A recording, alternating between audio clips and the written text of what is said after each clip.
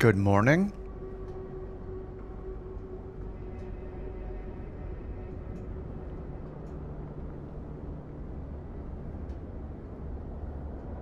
What's kind of awesome is I only did this, did I do this one time? I think I only did this one time yesterday.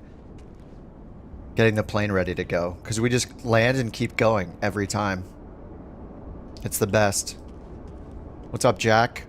Dan, DBL, Skylane, Posh, Tony, Javiation, Svi, Holly, Skylane, Binary. It's a pretty plane, I know. The only thing they could do to fix it is somehow make it easier to see out of the front. That's it. What's up, Evolution, Native, Ashton, Brock, Jeremy?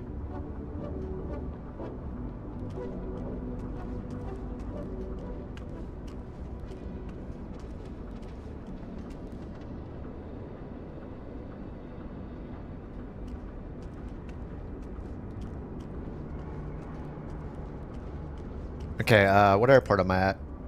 I already loaded in, I should know. MMLZ. MMLZ. There's the code. Mike, Lima, Zulu, USA West.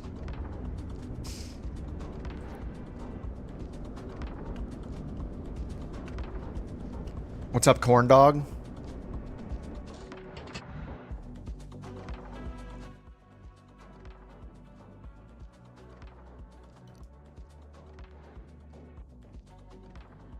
How is my middle mouse button still bound? I unbind this every day. Let me guess, it's not using my preset. Right, it's not. Maybe that'll work. There we go. Now we're good. No middle mouse button. Yes. Continuing the Vision Jet grind today. Nice. What's up, Flo? Switch to left-hand stick. Easier to use the mouse. Yeah, I prefer left-hand stick. I mean, you kind of got to be good at both, I guess. But left works well for me. What's up, Max? Hey, Shadow, what's up? Kev? Included playing with the Aviator. The Corvalis. Let's look here. Let us look. Oh, really? Oh, OBS, really? Hold on, I might have to restart OBS. Why does this keep happening? Unavailable MIDI function. Ugh. Okay, I'll just have to click it. Is it Corvalis in standard? Yeah, it is, right here. Corvalis standard.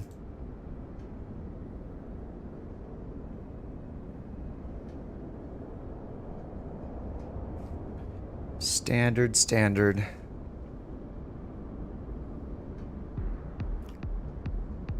Okay, where do we gotta go? Let's see what missions are available. Actually, first, let me see what fuel I need. Aircraft, mass imbalance, fuel. Shows it in pounds. I currently have 118 pounds. Alright, we're gonna need to add fuel. Let me add it. Let me just bring it up to 200 to start. 203.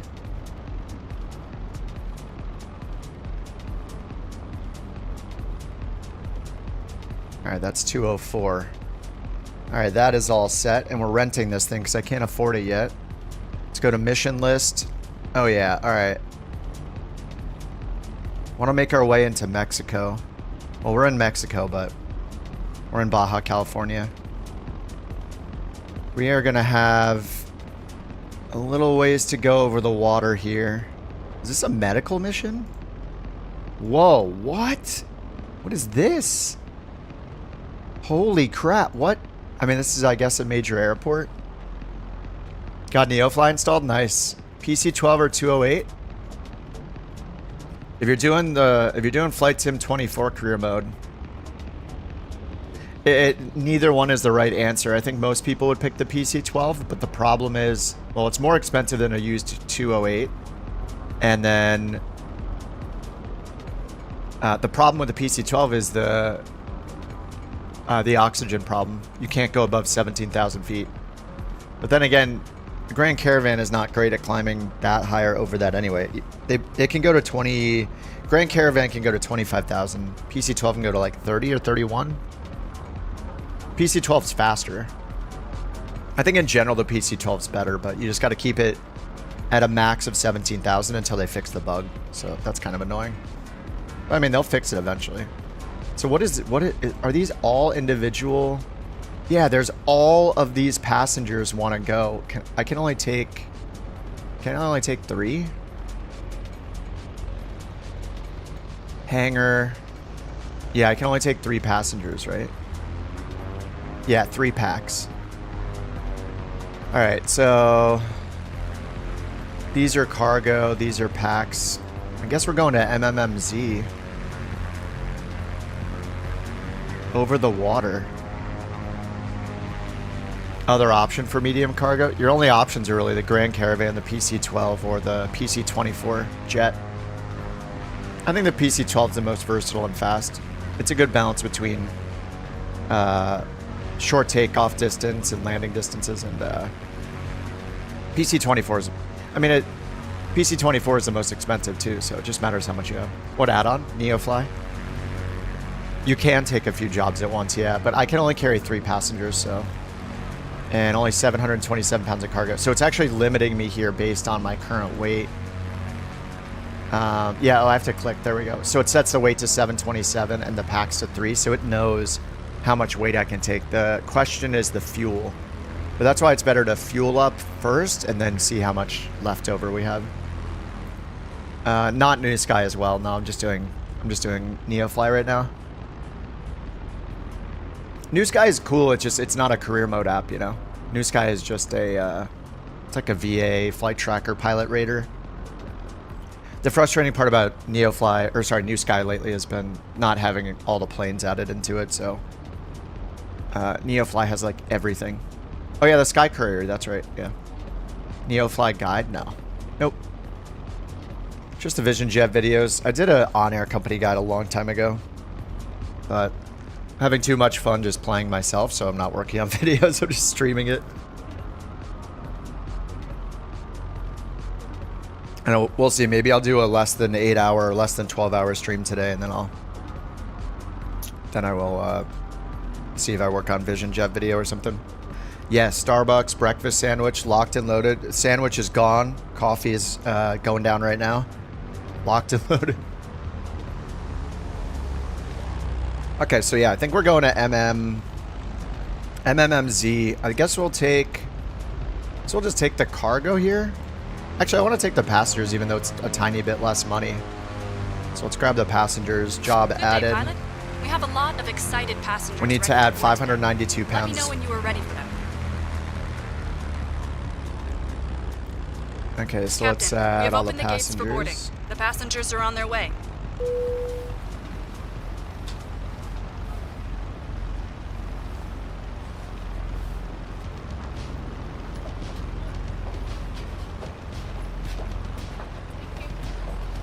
It says missing 604 pounds. How is that possible? Oh, what the heck?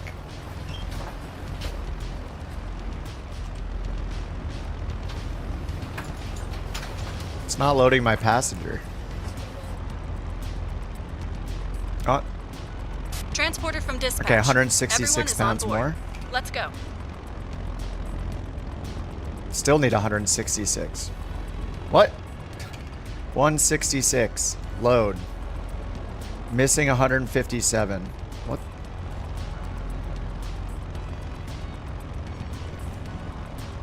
Alright, we'll just put it in cargo then. Alright, there we go. 821. We can drop 20 more pounds if we want.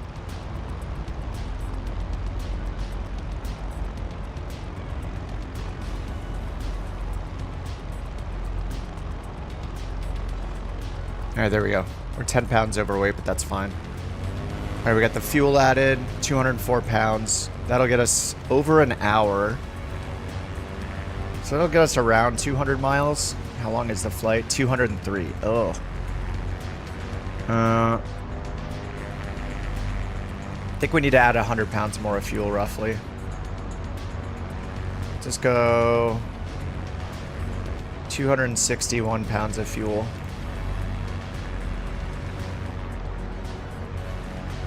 Alright, perfect. Alright, 261.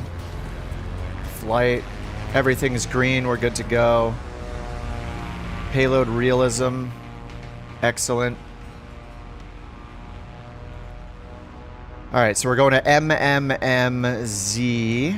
So we're going MMLZ, MMMZ. That's the first one. USA West, as always. Oh man, another week off work. You gotta love it. Oh, so good. It's the best. No more work ever. Alright, I haven't gotten this started yet. Let's just do the quick start. I'm just gonna get all my lights and beacon on. Everything looks good from where I'm sitting. Taxi to the runway and take off. What do you do with money? You need it to buy planes, fuel, pretty much everything. Rent planes, buy planes, pay for flight attendants if you get a big enough plane, buy fuel. You can trade goods. Like every single airport in the world has commodities or like a goods market. So for example, this is what this airport is selling. We can buy a bunch of cigarettes if we want, or beer. And we're going to MMMZ, so I can click here and see what MMMZ is buying. And if I have extra storage, I could bring, you know, vegetables and earn 500 per unit of vegetables I throw on. It gets boring after a while. I mean, everything gets boring after a while. I mean, Path of Exile 2. Gonna get boring after a while. Call of Duty for the 14th year in a row. Gonna get boring after a while. But right now, I'm having a good time, so we're gonna do it. Or I'm gonna do it. You don't have to. Okay? I'm gonna do it. You don't have to do it. Alright, let's see if it'll load it this time. Send route. Gah. Oh, I didn't add the... Right. MMLZ. No wonder there's MMMZ. Find route. Okay, we got Alessi and Dupop. Send route. It's never going to work, but it's fine. Oh, we got an ILS potentially. Alright, origin. MMLZ. Punta Arena. We're expecting... What? How is my middle mouse button working again? I just turned it off. This is insane. Why? Did it move? It's on my... I don't get it. Instrument free look. Ugh. There we go. Did I get my girlfriend to play? We played a little bit last night. Someday she will cave and join us. She's probably in here listening. She's probably listening. Shh. 3-5. All right, runway 3-5. En route, we got Alessi. OLESI. To Dupop.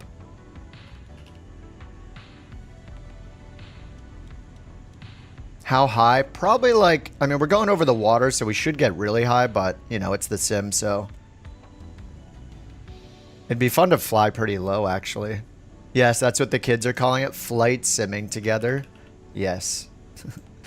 And we're expecting 2.7. And it said there's an ILS for 2.7. There we go. ILS Yankee 2.7. Is there an initial approach fix to the west?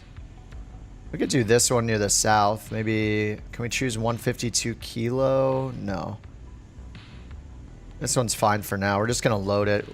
If the weather's good, we're just going to land visually anyway. Alright, that's looking pretty good. Across the water we go.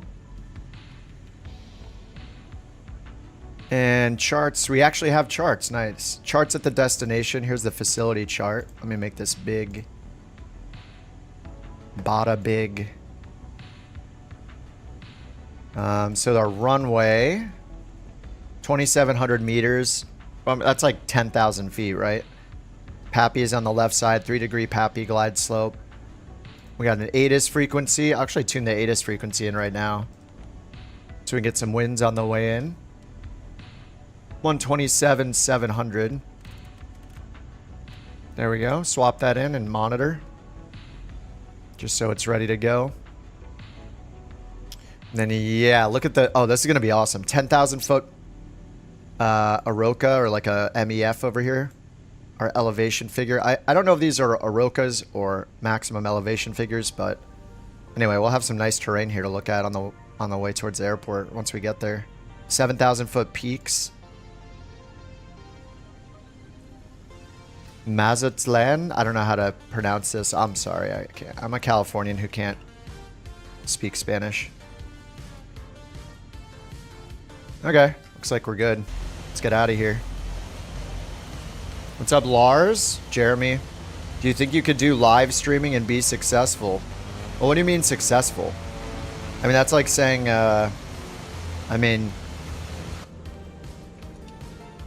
streaming and YouTubing and being a Twitch or whatever streamer or a TikToker, that's like, it's just the modern author. The modern, I'm going to write a book. The modern, I'm going to be a pro athlete. The modern, I'm going to be a screenplay writer. I'm going to be an actor in Hollywood. Like, it's the job everybody kind of wants, I guess. But, I mean, like any of those things, if you work hard at it, maybe. But it's not a good idea to rely on that as a source of income.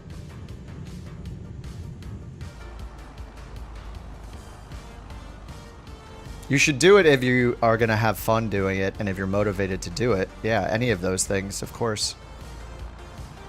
I mean, otherwise, what are you going to do? If you really want to do it, you should do it. But it's work just like any other I don't know, any other thing that could become a job. Which is why I don't treat it like a job. I just have fun doing it, and I have a real job. Not that it can't be a real job, but the chances of you being able to afford rent and food and save for retirement and healthcare and, whatever you want is so slim. You're better off literally working any minimum wage job, and you'll make way more money than you will trying to stream. It's just true,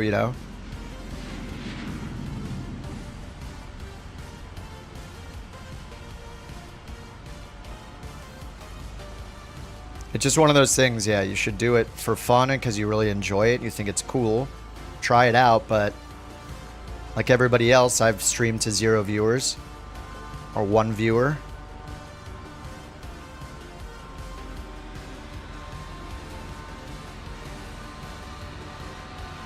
Yeah, if you're forcing yourself to do it, that's going to come across in what you're making, Like, it's just... It should be a hobby, and you should do it for fun. If you're forcing yourself to do it because of the, like, dream of being a full-time streamer or something, making, like, millions and millions of dollars, you're just going to let yourself down. It's not... It is very, very, very unlikely. The people at the top who can make a living doing it are the exception to the rule. You might as well buy a lottery ticket. But if you're doing it for fun and you don't actually care about the numbers and what you're earning, then that'll probably come across. And that doesn't mean just saying, "Oh yeah, I'm doing it for fun." Yeah, that's it. It's like actually doing it for fun, because you're just gonna get disappointed and frustrated. And it's also a long-term thing. You got to make content on a bunch of platforms. You can't just stream. If you just stream, nobody's going to find you. You have to make content that they find you on, like make YouTube videos, TikToks, all that. You need to build an audience and bring them to a stream, not stream to build an audience. Streaming doesn't build the audience. Unless you're like at the top of the list. All right, sync the heading bug. Altimeter's 2996. But yeah, if you love doing it, go for it. I think streaming is awesome, which is why I like doing it. It's really fun. So I don't like force myself to make videos either. Like if I just do it because if I'm interested in something. Like the Vision Jet is awesome, so I want to make videos about it. We're going east, right? I'm gonna put in like 5,500 feet. We're going over the water. I should actually fly high for once. There's not gonna be much to see till we get there.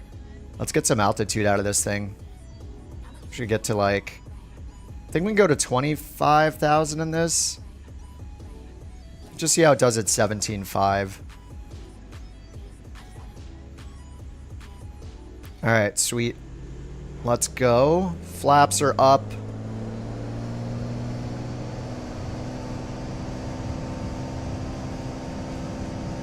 Whoa, whoa, whoa. Holy crap. The crosswind.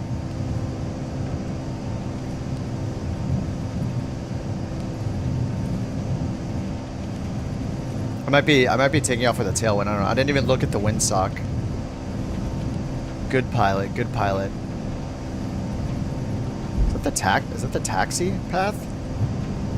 What is that? Oops. Is that the taxi path? Did they think I was parking? Pilot, have a nice flight. Alright, thank you. We will.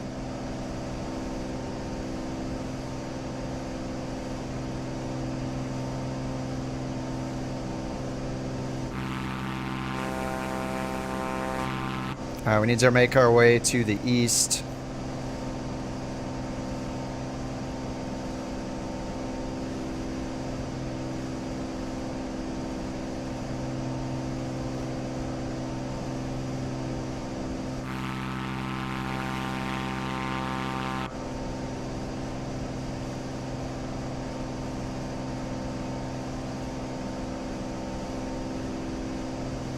Okay, let's turn out onto course. Bring this one up high.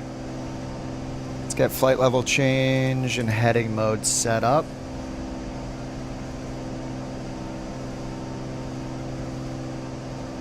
Alright, 110 knots. Alright, take it away, autopilot.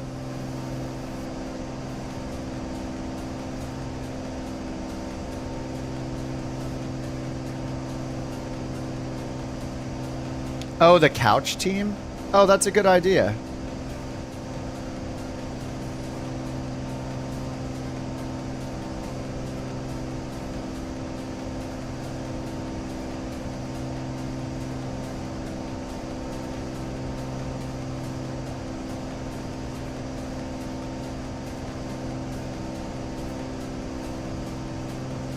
Invite up to 10 members. Okay, I'll make the couch captains team. There we go.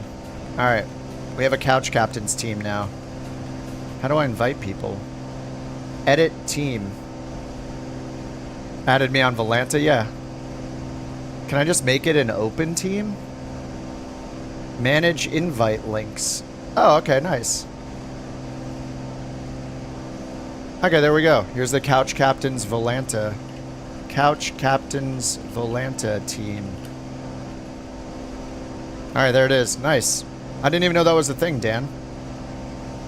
Alright, there it is. Put the link in the chat. I should put that in the description from now on. I mean, we all kind of use Volanta.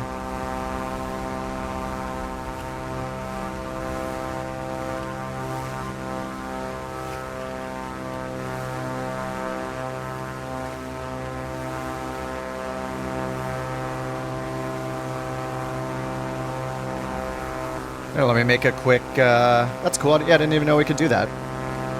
That's pretty awesome. Let me make I'll make a bot command for Volanta too. I assume you can see people on Volanta and like a different color maybe if they're on your team.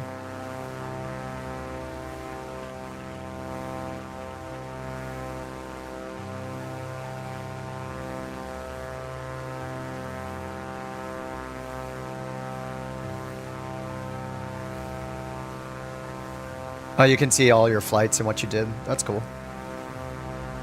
Alright. 4 of you guys have joined already. Nice. Dan, Skylane, Luke, Jazz, Nick. We got 6 members now. Beautiful.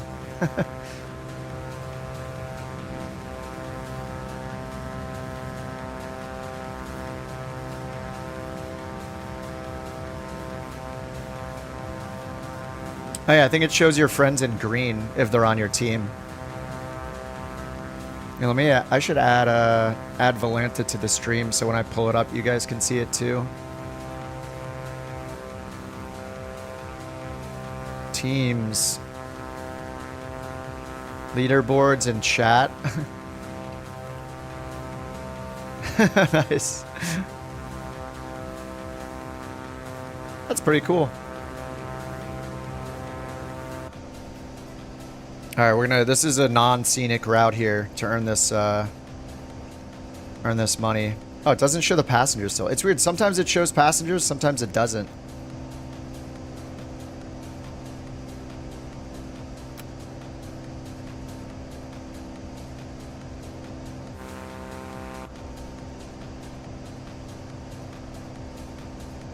It seems like this plane can run with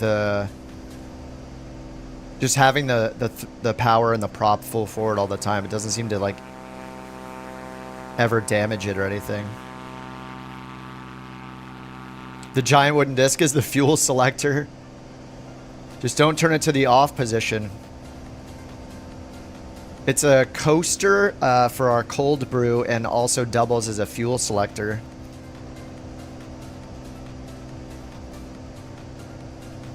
There are a few million pilots on the Volanta map. Yeah.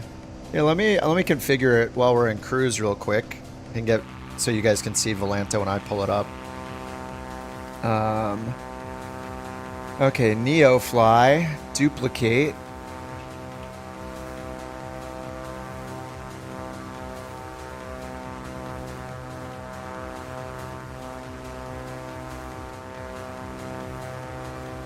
And then add a window.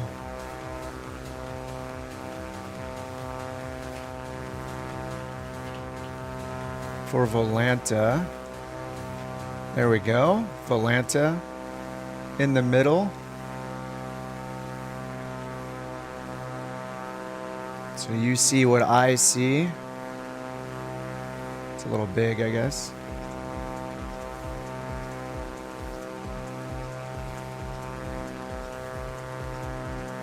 Okay, Volanta in the middle. And whenever I switch to Volanta, show Volanta. There we go. So now whenever I tab over to Volanta, it'll bring it up. The team is building. The couch captains. What do we have, 10 people now? The team is full? Wait, full? 10 members. Wait, you can only have 10 members? Invite members. Wait, what? Edit team. Wait, you can only have 10 people?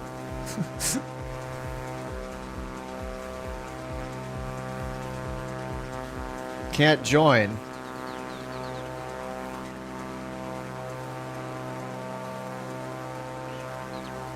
Confirm your team. Invite up to 10 members. Wait, what? Can we really only have 10 members? Like, I have this one, unlimited uses. Unlimited uses never expires. Just 10 people? Oh, that's a bunch of crap. Alright, that's weird. I don't know. Well, never mind, I guess. What a bummer. It was fun while it lasted, you know. We filled up that team real fast. How is it all the other programs look so good and Microsoft puts out a polished turd? Well, I mean, they have to make the whole sim. You know, these people are just making one app, not an entire game, so it's a little more complicated when you make the entire game, I think. What's up, Jan? Abandon that then. Shortest lived team ever. It's just gone.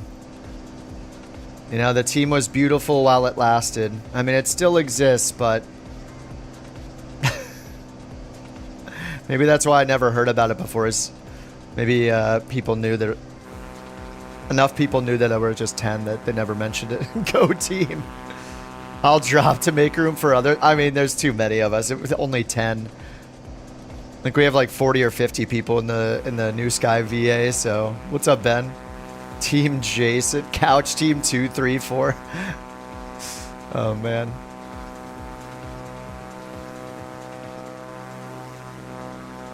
Yeah, I wonder why they limit it to 10 people. Very weird. Career mode. It's I'm using NeoFly, not the Flight Sim career mode. NeoFly is a separate app. NeoFly is one of the OG career modes, like On Air Company and others of its kind. Oh, whoops, I'm not even on course. I never turned on nav mode. I swear I know how to use the avionics. Some days I know how to use it. All right, let's get on to course.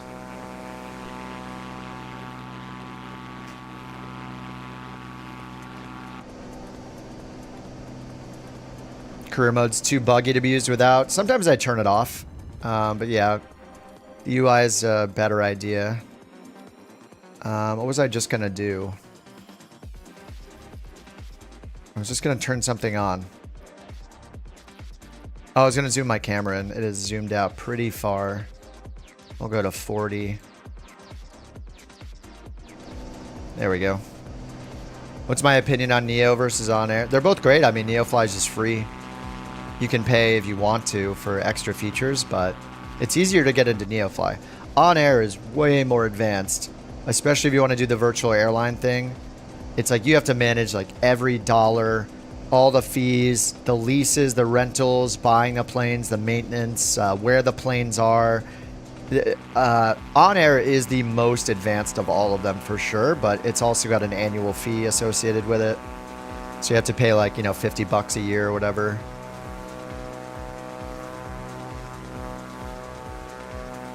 Do you set it to live or all? I don't think it actually matters. I think all that matters is, I think when you turn on real time, it switches it to live. So if I go real time, people will disappear. And then if I hit back like 1 minute like this, just literally one click on the little minus button, then I think it should find everyone. What's up, Bobo? Bye, Bobo. Antonov's stunt team. What's up, music? What's going to be increasing, Keith? What's the next big update? We have no idea. I mean, in a couple days, it'll be New Year, so, you know, we're expecting things in January. I don't know if their team is working this week. Probably unlikely. Yeah, let's go a little bit over towards our course here. On Air auto renewed. You've tried Neo. Yeah, the UI. I mean, to be fair, the On Air Company UI is also not good. The thing that this suffers from is just literally not using words. Like everything being an icon button is so annoying. Like you don't need to reinvent the wheel with interfaces. Just make it very obvious. Use the words instead of buttons for everything. Like icons. But yeah, I mean, it takes a little getting used to. It's not, you know, we have all used really crappy interfaces forever, you know. There's always bad UI everywhere. We just get used to it. It's very rare that somebody does it the right way, a good intuitive way. So once you get used to it, it's fine. But yeah, it's not that bad. I mean, once you get used to it, everything feels like it's fine. I don't know the whole interface, but I mean, yeah, it's a little weird. Just go to the top one, pick your job. You go to the hangar, you fill up and maintain your plane. And then you go to the fourth one here, flight, and then you look at the steps, make sure everything's green, and then what it says when you're ready to take off. And when it says you're ready to take off, you just go. So it is kind of nice how automatic it is in a way. Once you satisfy the conditions, there's not even a button to start the flight. You just go. Am I playing because the built-in career is awful? The built-in career is not awful. It's just really limited right now. Like after you put in a few hundred hours, which frankly is a lot to put in over a 5-week period, you're just going to run out of things to do because, you know, there's a limitation how many planes there are. The reason for that is every plane has component level wear and tear. So, I mean, we don't have that in NeoFly. We don't have that in any other career mode app. So I'll go back to it as they add things. Like as soon as we can fly the CJ4, I'll probably go do it. When they add a lot more missions, like they don't have nearly enough missions. They need like 100 times as many missions. Literally every airport in the entire world needs missions to and from it for it to be exciting to play. And that's why I like the other career mode apps like NeoFly and stuff are great. Is every airport you go to has like dozens of missions you can do, or you know, it has this goods market. So literally every airport there's a reason to fly to because of the goods you can buy at one and sell at another for profit. It's very clever. They did a good job. And you can use every plane pretty much too, with any livery you want. So basically what we need is NeoFly plus the Microsoft Flight Sim, like it being built into the sim and with all the wear and tear that we're getting from FS24 career mode. Like it's awesome. They're all different, you know. Microsoft Flight Sim 24's career mode is the only one with component level wear and tear that's persistent on your planes that you own. It's the only one that does that. 2-part missions, yeah. Well, like with this, I mean, yesterday, I flew all day yesterday. The only time I loaded out and back into the plane was to change my livery or if my sim crashed. That's it. Oh man, I cannot get up to I can't get up to 17,000. All right, looks like we're just going to do 9,500.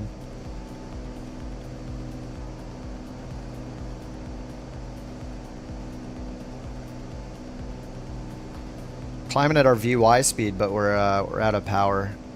I can add a little bit more, but I want to keep the engine in the green. 100 hours into career mode, switch back to 20 for your 207. Black square planes. Yeah, some of the black squares work in 24. Like the Turbine Duke works.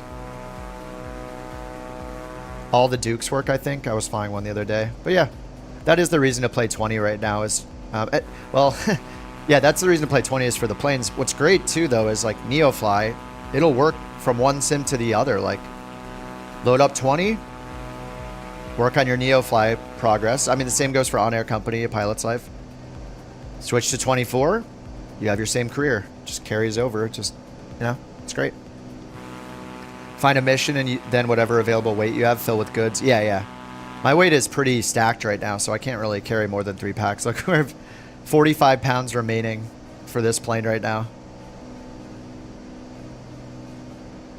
Passengers are pretty upset. These two want a cocktail. They're not going to get it. I guess I did something wrong with loading the passengers in because we don't see them. That just happened that one time where we saw the passengers. Wish when you flew to an airport and a mission to generate a couple missions out of the airport. Yeah, that's exactly what NeoFly does. The only thing NeoFly lacks is like multiplayer type stuff. You can't like run a company together. On Air Company lets you do that. But you can, you know, see each other and just all run your independent company. It's fine. We all have our own missions list. And what's really cool about it actually is, and On Air Company does this too. This freelance panel right here,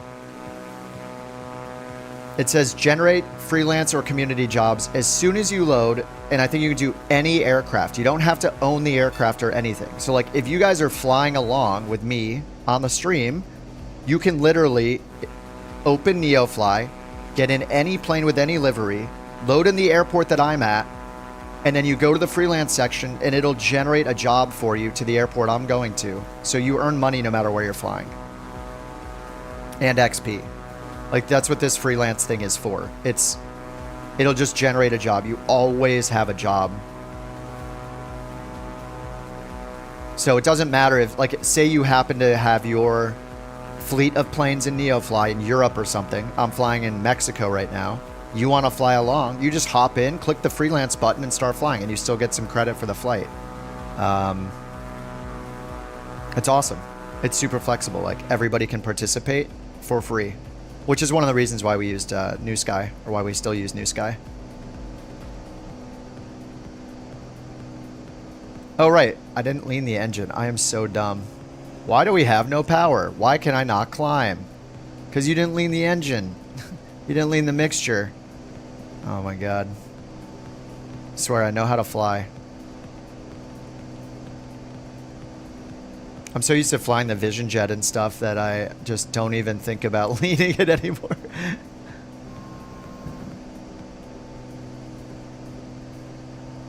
Alright, there we go.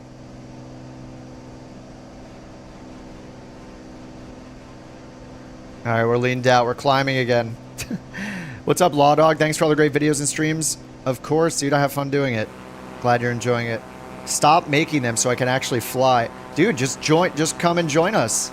Oh, fly when you're streaming. Yeah, yeah.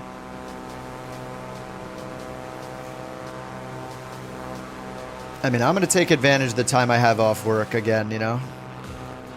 Yeah, I love the holiday season, man. November, December. I took a week off for 24 release. Took 2 weeks off for now, for Christmas and New Year's. Can't we all just stop working already? Just play video games forever? Trying to load. It won't load you guys in the map. Just change your time. Go up here, tick real time, and then click the minus button once. And then you should be set here. Yeah, auto mixture. Oh yeah, use it. Yeah, yeah. Auto mixture is great. I use unlimited fuel auto mixture sometimes, turn crash damage off, all that stuff. Absolutely. If you're not going to get penalized for it in whatever career mode app you're using, and you don't want to deal with it, just turn it on. Why not? You don't have to. You don't have to do 100% of everything on every flight. It gets tiring.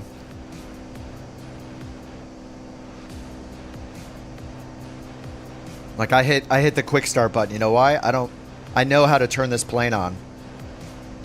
I turn on the batteries, use the fuel selector, put these both rich and full, and then crack the throttle and turn the key. Let it start up, turn on the generators, turn on avionics master, lean the mixture for takeoff, turn on takeoff flaps, and then, oh, I forgot the pump. Then you turn off the backup pump. Like, I know how to do it. It's good to get in the habit of it, but like, if I don't want to, I'm just going to hit Control E. And if I don't know how to start it up, I'm probably just going to hit Control E until I feel like learning how to start it up. Auto mixture is in the assistance settings. So go to your pause menu, settings, under assistances, and then scroll down. I think it's near like auto fuel or unlimited fuel. There's an auto mixture somewhere in there. Those are the kind of things I would definitely use if I was on Xbox as well. Like, I have auto rudder turned on Xbox. I have auto mixture turned on. Crash damage is off. Unlimited fuel is on sometimes. Because I don't want to deal with it on an Xbox controller. I just want to fly and have fun flying, you know? And somebody earlier asked if we're going direct. We're pretty much going direct. This Alessi waypoint is pretty much the same. Yeah, it's just 1 degree difference on the course. And then it says we want ILS Yankee 27. And we have the ATIS tuned in already on COM 2, 27.7 right here with COM 2 listening. So it'll give us a little heads up once we get closer. We'll hear that. Actually, let me make sure I have the character voices turned on. I think I do. Yes, I do.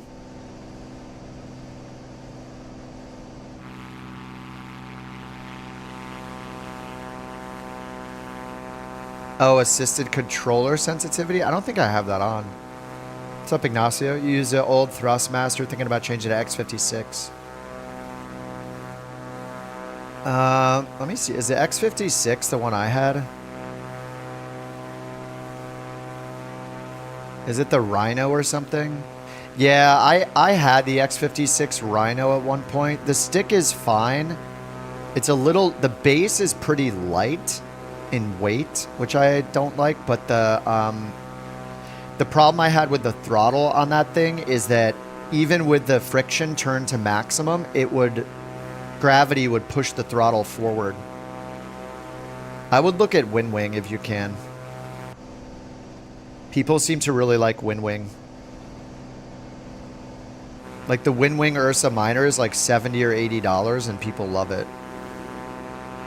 The throttle Like, I would honestly use the cheapo Logitech plastic throttle over the X56 throttle.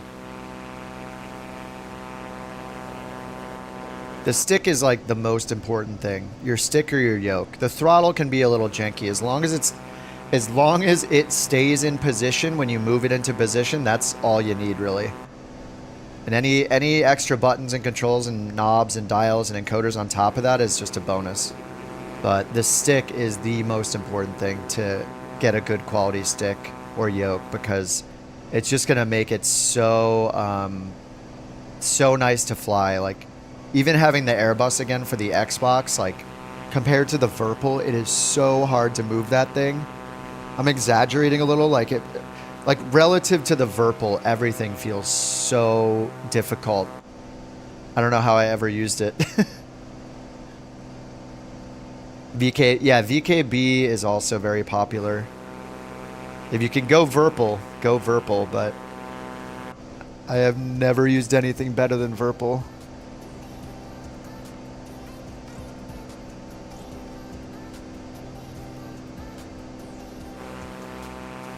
I mean, unless you're gonna get like, you could go like Thrustmaster Boeing yoke, but I think that thing's like $300 or something. I would look at the Windwing Ursa Minor. People seem to like that as for a stick. Alright, we're at 15,000 now. Let me lean this out a bit more.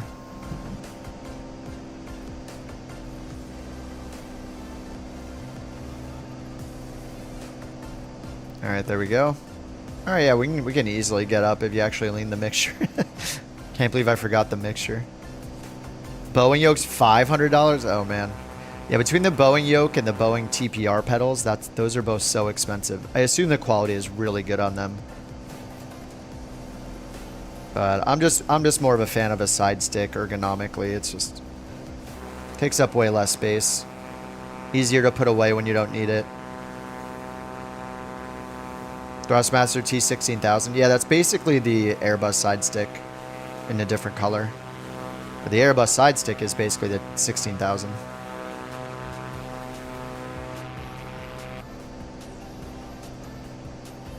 You hate the throttle? I didn't know the 16,000 had a throttle. Career or company mode? Oh, I'm in company mode, I think, but I don't know the difference. Maybe I should have done career mode. I think I chose company.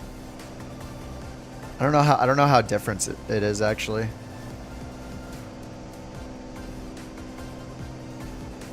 Is company just because I can own like the AI pilots and stuff? Maybe I should have done career. That was the option at the beginning, right? Is career or company? I think I started a company. Maybe it's more complicated than it should be. I don't know. Windwing Orion 2 stick. Oh, yeah. Is that the one where you have to buy the base separately? Or the twist axis separately or something? Yeah, people just seem to love Windwing in general. 16,000 is HOTAS. I think they look like exactly the same, though, the sticks at least.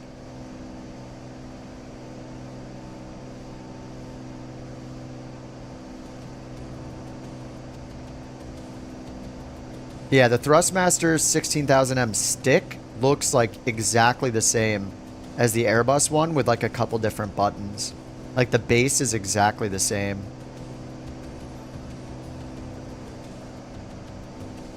Yeah, this thing looks exactly... Oh my god, my MIDI buttons aren't working. I don't know why. It doesn't work sometimes, this. This looks just like the Airbus. But it's got like that extra thumb button, it looks like. Maybe it's just like one extra button, it looks like. That one near the under the hat. Career mode, you start as a bush pilot. Yeah, I mean, I started with a 172.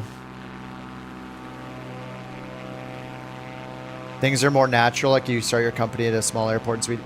Yeah, like you start your company at the airport and you kind of are around that airport. You don't instantly teleport to across the world randomly like you do in Flight Sim 24's career mode, which is, it makes it feel kind of weird when all of a sudden you're all the way across the world instantly.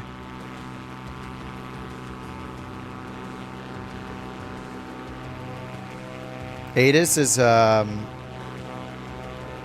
is automatic terminal information system. It's airport weather reporting. You tune into it on your radio and hear the weather report at the airport. So you pretty much the first thing you do when you get in an airplane is tune to ATIS and get the weather at the airport you're at. And the reason why ATIS is important to use over like a METAR, for example, if we go here and look at the weather. Oh, there's no METAR here? Really? Oh, there will be here. So here we have a METAR. This is an automated weather report for this airport. But it only includes weather information. It's not going to include any information about the operations at the airport. So it's not going to tell you which runways are in use. It's not going to tell you if there's closures, NOTAM, like warnings to pilots, instructions, like special instructions. And also it's not going to tell you the magnetic heading of the winds.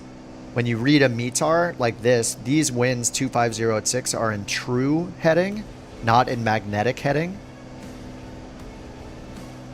So if you tune into the ATIS, they will be giving the magnetic direction of the winds. But this is useful to get an idea of the weather before you get there and before you get within range of ATIS. Or ASOS or AWOS. What is the number? What do you mean the number? The frequency? It changes per airport. You have to look it up. It's different for every airport. You said what is ATIS, so that's why I was telling you what ATIS is. Then you said what is... I know what ATIS is. Kind of confusing. You could buy the Orion 2 stick and base separately. Oh, but also as a bundle. Yeah, once you get into that, like, you have to buy the base separately. You're getting into, like... You might be getting into Virpil territory for another $100 or something. Windwing Orion is 700 euro. I feel like that's more expensive than the Virpil.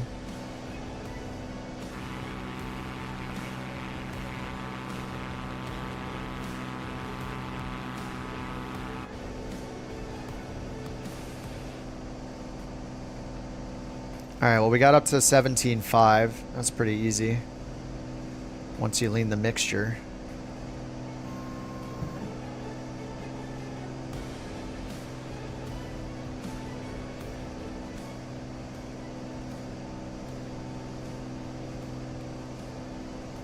Alright, time on route. Oh my god, we have 54 minutes. I think I need to get higher then. What is the... Can we go up to 25,000 in this? C400 Corvalis ceiling. Is it... I think it's 25. Yeah, 25,000. Alright. We're going east. Let's go to 23.5. We gotta try to save some time and fuel. Higher and higher we go. Alright, we need left tank now. Hour and 23 for fuel endurance. It's a good thing I added that extra like 60 pounds of fuel. Alright, let's nose down a bit.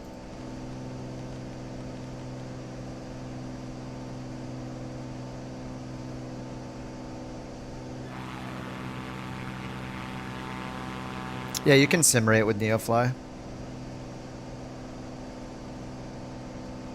That's crazy that the Orion is 700 euros.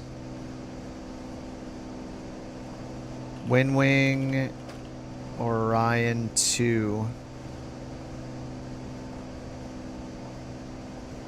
HOTAS. Wait, it says 336.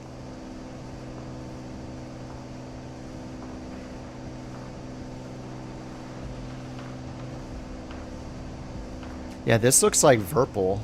It looks like the same quality as Virpil. Just the build quality looks good. Where's the price? Buy. Wait, where did you get 700 euro? It's 279. $279. Viper Ace. 279.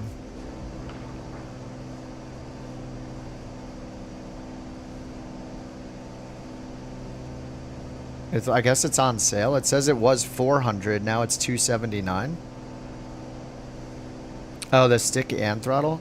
How is the throttle? Oh, okay. So is it just on sale? 200 euros for yours, yeah. Metal stick, yeah. That's nice.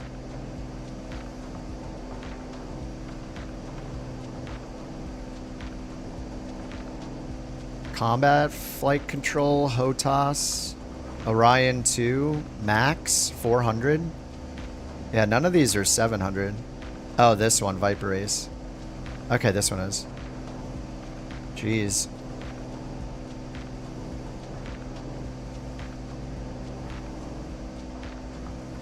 What is this? It's attached to that? What is that? That's so weird. Okay, yeah, 768. For the bundle, though, yeah. I thought it was just for the stick. I was like, how is that possible? Because the Virpal Constellation Alpha Prime left-handed is 250.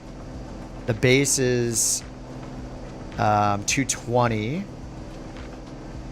So for the stick, it's 470. 470, so almost 500 bucks for the stick and the base. And then the control panel I have is... Well, they have actual throttles. Like, they have these throttles, which I haven't used before. I didn't get these because I just don't like that throttle handle. Like, I didn't want that after using the X56 where it, like, slid forward. I'm sure it's fine with these, but... Yeah, I ended up getting the little control panel instead.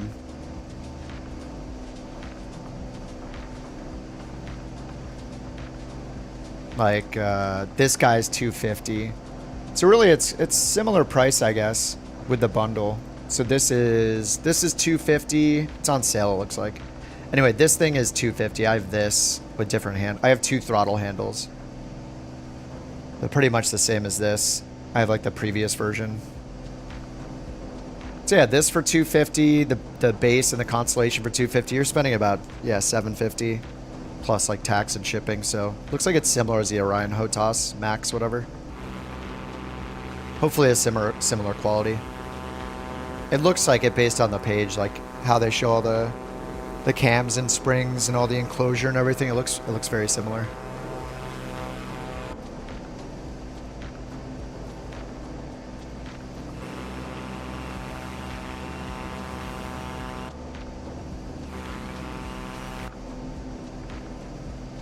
Okay, how much did we save here? We're still climbing, so I need to lean it even more. Are we on the left tank? We are.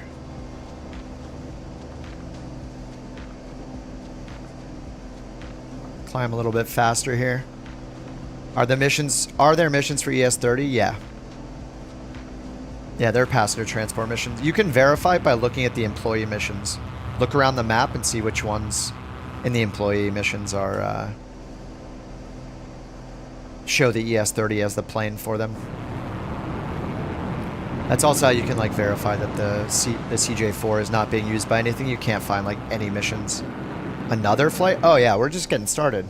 I've only been on an hour. It's only 12:30. Yes, many flights. I don't know which plane. I have to figure out during all this cruise time which plane I want next. That is the big thing. You got the Orion 2 Warthog for Warthog combo for 347. Nice. Yeah, I mean, I haven't touched the Windwing stuff myself, but it seems like a really good option. Everybody seems to love it, so 100% I would look at Windwing instead of something like a Thrustmaster or Logitech.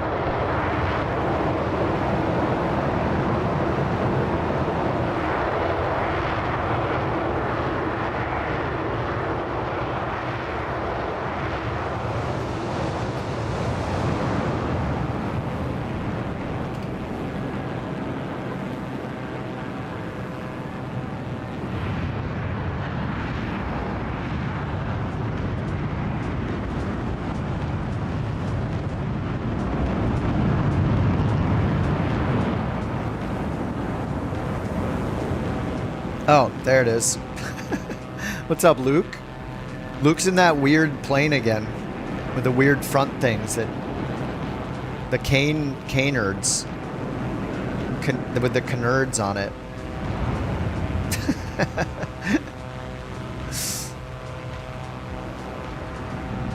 Who is better? Aaron Reigns? I mean, everybody who makes stuff that you want to watch and you like is good. There's no, there's no competition. People are just different.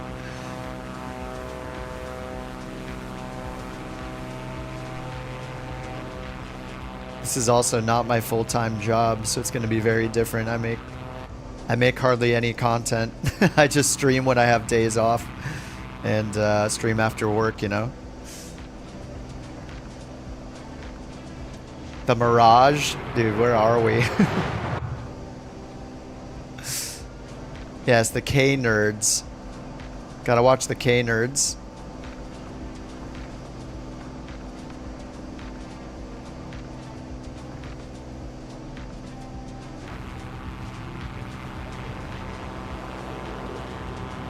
Luke likes his airplanes. Especially this one. This is such a mirage. Like, how high are we right now? Who knows? That USA training.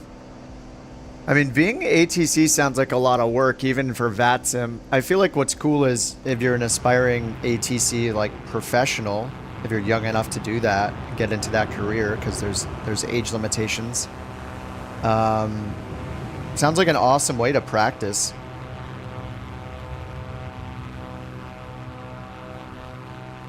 I don't know how unrealistic it is compared to real world. I'm sure there's lots of things that are totally different, but you know, I don't know if it would be detrimental. But there are real world ATC that do VATSIM, right? Like, isn't is it Sheed, the Boston controller? I used to watch him on Twitch a lot. Isn't he a real ATC, real world ATC that does VATSIM for fun? I think there are a few guys that do that. All right, still at 22,000. And this is so leaned out. We're almost going up to service ceiling, so if I pull this out anymore, we might just cut the fuel. Taking it to its limit. It's our en route time. 56 minutes because we're in the climb. I think we'll just stop here at 22,000. I know we should go to 23. We'll just go to 23.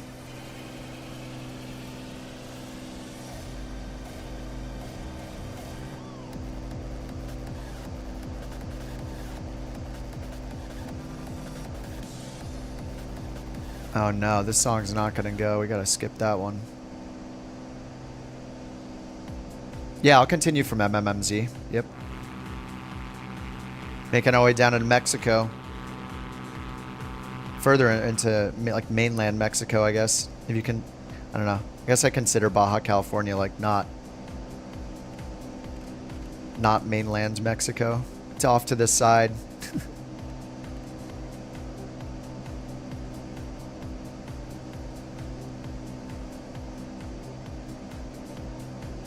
No, I'm not using Beyond ATC. We're flying to so many tiny airports that SimBrief doesn't even recognize a lot of them, so I don't really have the option to. Maybe once the LLM is working, maybe we can do that.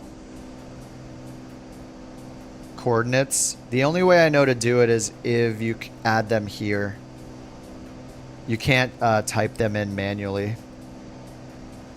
So if you can get them in here, like you hit add waypoint, put in the coordinates, latitude, longitude here, and hit add, and then sync it to the send route to avionics, that can work. But unfortunately, it doesn't work for every plane. Like the Corvalis doesn't even let me use that send to avionics button at all.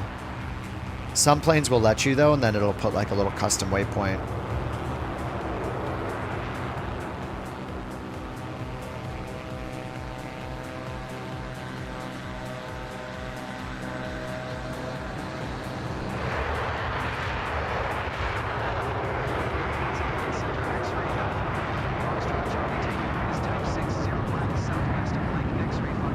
Yeah, the passenger, I'm sure he's raging for a cocktail right now. Yeah, they were thirsty when they got on there. Oh, they're at 30% satisfaction. I think this is kind of dumb. Like, any small plane, they need to make it so the planes have the expectation of flight attendants or not. On this plane, there's no expectation of a flight attendant, so I shouldn't get penalized for this, you know? Like, I guess it's just for a bonus, so maybe that's how they look at it, is like these people will be annoyed, but there's no expectation to get 90%. But I mean, they should be happy that we're flying in the plane. Like, I don't know. I guess it's just for a bonus. That's like the passenger satisfaction rating. And when you point at it, it says, get greater than 90 to get a reputation bonus. Did this reset my sound device again? Oh, no, it didn't. Why is it so quiet?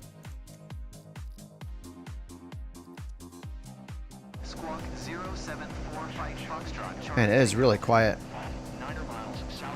Trick to getting a newly purchased plane from the marketplace to show up.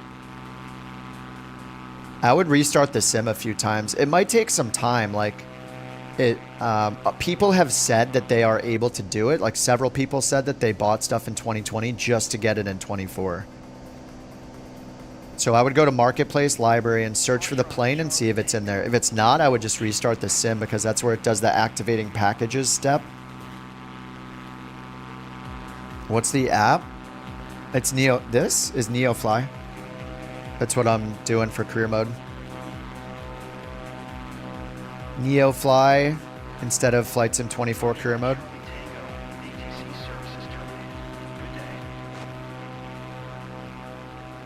Oh, I know why it's so quiet. Because Windows is crappy and it keeps forgetting. Where is it?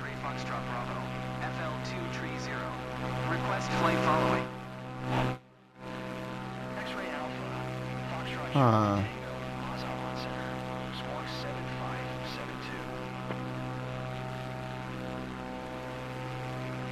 Anyway, all right, we're fine. Squawk 7572. It's so quiet. I want the engine sound to be different than the. Why is this so difficult? Main. Is that how I have to do it? In Windows Mixer, it was showing them separately, but now it's not. You know, like where the ATC sounds were separate.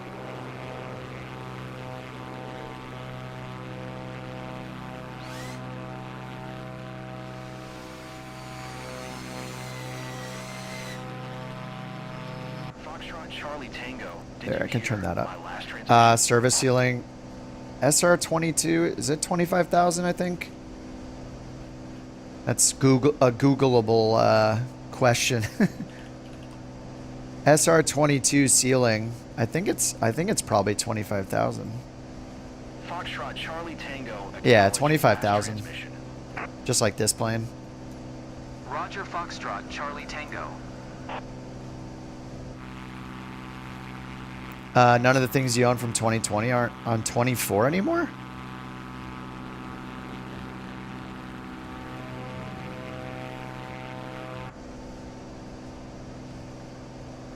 That's weird.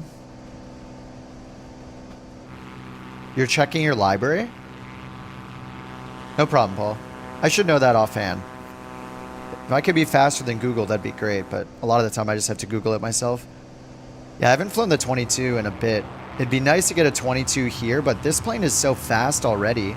This goes like just as fast and just as high as the SR22. We're pretty much at our service ceiling now, so it's pretty slow indicated airspeed. I don't think we're saving time going this high. Maybe a little fuel, but still 44 minutes. Top of descent now, 15 minutes. And we do have an ILS approach. I don't think we're going to need it, but might as well go here and check it out.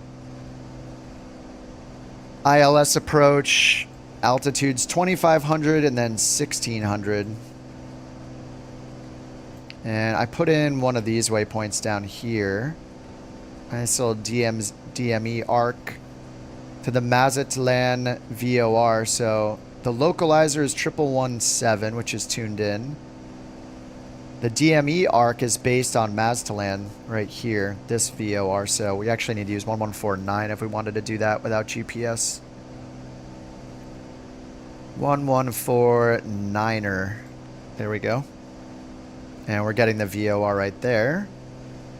So we can go down here and turn on DME. It's set to nav 1 for DME, so we need to change it to nav 2 DME by going over here, ADF DME, changing DME to nav 2 to get that VOR DME instead of the ILS or the localizer DME.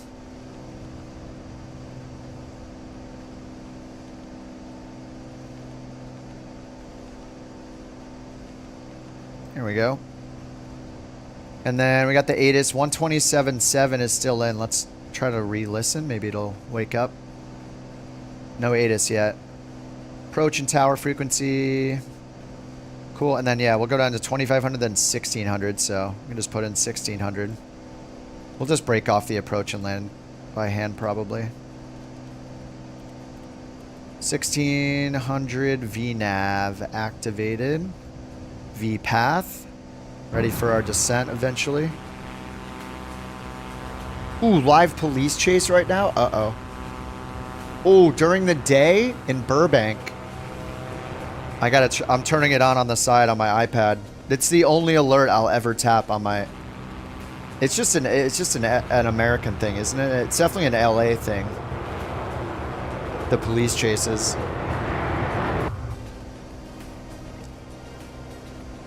Yaw damper? No, I don't think it has one. No yaw damper. I think it's just one of those things that the autopilot unit has the button, but it matters if the plane can support it, you know? Oh man, this guy is driving like crazy on the freeway in a truck. Pickup truck. Ever since OJ, yeah. NeoFly free? Yeah, it's free and you can pay for additional features. You don't have to pay. Yeah, it just has the button, yeah.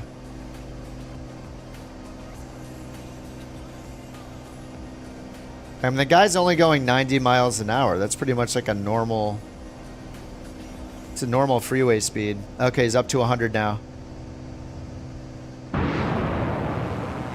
Alright, he's... I don't know. Traffic's going pretty slow. He's in Glendale now on the I-5.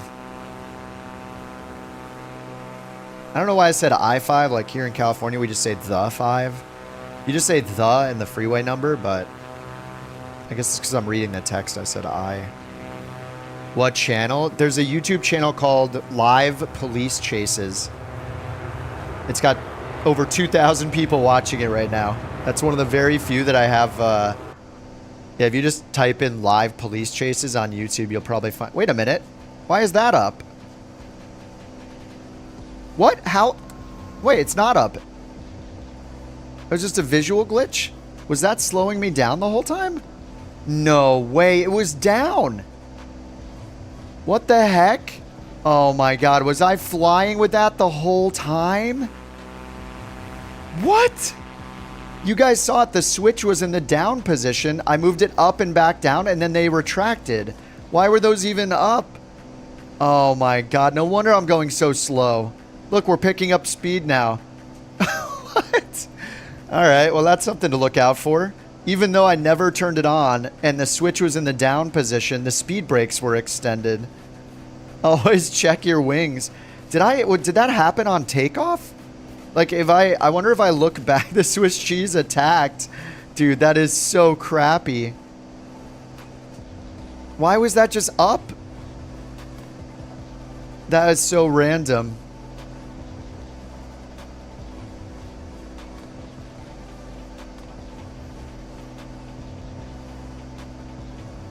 Oh my god. We could have been there already. I was kind of surprised, like, wow. I was like, wow, our indicated airspeed's only like 120 once we're at the ceiling. That's kind of crazy. Yeah, it was during takeoff too, huh? It must have been out during takeoff. All right, I'm checking the wing from now on. Look at him going fast. Yeah, we're at 230 true airspeed now and still gaining a little bit. 233. Oh my god, that's embarrassing. All right, we should be on right tank now. I'm gonna go right tank and then we'll go left tank for landing. Good thing I added, glad I added that extra fuel. Have a little bit of reserves here.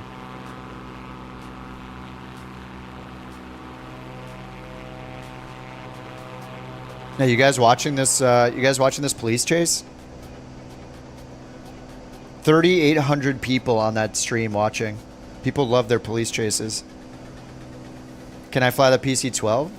I've flown it a bunch of times in the other crew mode. I can't afford one.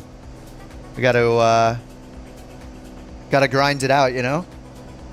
Gotta grind out the monies. You think 100% he's gonna crash the truck? I don't know about that. 99% of these don't end in a crash. They end in the person like getting spike stripped or getting pit maneuvered, or their car just breaks down. They just stop and then they just sit in the car for an hour, wasting all the time of the officers and the helicopter fuel, and then they eventually get out and just give up. They get tackled in the sidewalk or the street and they give up. That's pretty much how it ends every single time. Even knowing the 99, I mean, there's the 1% chance they get into an accident, which is horrifying, especially when they're in cities. It's super scary. Yeah, LA police chase are legendary. When my girlfriend is like out of the house and I see one of these going on, I'm like looking to see if she's in that area. I'm like, oh crap, oh crap.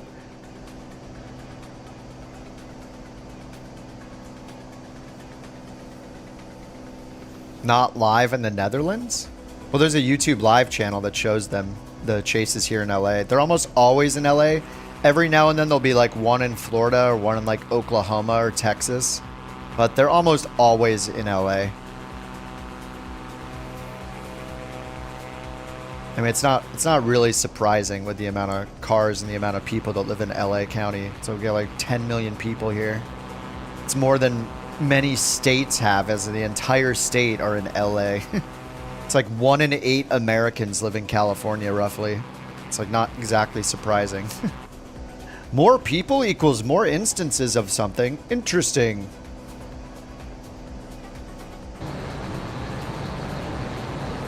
It's almost like where more people are, more things happen. Why do so many things happen in California, New York, Texas, and Florida? I don't know. Because like that's where half the population of the country is. In 4 states. If there's a chase in Netherlands, it's not life. It's just yeah, I mean, I think the OJ thing, like it's an entertainment thing at this point, sadly and interestingly. I don't know. I mean, I tune in, so I'm like, oh my god, police chase. Occasional meth lab blows up in Arkansas in the middle of nowhere. Yeah. It is a very LA thing. I mean, the vast majority of the time there's one of these live, it's in LA. It's not surprising. When you got 10 million people in a small, I mean, it's not a small area, but I mean, relative to the size of the country, it's small. All right, top of descent, where we got 3 minutes.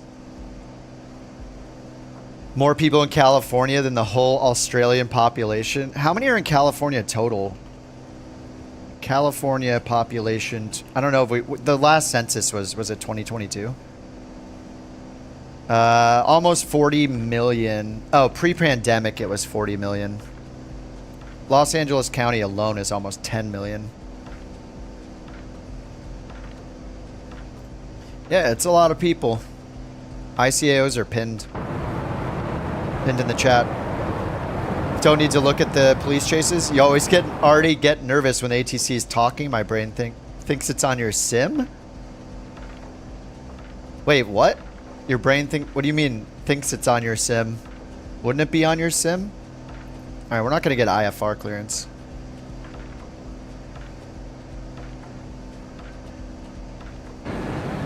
So many helicopters. We have so many helicopters, people want to make the helicopters useful for the police chases. So it's actually like they're doing a public service by doing the police chase, so the helicopters get used. LAPD has the most helicopters. Yeah, 40 million, yeah, in California. There's 10 million in Los Angeles County. 10 million people in one county. That's how big LA is. We definitely, there's, I haven't looked it up, but there is no way we don't have a disproportionate amount of the car chases in the world. It's totally here. Yeah, 40 million. 40 million in California, roughly. Too many people. Aren't we going to hit 8 billion soon? Worldwide? How does anyone afford to live there? Well, the salaries pay more. I mean, when you're talking about like minimum wage or something, it's a different story. But I mean, yeah, a job in California will pay more because the cost of living is more. We don't have police helicopters in Portland. We have police airplanes. Yeah, you have police airplanes. Helicopters is just so common in Los Angeles. Greater LA, 19 million.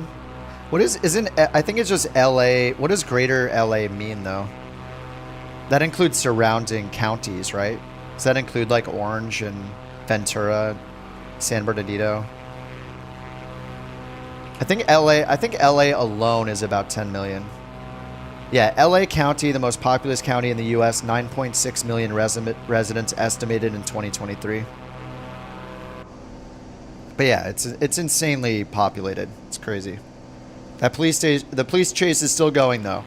He's now driving on the shoulder. There are 7,000 people watching the police chase on YouTube. I mean, if you guys need to tune out to see this, you should, because this is a staple of LA. This guy is driving pretty erratically, but I don't know if it's quite dangerous. He's on the 5, so it's a huge freeway. Yeah, California, LA minimum wage. LA minimum wage is $17. Yeah, starting on July 1st, it was $17.28 for Los Angeles minimum wage. $17.28, according to the online internets. So that's how people afford to live here. They're not getting $7 an hour or 10, they're getting 17. Required to have electric cars? Maybe.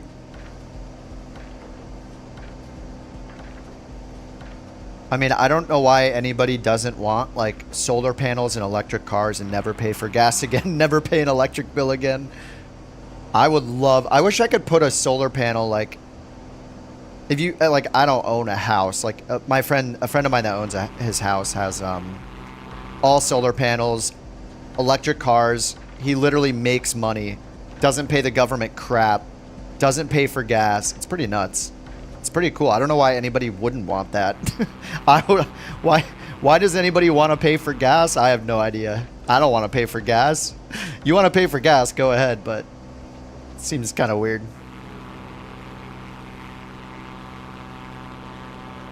You have both of those things. It's an amazing. Yeah.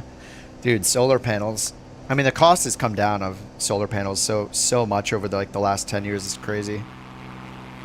But yeah, I mean, more solar panels, more renewable energy, pay less to the government and to your local electric utility company. Sounds good to me. I don't want to give them money. I don't know why anybody does. Used to make battery covers for Tesla. Cool. One of the police cars crashed. Oh crap. LAPD or CHP. It matters what city they're near. When it's on the freeway, it's CHP. But I think it depends on which jurisdiction the chase started in.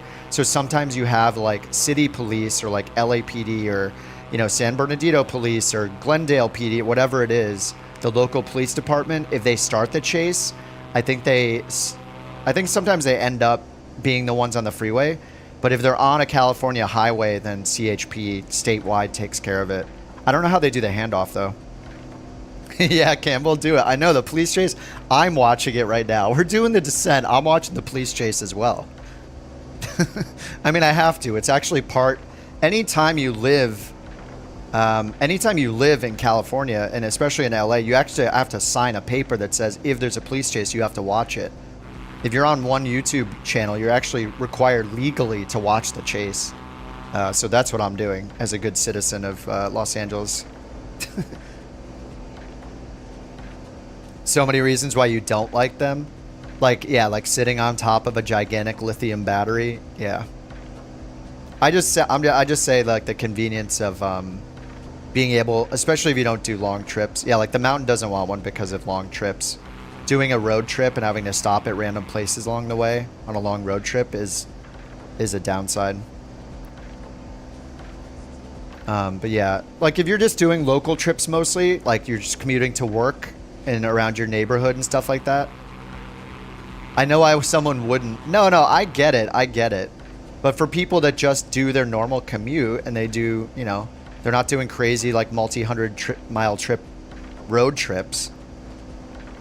It makes a lot of sense especially if they can get their own power source, like doing solar and not paying for gas. Kind of cool. It's a cool option if it works for you. Yeah, Tesla's going boom. Yeah, the toxicity. Police chase missions and flight sim. Yeah, NeoFly needs to get on it. We need a car on the ground. You like have to be within a certain radius in a helicopter. I mean, NeoFly has good. They have good mission types. Like I used to do the helicopter VIP missions. Are pretty cool. Like landing on the fields like next to mansions or giant backyards of mansions. It's pretty cool.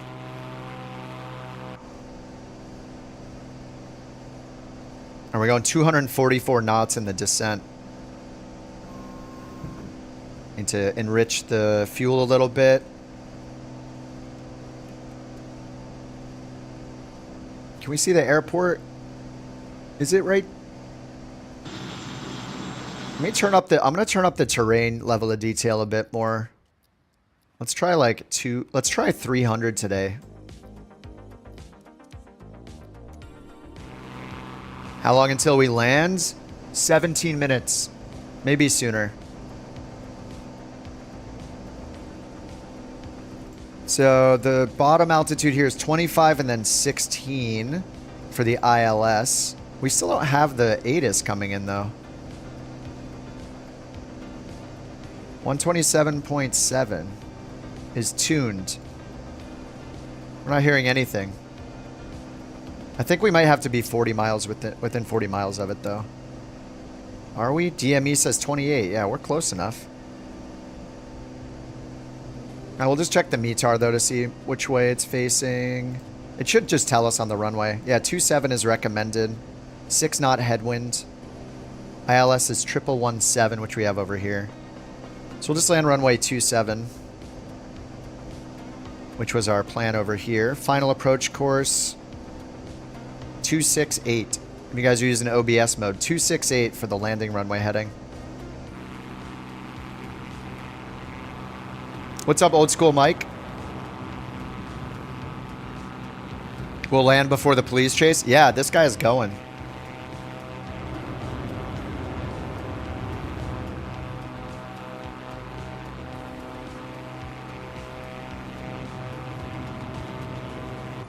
Oh, he exited. It's just a stolen truck.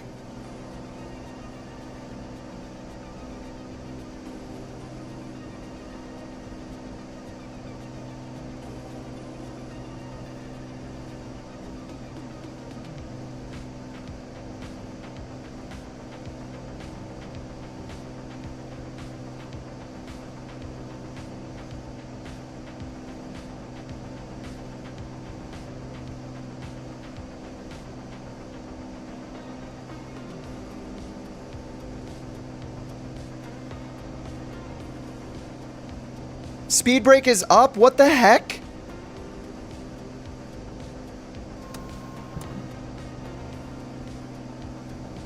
Oh my god, it goes up automatically. It's going up automatically.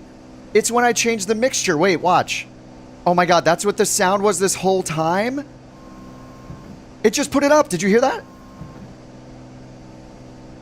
Oh my god, I know what it is. Oh my god, I know what it is. I'm so stupid. I'm so dumb. There's a conflict. I've been doing it the whole time. Why? Why does it... It's the spoilers. It's the spoilers. It's the spoilers axis. No. Oh no. That's what that sound has been for like a week. Oh my god. That's why. And it doesn't change the button. It's when I change the mixture, it's putting it up and down. Oh my god, dude. No wonder I'm so stupid. Oh no. Remember every time I was adjusting the mixture, I was like, I don't know what that sound is, but every time I move my mixture in this certain range. Oh my god, I'm an idiot. Oh no. Why does the spoilers axis change the speed brakes, which is an up down button, which is not an axis? Oh my god. And then the button, it does it, but then this doesn't change either. It's so weird, dude. Oh god. That is so stupid. Assign it to... I don't want it assigned to a button. I rarely need it. Oh god. So dumb. Yet another case. Yes, extend, retract spoilers, but I don't have extend, retract. I don't have a button bound. It should not react to the spoilers axis when it's not an axis. It's a button. Microsoft. Oh god. Yeah, spoilers like the spoilers lever, which is an axis on the Airbus or the 737 or any other airliner with an actual speed brake, or even like, you know, the longitude. They don't know the difference between an axis and a button. That's a problem. Isn't that a problem? If you don't know the difference, you're making the game and you don't know the difference between an on-off switch and a linear axis, an analog axis. Ugh. Come on, Microsoft. Spoiler alert, yes. All right, where's the airport?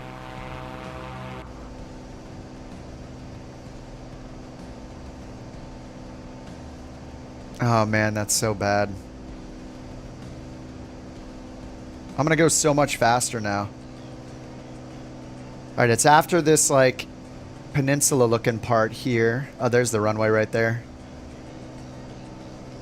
Alright, let's just do a traffic pattern. Let's get rid of this autopilot.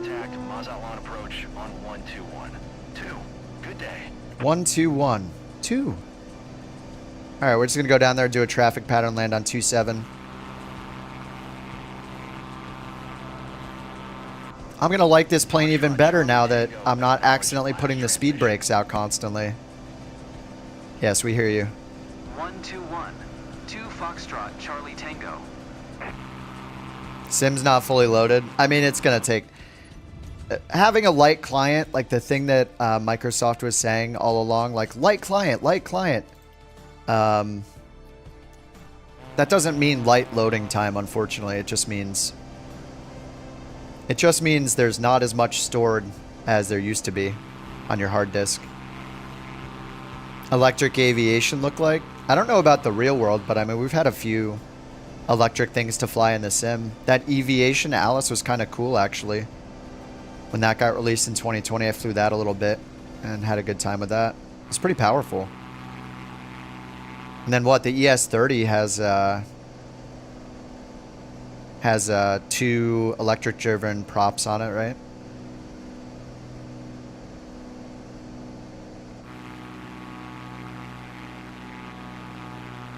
You need to use toggle. I'm not trying to have a shortcut for toggle spoilers. I just click the button. The problem isn't like wanting a shortcut for this button. The problem is that it's reacting to an axis, which is not for the button. It's for an axis. So it's dumb. It shouldn't be that way.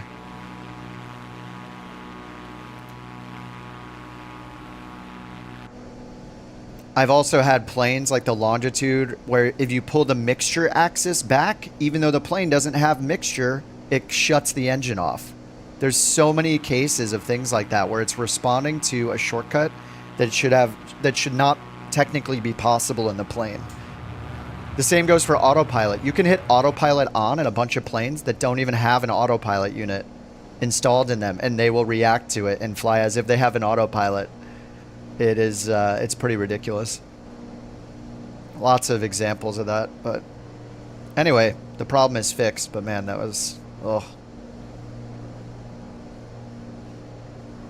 Chase guy has a flat tire. Oh yeah. He's on Jefferson Boulevard. Oh yeah, he's spinning out. He's got a rear, oh, he's getting out, he's getting out. He's running. I wonder if they're gonna catch him. There he goes. He's doing like the Super Saiyan run. He's running with his arms down. Oh, they got him. They got him. That was a very strange looking run, wasn't it? The guy was running with his arms down and out to his side, static, instead of like swinging them like somebody that would run. Oh, the Naruto run. I don't watch anime, sorry. Yes, that's the one. Hey, they got him. Who could have called it? GG. Nice attempt. Oh, because he was holding his pants up? Could be. Oh, there he goes. See you, dude. Have a fun time in prison, I guess.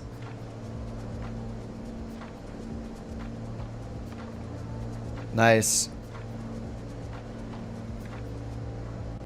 He should have worn span. You know what I want to see? Somebody that gets out of a car and runs, and they're in the full like running gear. They got like runner's shorts on with some really nice Nikes or something, or New Balance or whatever people use that are marathon runners, and they're just like straight up decked out and like, or maybe even like 80s looking running gear, fluorescent headband, and they just start running. They're just totally equipped for the job. That'd be great.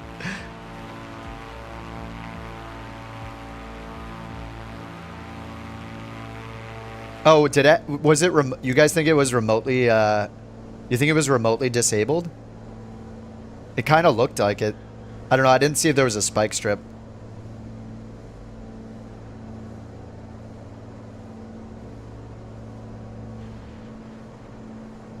The Forrest Gump costume, yeah. Permission to do what in LA? I don't run Los Angeles. The cop threw the dude's shoes at a car? What? Oh, that white car.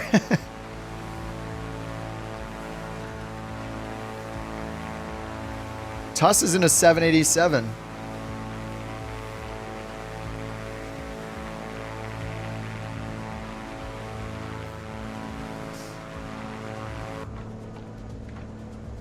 All right, 3,000 feet. Mixture is rich.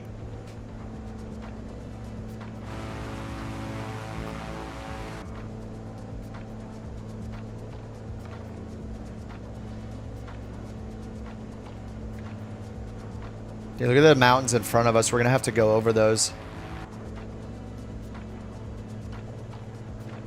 All right, nose up. Let's get under 127 knots. There's 127. Flaps 1. We've just been idle this whole time, too.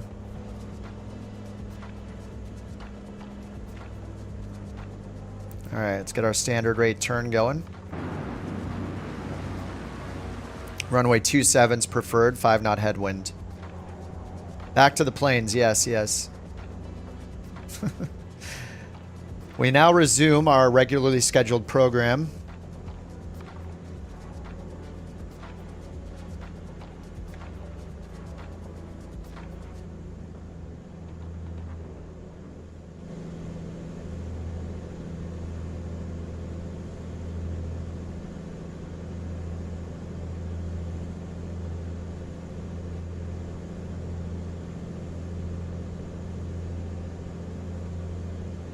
People can reprogram your keys and turn off your engine. Doesn't sound like American freedom.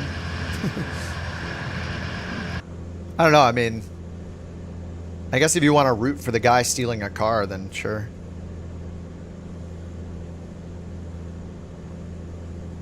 Not my car, I don't care. Put the pursuit stream in the top right corner? No. I mean, you might be able to. It'll detect the content though, and then it'll tell that person that I used their video, and alert them, kind of thing, and then they could try to claim copyright, and it's just a whole can of worms on YouTube.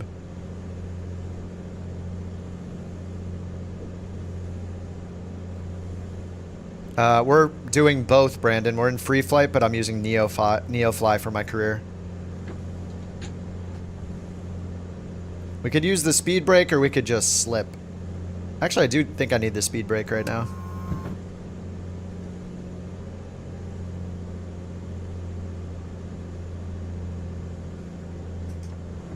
Alright, now we got our flaps out. NeoFly, they're just different, but once you run out of stuff to do in Flight Sim 24 career mode, NeoFly is a good option because you can fly whatever plane you want. There are probably like 1 billion missions. Like, I don't have to reload in at all. I've been flying continuously, A to B to C to D to E to F. Like, we haven't teleported at all because there's like an infinite number of missions essentially. So you can just keep flying from one airport to the next. Right now with Flight Sim 24, there's just a finite set of missions. So, you know, I got tired of having only 2 Vision Jet missions available in California. It's annoying.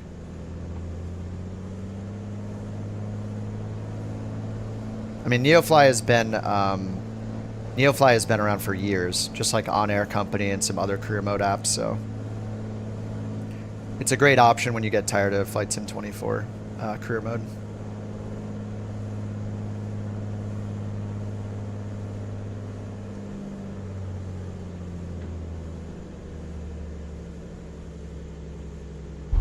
Transporter from dispatch.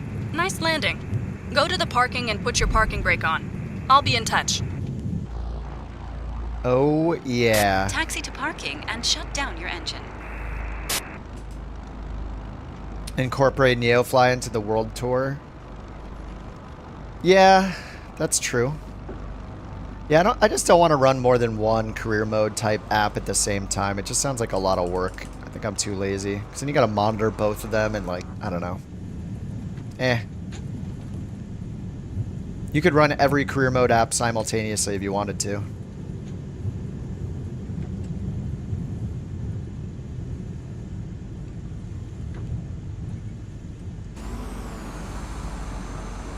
Yes, flight number 1 completed. 1 flight done, 8 million flights to go. Let's drop off these passengers. Need to figure out how to get the passengers to show up consistently in the plane.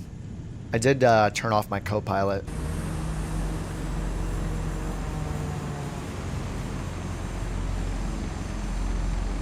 Alright, strobe light off, taxi light off.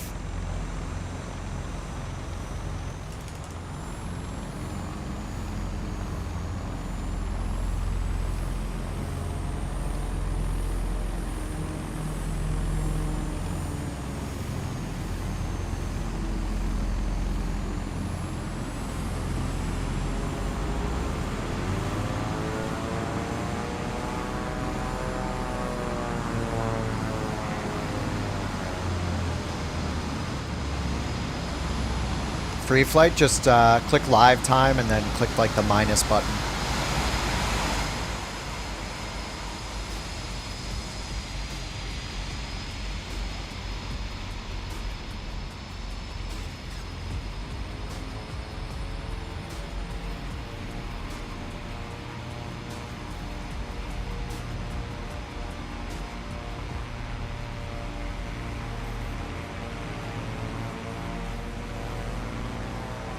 Oh, you're talking about The Fugitive, Native? It's called The Fugitive with Tommy Lee Jones and Harrison Ford.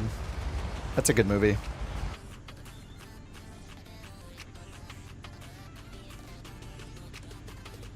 It was where his character gets accused of like murdering his wife, and he's like a doctor, and Tommy Lee Jones is chasing him.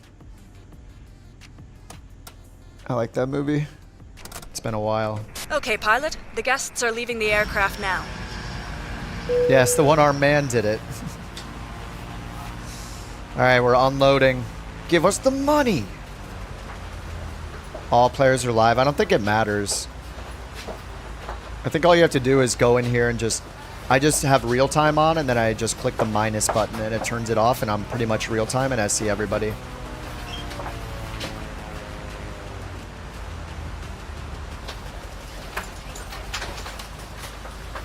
Alright, give us the money. Yes. Transporter from dispatch. Disembarkation completed. 19,000 See you soon plus for another 5,000 real-time bonus. 300 in airport fees. This is a bigger airport.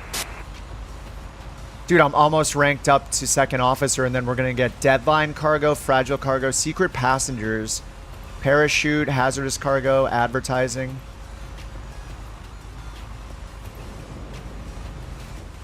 All right, let's find a job.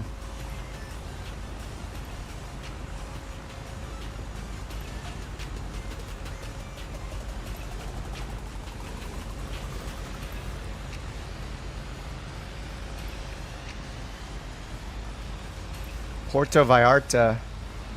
You could fly down here to MM63.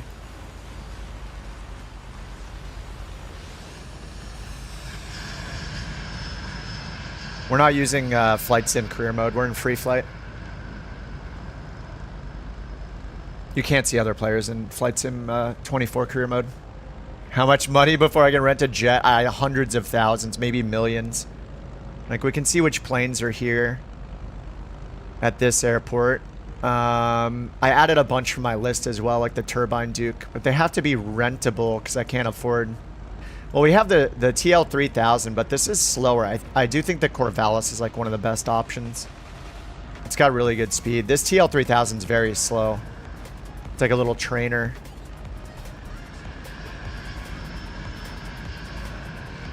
Same with the Sting S4. There's a Beaver. There's an M500, but it's not rentable. It's 1.5 mil. And its engine is in real crap condition too, so.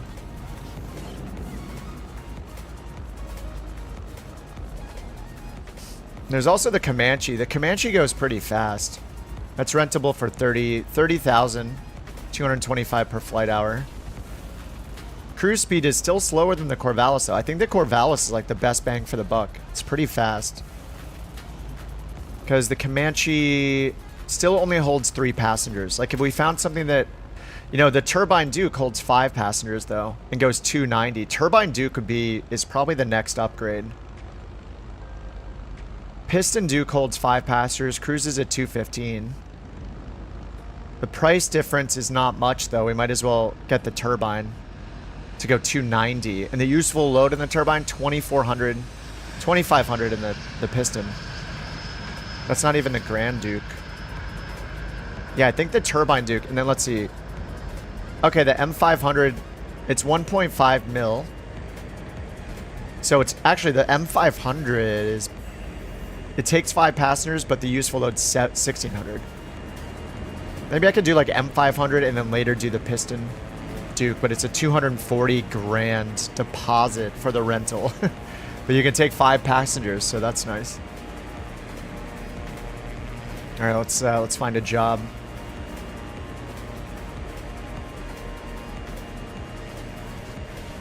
I'm gonna go ahead and fill up the tank a bit first. I think we need at least 200 pounds of fuel, maybe 250. 120, so 240, around 240 will give us 2 hours of fuel. We get about 120, use about 120 pounds an hour in this. So let's bring this up to 248 for now. Fuel, 248, so 120... There we go, 248 exactly. All right, fueled up.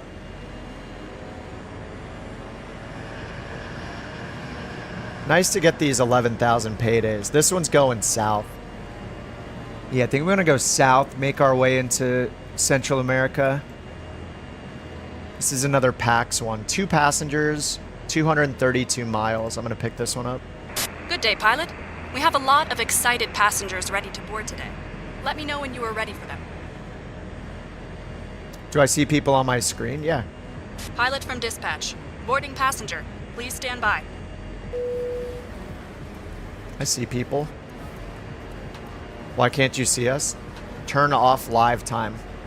Just click the minus button to get off real time and people should show up. Make sure you're on USA West in your online settings. Okay, we have Kylie and Allison, ages 40 and 64. We only need 580 pounds, and we have 804, so let me drop some weight here. I gotta figure out the trick to get the passengers to show up. Everyone is on board. Let's go.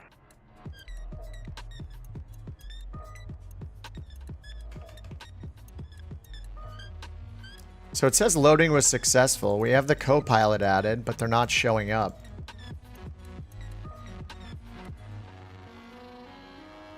How do I get them to show up? Let me hit reset config. What does that do? Oh, it does nothing.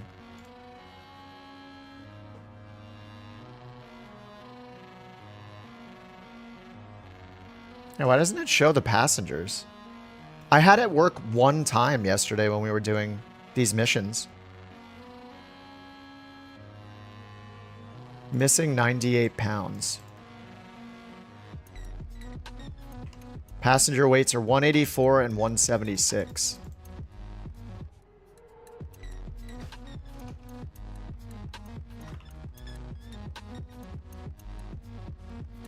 What? Now it got rid of the weight, see?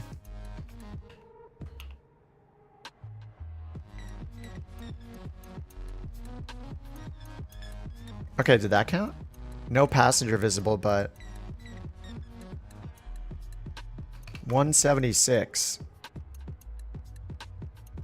Oh, that's so weird. You have to close it. Okay. And then it's missing 50 pounds. So I guess I need to be 220. Oh, I can only be 200 max. This is so weird. Look, if I click here and I type in 150, if I don't close this, look, it says 150.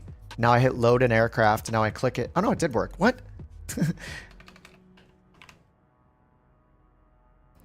170. Okay.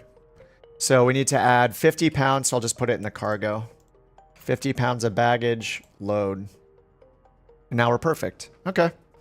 Yeah, if we could just see the passengers, it would be so awesome. It looks like it's trying to load it in right now. Look, it's going to say failed for some reason. I don't know why it does that. But 176, 184, I'm 170. It's all loaded in correctly. I don't know why it says failed, maybe because it's the same, but yeah, it'd be so nice to see the passengers again. I don't know how it worked yesterday.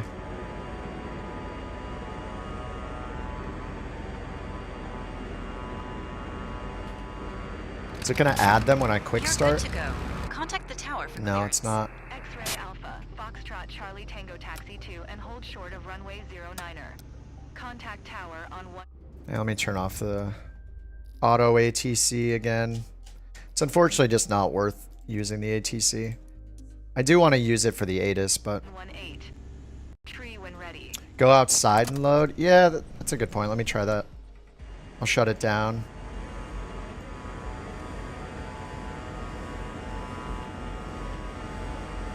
It looks like it reset it, right? Let's see. 176, 184. And we got the cargo. Okay, if I hit reset and load. Oh, it doesn't actually reset it. 176, 184. It just keeps failing, and I don't... It's so weird. Maybe the chocks have to be on it? Can you add the chocks afterwards? Do you guys know? Is there a way to put the chocks back? No, I guess that doesn't make sense because in missions we would get in and then board the passengers after the chocks. Right, I have 50 pounds of baggage, right? Let me try removing them. Yeah, let me try setting everything to 0. I would love to get the passengers in there. It'd just be cool. Loading of the aircraft failed.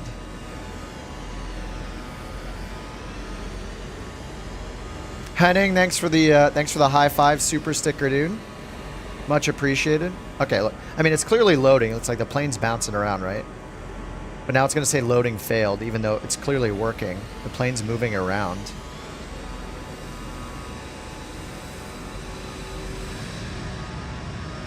It still shows... Okay, it shows 0 there.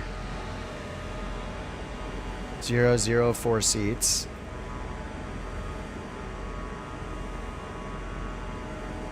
So now if I do cargo, 50 pounds. Load. And their weights were 184 and 176. Yeah, it's just going to keep failing. It's so weird. Click where they would be. I mean, I know how to load them in. It doesn't show them in the plane. That's the problem. So we'll put the 184 person up front. See, the wings are bouncing around. And the 176 person back here, it just says fail every time. 176. Load. Cargo, we got 50 pounds. What is this plus button though? It's already in there. And then once we get in, it has us here at 190. I'm going to do 170. What? This person just disappeared. Man, this thing needs some fixes.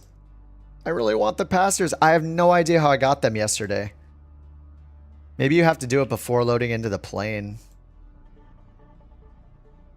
184. Look, it just doesn't count it again. Watch if I do this. So it hasn't worked twice. If I do 176 and now I click the plus button and then hit load. Now it works. It shook the plane. It's going to say failed, but...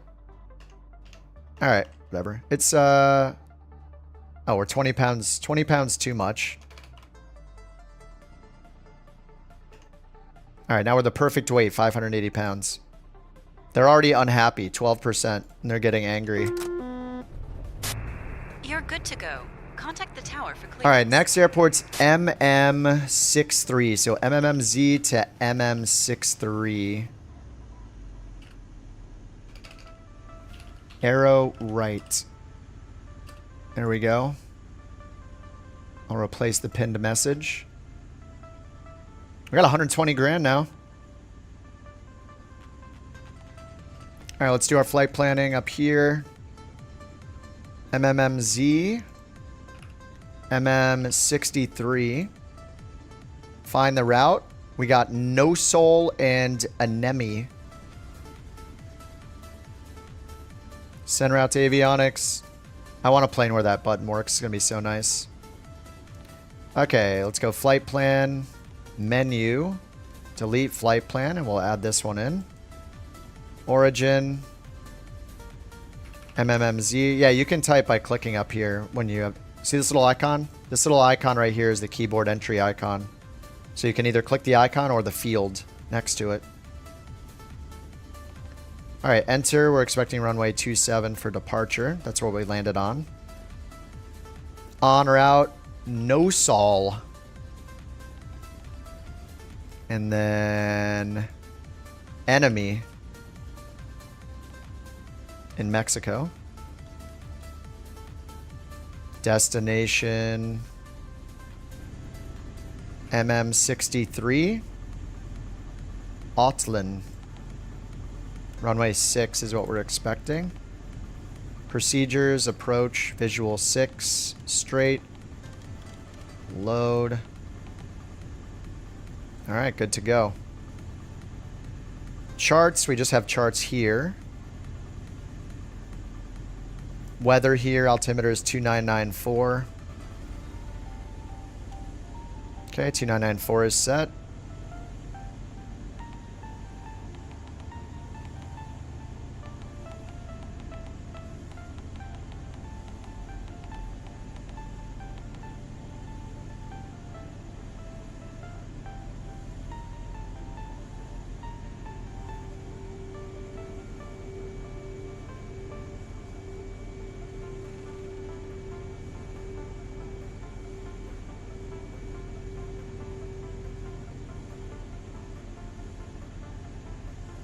My god, those codes are actually in Volanta. Amazing.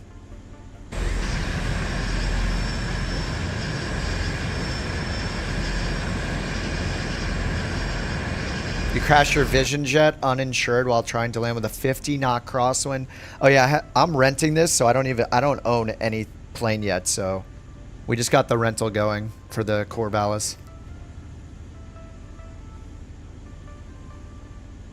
Okay.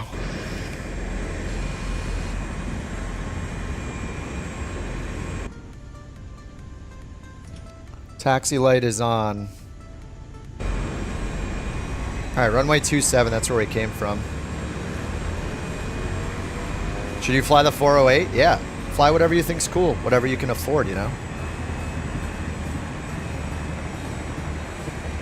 Av's got that ATR action going on.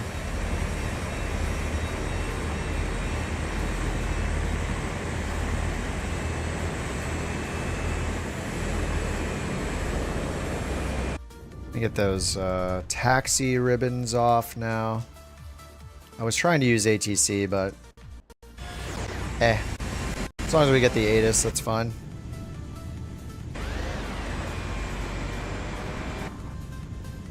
Alright, we'll keep flaps up. Yeah, NeoFly is great. Once you're tired of the Flight Sim 24.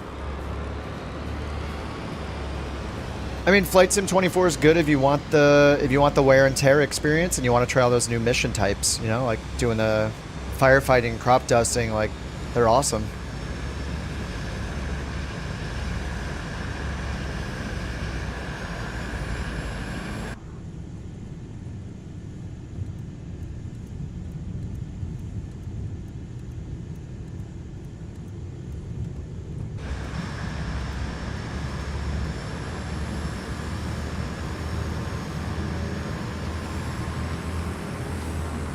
Is on air better? It's just they're all similar. They each have slight differences though. On air company like can be very, very hardcore. You can own FBOs. You can build base camps in the middle of nowhere. Fly materials to your base camp. But it's an annual fee, a monthly or annual fee. It's a subscription product. NeoFly is free, and you can pay extra for extra features. And it's more of a solo experience though. You don't like run a VA or anything like that with other people. And Flight Sim 24's is unique because it has all the wear and tear on every plane, but it's lacking planes to fly and lacking numbers of missions. You know, it doesn't have that many missions really. And NeoFly, like I'm just flying from one airport to the next and the next over and over. I don't have to reload the sim. I don't have to load in a different plane. I don't have to teleport anywhere. So they're just different. A pilot's life is also incredible if you want to do the airliner thing. There's a lot of career mode apps. There have been for years. You know, Microsoft's in 24 is just their first attempt at it.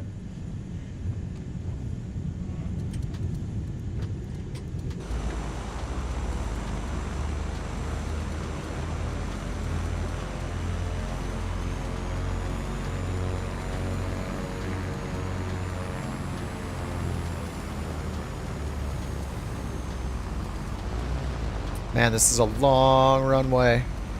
Oh, nice. We got the Beluga back.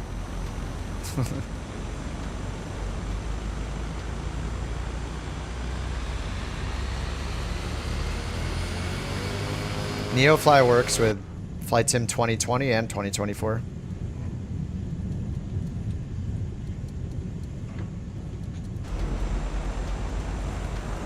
I mean, I don't think Asobo didn't learn from the other career modes.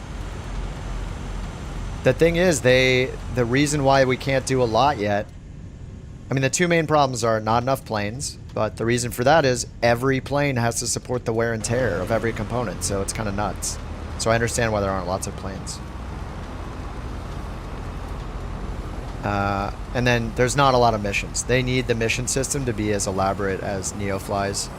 So every airport has a purpose. Once they do those two things, it'll be great.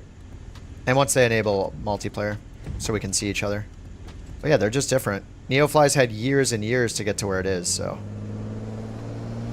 And it's version 1 of Microsoft's.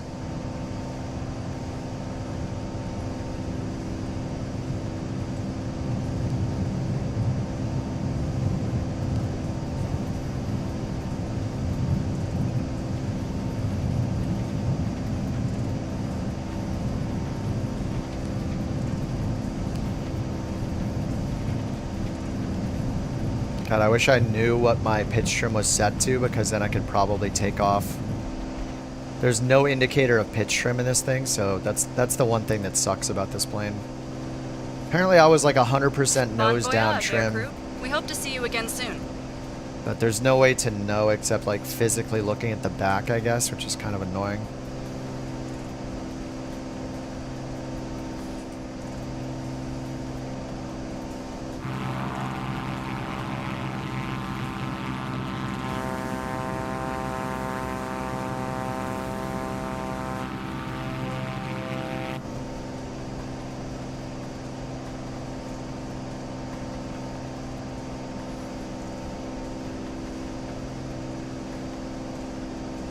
All right, let's turn around.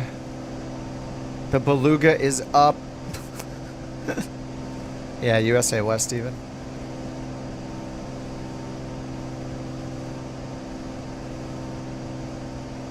Yeah, Stream Deck giving you data. Yeah, it's nice. I mean, I could get it through the HUD, but I don't want to see the HUD. It's ugly. I don't want extra crap on the screen. NeoFly is a career mode app. It is free, and you can pay for extra things.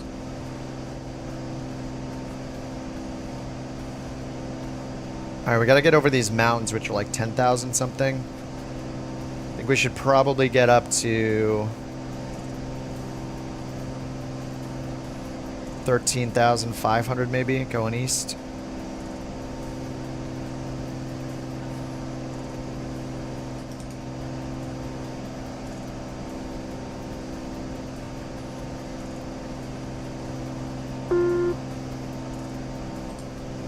Alright.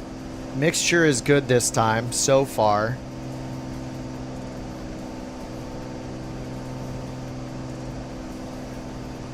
Alright, 33 and almost 2,500 RPM. It's like left tank is the fullest. Oh my god, now we climb. I climb without putting up the speed brakes by accident. It's crazy.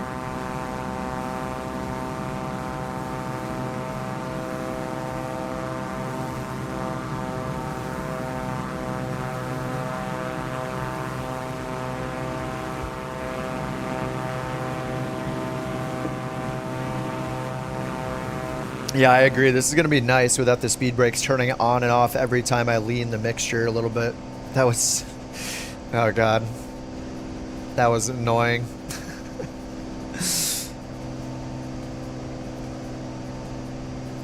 Alt V. Oh, we shouldn't be getting that. VNav is stopping our climb. Because VPath mode gets stuck on between reboots somehow. Something else to look out for, I guess. Oh yeah, we're flying over this mountain range down here to the south.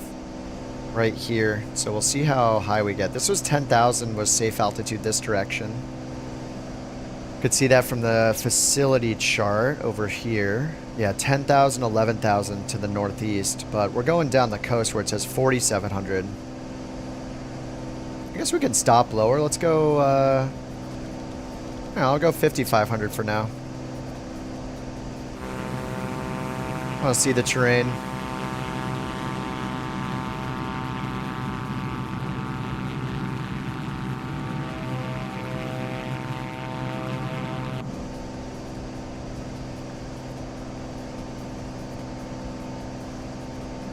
There is the repair and refuel button. I wonder if there's buttons to reset the chocks and stuff. There's got to be a trick to consistently getting the passenger models to load in the back of the plane. I just don't know what it is yet, but I want to find out because it's so cool to have the randomized avatars. Actually feels like you're transporting people. No NeoFly for Xbox, nope. Pretty much every third-party thing you can do in Flight Sim is PC only. But Xbox has the built-in career mode now, which it didn't before, so. It's just over a long enough period of time, as long as Microsoft keeps investing time and implementing new features and adding new planes for career mode, we're going to keep going back to it, and maybe someday, eventually, it will be the go-to where people are just so happy with it, but you know, it'll probably take years. Configure passenger plane select, which means backing out every time. Dang. Yeah, I don't want to back out.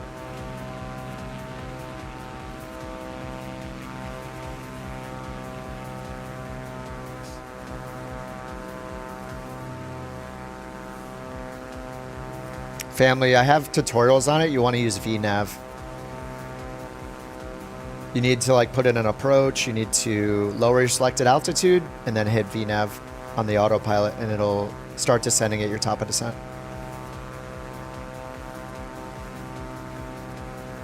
Figuring out how to take the qualification. You do it by going to this little icon here underneath the captain's hat. You click the little certificate icon and then you need to click which qualification you want to do. And then it'll show you which airports you can fly out of. And then you click this button to do the job. And then I think you go to the flight screen. I think you have to move your pilot there, right? I think the problem is moving the pilot there. You have to go to like the pilot one here, then click this little tiny location button and move the pilot to that location, which is super annoying. And then I think you have to go to the mission screen and make sure the pilot is assigned to the plane that will show up. Or is it up here? You have to like click and assign the pilot. It's like a million steps. And then you just your goal is to get it to be the active mission on the 4th button here. So yeah, I think your pilot probably needs to be transported to where the certification test is happening. Does inputting the instruments with the tablet in-game work for VNav?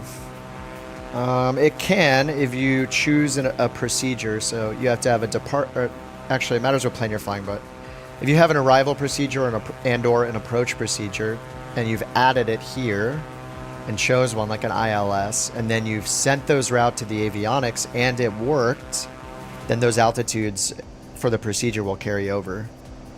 But if you choose an approach or an arrival here using the proc button, then it'll definitely have them in. You can see the blue altitude right here. So any blue altitude is one that you can descend to using VNav. Some planes let you climb using VNav as well, like the Vision Jet. So if you had a departure procedure with altitude restrictions stepping up during the climb, then it could follow those.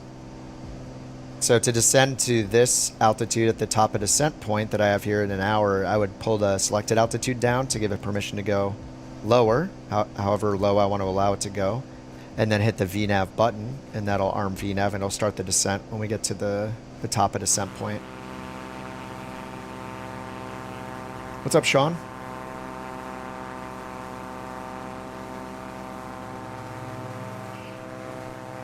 Using the built-in FMC is tricky. You just gotta right-click. Yeah, you gotta right-click the knob down here, assuming you have a mouse, and then scroll if you want to interact with any waypoints using the bigger knob. But a lot of it just comes from hitting proc and then choosing like select approach, select arrival, departure. It's a combination of the inner and outer buttons and then the enter and clear and proc keys. Red in the flight path. Oh yeah, we do need to climb more over here, huh? Oh, whoa. She keeps yelling clear prop, but we're already airborne, so it's a little awkward. Look at this flying seat configuration here.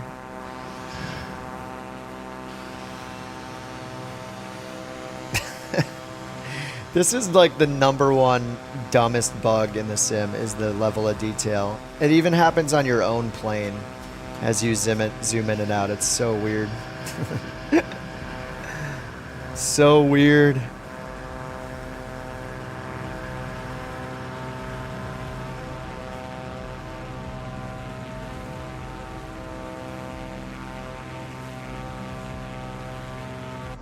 Never been able to climb with Vision Jet with VNav. You would only do it if you had a SID.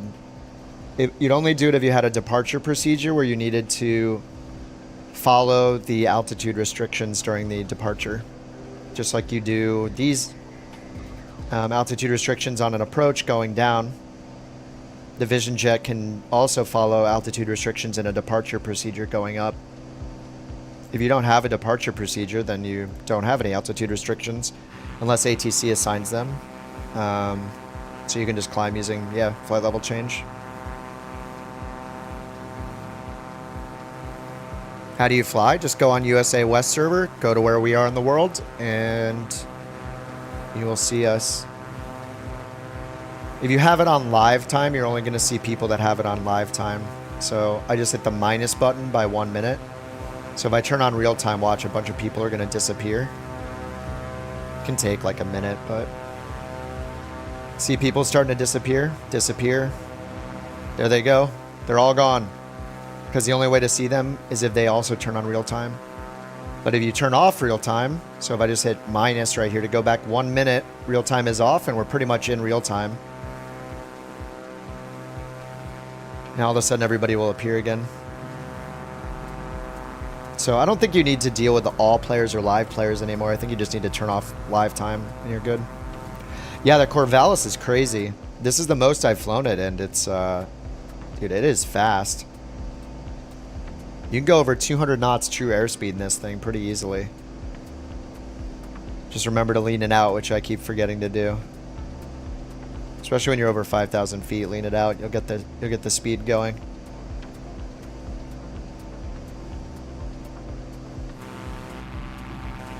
Make sure you're on USA West, family first. You got to be on USA West in your settings under online. Yeah, especially with the speed brakes off. Yeah.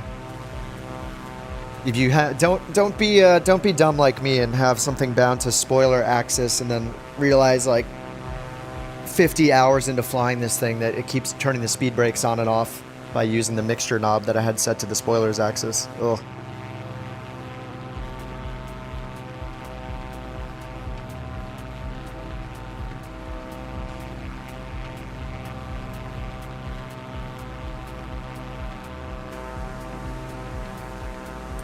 This is becoming a very dirty bird.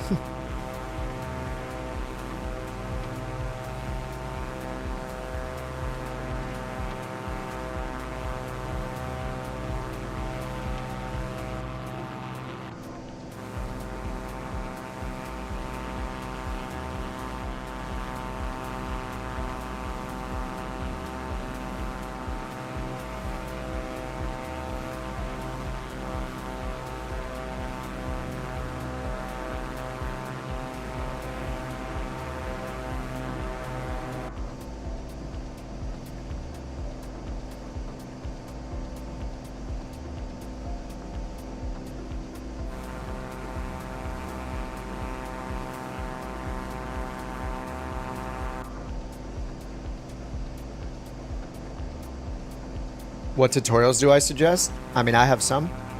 They're from 2020, but they work all the same.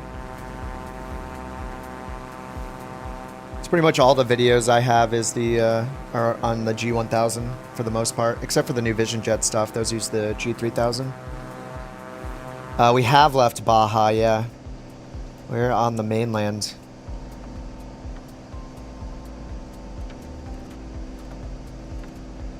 Making our way down the coast. Earning those virtual dollars.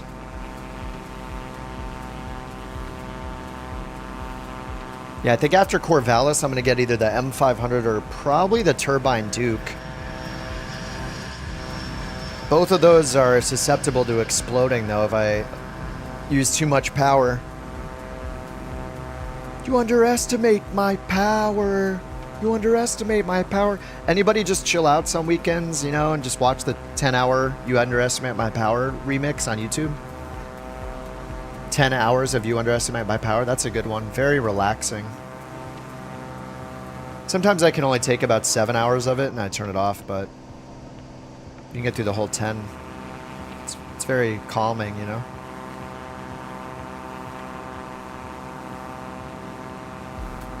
You wake up to it every day?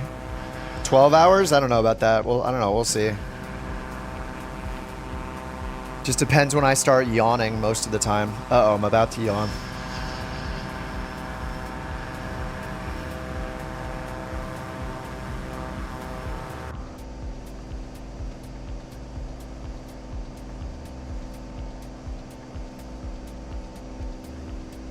We're on our way to No Soul. No Soul enemy?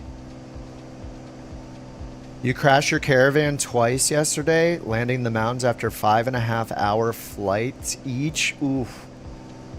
Oh, man. Well, the caravan just seems like still bugged out. Like you have to use throttle axis 1 instead of throttle axis, and you need to... If it's still messed up with the torque, you need to use like low idle during the approach. Like when you're lined up on final, switch the mixture or the fuel condition lever to low idle instead, which is not a normal thing to do, but it might help.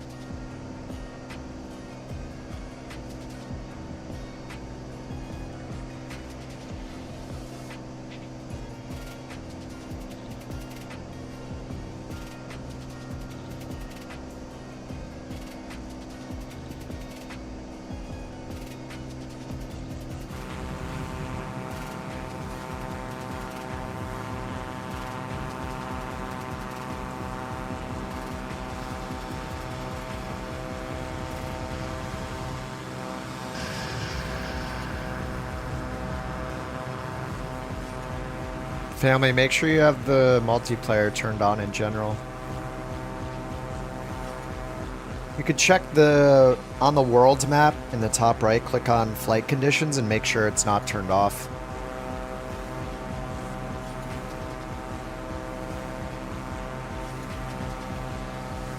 Actually, I wonder if you can just turn off live time, right? Does that work the same as if I turn on real time? Actually, let me test something. If I move this back, I turn on real time. Okay, it moves the slider. People will disappear. If I just click real time off. Oh, you can't. Okay, yeah, you can. It's grayed out.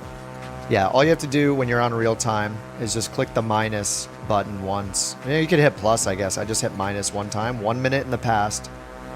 That takes it off live people. Yeah, I use live weather. The weather is tied to the time when you have live weather on. If you move it back a minute, it's going to be weather from 1 minute ago. If you move it back 10 hours, it's going to change the weather to what the weather was 10 hours ago.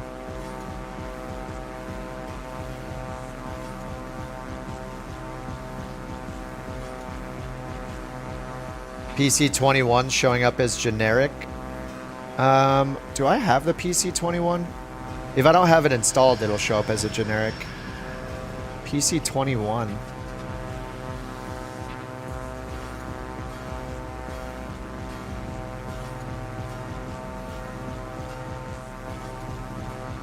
Yeah, I'll see if I have it in my library later.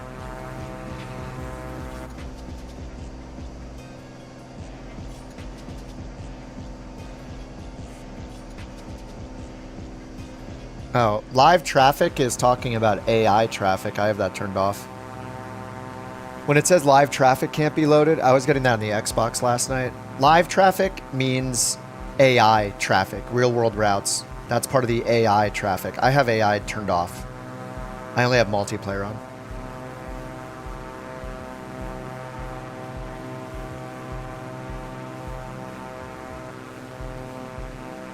Can you spawn in? You can just, you can try spawning directly on us if you see us on the world map. There's a airport right here to the east, MMWL. You could set that as your departure and takeoff.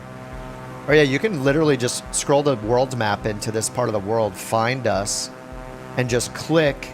You can literally click on the world map under free flight, click right here, and then say set as departure. It'll spawn you airborne right next to us with the plane already running.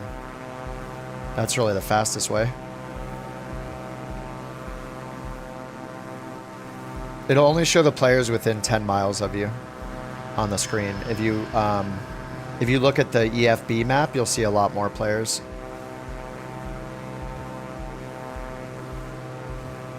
Beluga's low on fuel. Fill it up. Turn on unlimited fuel. Yeah, you have to be close enough. Flight Sim 24 will hide anybody within that's further than 10 miles from you visually. So you have to get kind of close to us to see.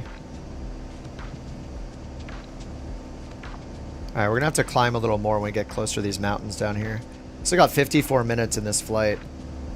But, unlike Flight Sim 24, you get a bonus for flying in real time. So, I am not upset about flying in real time because we're getting paid for it. It's not too bad for an hour-long flight. When we get to a 2-hour en route, I'm definitely using time acceleration. Celebrity avatars would be hilarious, yeah. That would be great. They really need to just take a page out of Fortnite's book and get skins for planes that are from like companies and sports teams and, you know, products that people love, whatever. Like sport team liveries and whatever. Get the avatars. You could have yourself or your passengers look like celebrities. That would be awesome. You want to fly as Master Chief? Yeah, there you go. I mean, they should be able to hook that one up. They own a Halo, don't they?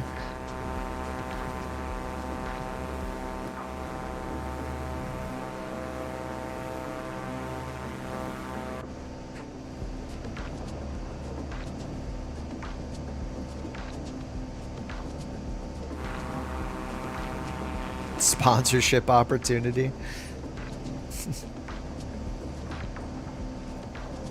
Alright, looks like we need to switch fuel tanks. Right tank time.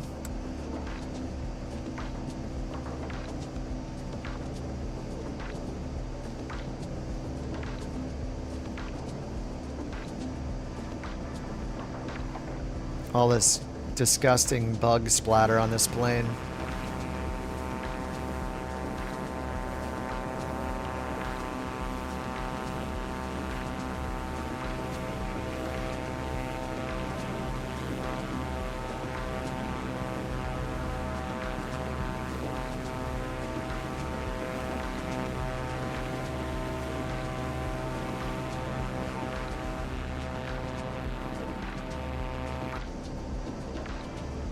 Flying the Citation. Which one? CJ4, the Longitude. I like both of those planes. Alright, yeah, once we get past, at least, yeah, way before here we need to climb a bit more. I guess I'll just climb now. We're at 55. Just go to 75. Flight level change. Nose down. Let's do it at a fast speed. There, 150. 160. There we go. I don't know if you can clean a plane. Maybe the repair and refuel button, maybe the repair part of that counts as cleaning it. I think I set that command. Repair and refuel. I'll just have to try that on the ground. Repair and refuel. Keyboard, Control Shift R. Clean. Wash. Chocks. Can't do any of that. Passenger loading? Nope.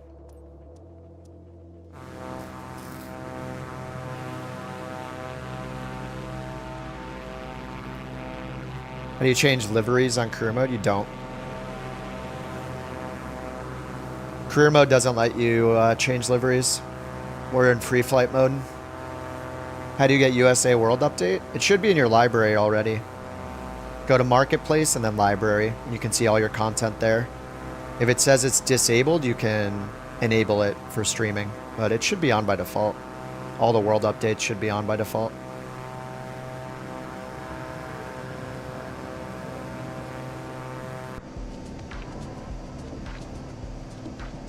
Alright, we're just very slowly climbing up to 7,500. Ooh, this is cool.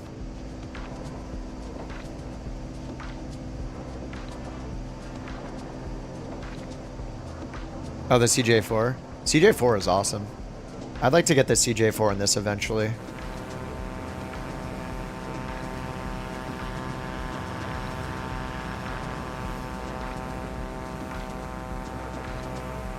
How we doing over here? Everybody's very upset. Passengers are happy, but 0% satisfaction. Alright, destination airport, 3,000 foot runway. Man, a $300 landing fee. Hard runways and fuel.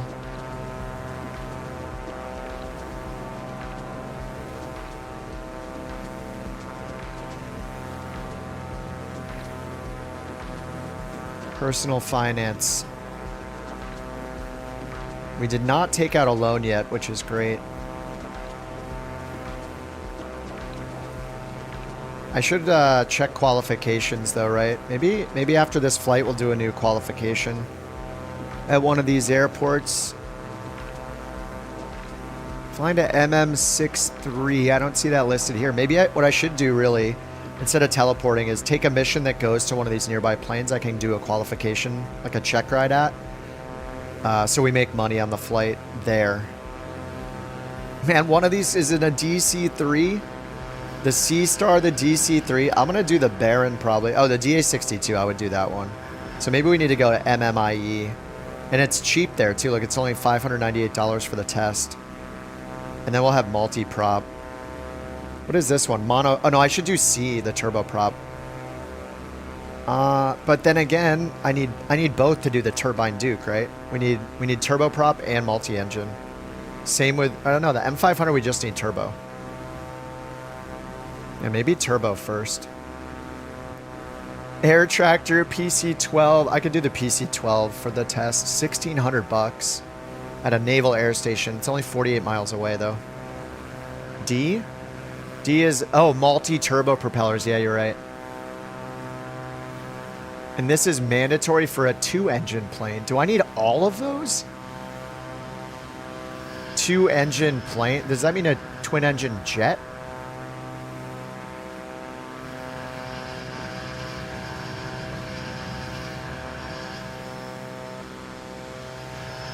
E is jets. It says 2-engine plane. That's weird. They need some help with the translation here.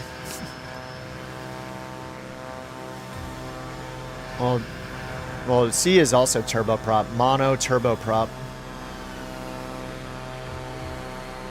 Multi-turboprop. 2-engine plane. So it's single-engine prop, twin-engine prop, single-engine turboprop, twin-engine turboprop, jet, multi-engine jet, helicopter, military.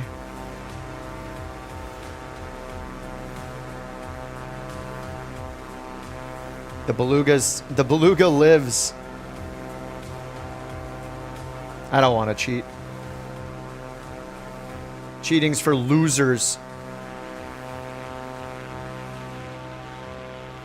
I don't know how anybody cheats at anything and has any sense of accomplishment. I don't understand. What is the point?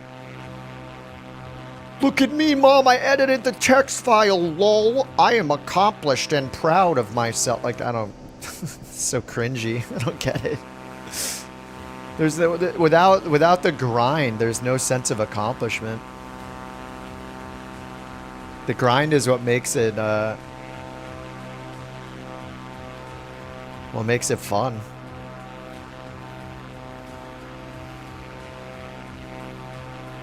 Sim rate is not cheating. Cheating is changing a number in a text file and instantaneously having 1 million credits. Simrate is not really saving you that much time. It'll save you like 30 minutes in cruise. Has nothing to do with the... You still have to fly the whole plane.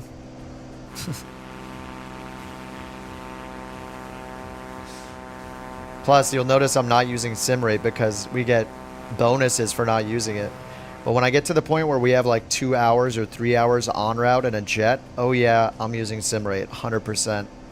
I am not going to sit here for 3 hours in cruise just waiting and staring at the screen. Simrate only prevents you from having to stare at the screen for 3 hours where almost nothing is happening.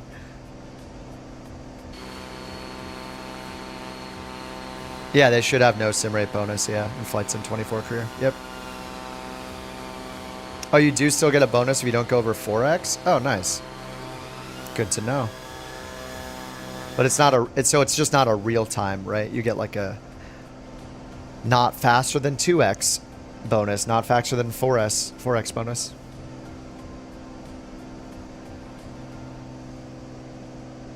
No, I don't have any problem with skipping cruise. I have a problem with people skipping every single phase of flight and giving themselves money instantaneously or teleporting. That's cringy.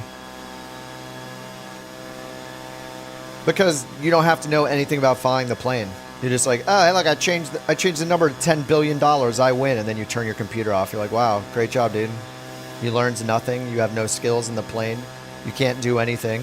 You have no experience flying the plane or landing it. Congratulations. Yeah, it just makes no sense. Using SimRate does not make you fly the plane. It just saves you time in cruise. Totally different. I bring it up, the same thing up every time. The hypocrisy of people who say they'll never use SimRate, but they're okay with going AFK and watching a TV show while they're in cruise. What's the difference? There is no difference. I don't use SimRate. I sit on the couch for 6 hours, not looking at my computer screen. Then I go back to it after 6 hours. Wow. That's so different, dude. Wow. Amazing. How do you do it? Makes no sense. It's the same thing. It's actually easier. Since, as we know, SimRate will crash your plane pretty often if you don't keep an eye on it.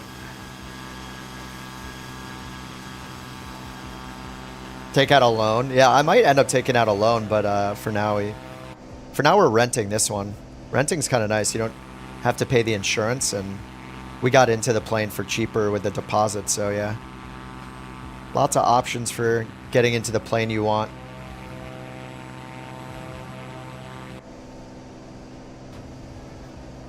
Yeah, people can play the game how they want, but if all they're doing is changing numbers in a text file to make themselves feel good about their account balance, that's pretty cringy.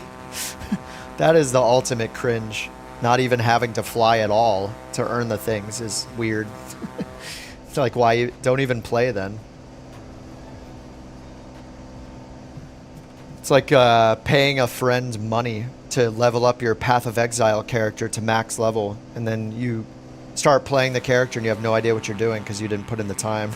It's like that. It's like, what is the point, dude? Just, you know, go take a bath or something. I don't know, instead. Better use of your time. You're not even playing the game at that point. Skipping the cruise makes a lot of sense. If there's something that's skipping the takeoff, the prep, the landing, the flight planning, fueling the plane, like the things you have to think about, like, I don't know. I enjoy that stuff. I just don't want to sit in cruise for 3 hours. That is super boring.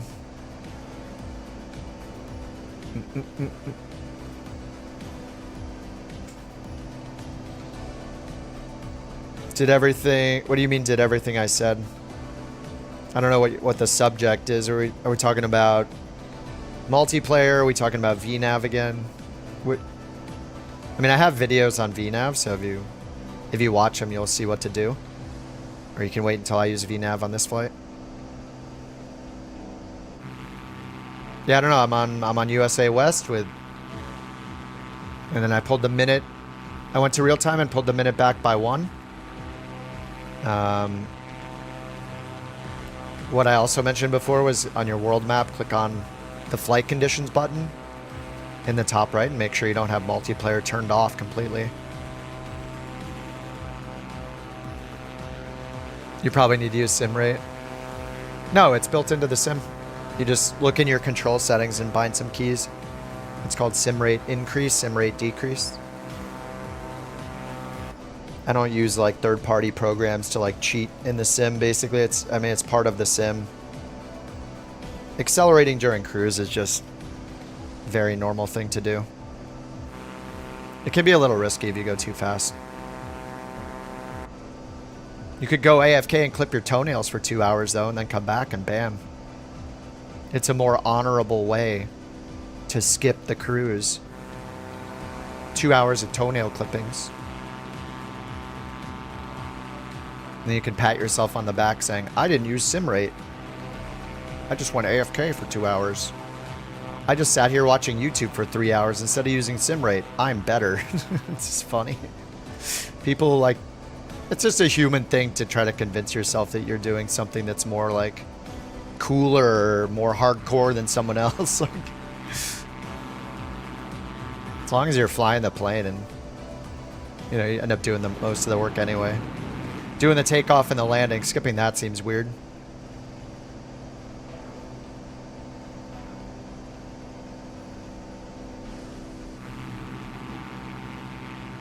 It's a weird thing to brag about. Well, people want to... Some people just want to feel important in their own mind, and that's how they do it. It takes you 2 hours to trim your toenails. Well, I mean, if it's been a while, you might need some different tools to get it done, you know?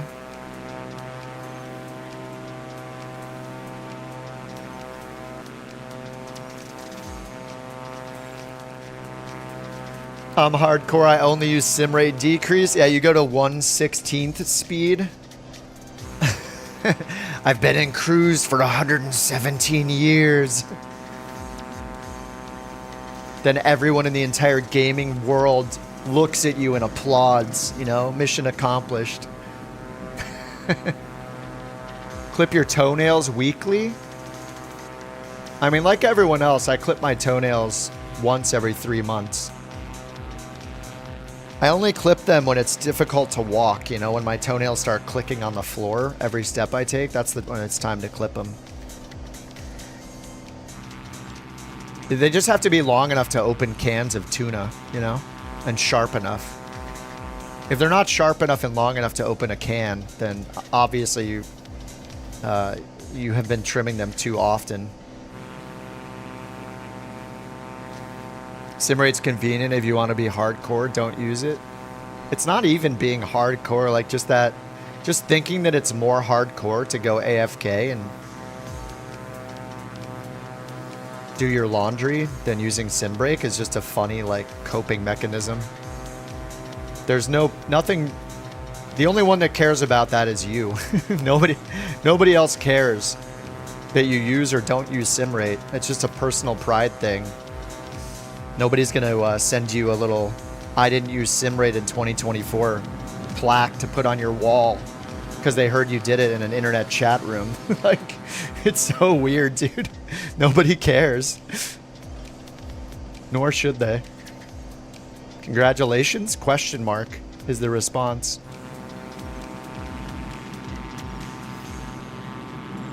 People just want to feel important, I guess. I don't know. No award. Yeah. Bow down. Hey, I'm incredible, guys, for doing X, Y, or Z. Please recognize how incredible I am. I flew around the world in real time. Cool. I guess. I mean, yeah. If that's what your goal was, cool, dude. Do it. Sounds very tedious. Maybe they're going for a Guinness World Record or something. Doesn't Guinness give you the plaque? Maybe that's what people should do. Like random internet chatter. Random internet chatter is probably not going to send you the plaque. You need to target the people that will send you the plaque. Like the Guinness people, if they still do that. Like, we can't help you get that plaque. Call up Guinness.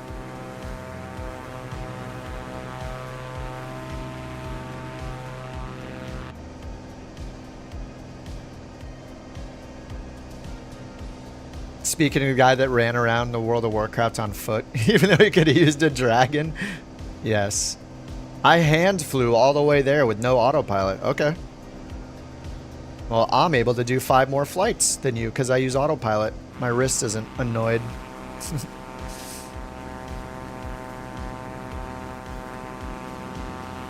How long till you reach the waypoint? That's called en route time. It's usually up here by default ENR. Or sorry, ET, is it ENE?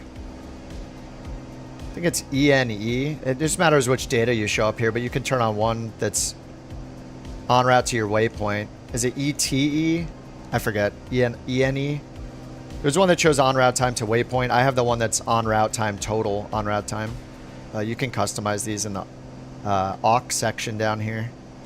Go to aux system setup, and then you can turn on the cursor and go over here and put in whichever data makes it useful for you. Yeah, I put in distance to go, fuel endurance, total en route time. Ground speed is a default. It's just personal preference. Could also just estimate it based on your airspeed, right? ground speed and distance. So a knot is a nautical mile per hour. So 22 miles, 107 or 194 per hour. So and we got 0.11 hours. So 6.8 minutes until we get to this waypoint. ETE. Yeah, one of them's like time to waypoint. The other one's distance to waypoint. But if you want the full route, you need to put an ENR, which is your total on route time. All the legs combined. But that's going to be at your current speed, right? So once we get into the descent, once we level out and slow down a little bit, it's going to be a little longer than that. Since we're going to slow down as we get lower and when we set up for the approach and stuff. What's up, KLA? Where are we going? I started in California. We made our way into Mexico. I'm just doing NeoFly. I'm just taking jobs, you know? I'm following the money down the coast. So we took jobs over all down Baja, California. And then over to the main part of Mexico. And now we're making our way down to Central America. Probably follow this down the coast, get to like Chile, all the way down. So Argentina, where's Argentina? I don't know, I need borders and names. We could go this direction and then, I don't know, hop over into Africa, I guess. Maybe there's enough islands along the way, I'm not sure. Are there any islands between, I mean, there's here. Making this hop's going to be interesting. Might not have enough money. But yeah, you know, we're just following the money, doing NeoFly. Let's see if those mountains are a risk a little bit. There's a yellow mountain. Let's go up a little more. I'll go up to 9,500. 9,500 flight level change and just, let's go to like 160 knots. Just a little bit of a climb. Yeah, pick up some contraband, you know, drop some packages in the ocean, pick up some illicit missions.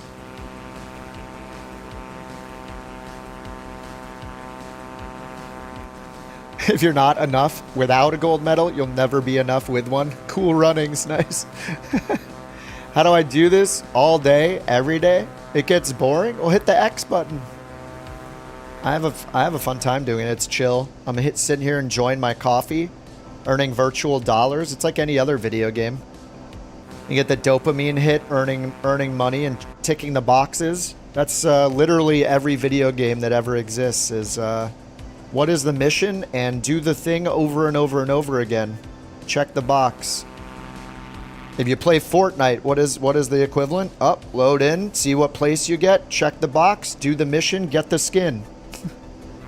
I mean, it's literally every game, every video game, or actually every activity in the entire world. It's the same thing. Do you like knitting? What are you going to do? Knit another thing? I mean, aren't you just knitting a thing again? You're just knitting. It's the same thing. What do? You surf, dude? You surf in real life. Don't you just go out there, get on the waves, and you just surf, and then you're done? And then what are you going to do? Do it again? Get out there and surf again? Sounds like the same thing. You're just doing the same thing again? That's boring. Oh, you went to a different area to surf. Wow. Congratulations. It's the same thing. Yeah, you're playing piano again? Are you reading a book again? But don't you have to turn the page every time? Doesn't that get boring, reading words, turning the page? It's literally the same thing with every activity and in all of existence. Don't do the same thing more than once or it's boring, dude. Yeah, if you enjoyed it, it's not a waste. We're here chilling out. Oh, no, I guess I should be watching TV instead. You're sitting on the couch watching TV again? Yeah, but I'm watching a drama this time. Wasn't that the same as the comedy? But you're not. Yeah, I know. It's just funny. Fired up. No, it's just funny to think about. Like, everything's boring. If you think something is boring, then I mean, shouldn't you think everything is boring? It's almost like a personal preference. Now life seems boring. I feel like the opposite. If I can do something like this and enjoy it, then man, I'm just enjoying life. You just gotta find the thing that is not boring to you. Gummies for the win. You're sending me gummies? Okay. Thank you. Let me give you my P.O. box. Explain NeoFly? No. Go to the website.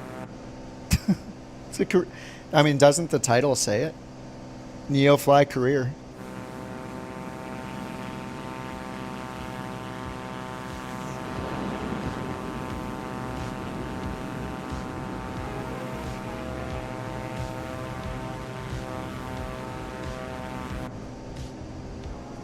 Boring people use the word boring.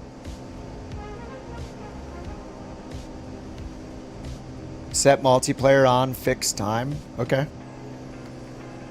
We are flying to the airport. You were laughing? Sorry, if you ask me if what I think about the Cybertruck, I'll tell you that I think it's ugly. Some people love them. It's fine. People like Lamborghinis. I think it's ridiculous. What are you gonna do with that? It's not for me. But if it makes you happy, yeah. How'd you turn on avionics? The switch is right up here. After you get the batteries going. Turn the batteries on, start the engine, then turn the alternators and avionics on up here. Or you can just hit Control E to quick start the plane. That'll get the avionics going.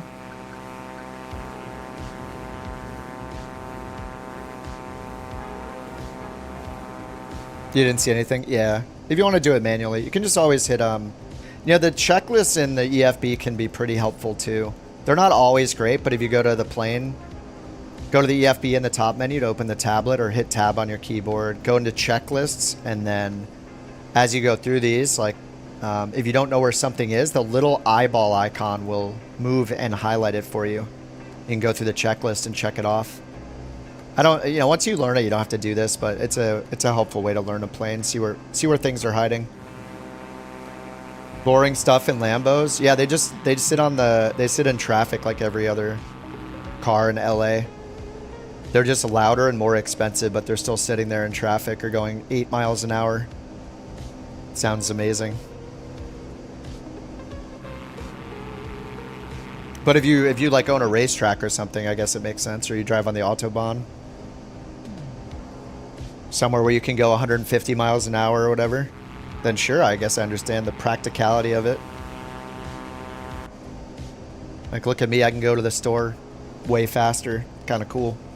You can go to the store and get candy faster in that than a regular car, probably. As long as there's no traffic.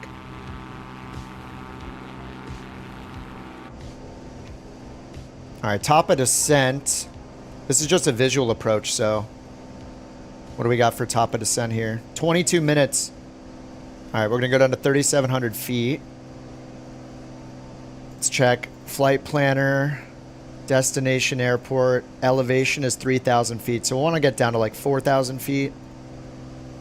And then just land manually. Bring it down to 4,000. Let's get the VNav on standby. Sync the heading bug. Alright, and it looks like we're good to get over these mountains. I got relative terrain mode on. No red, no yellow. Just a little speck of green. Looks like we're going to be good.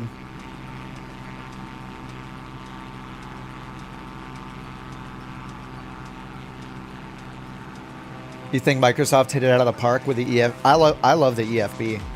I wish the fuel planning stuff worked. Like, this just doesn't do anything. But yeah, if this worked, that'd be pretty cool. And when we did the weight and balance, it'd be rad if it loaded the passengers, and I want my passengers shown in here without having to back out.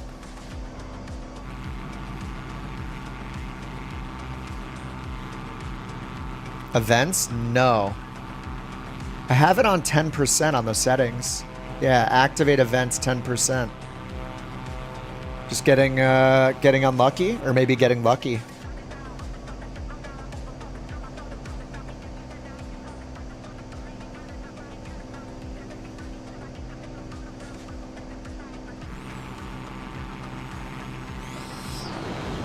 FOH, yeah. I mean, if they have like a cruise, it'll just matters which checklist they have. The POH, yeah.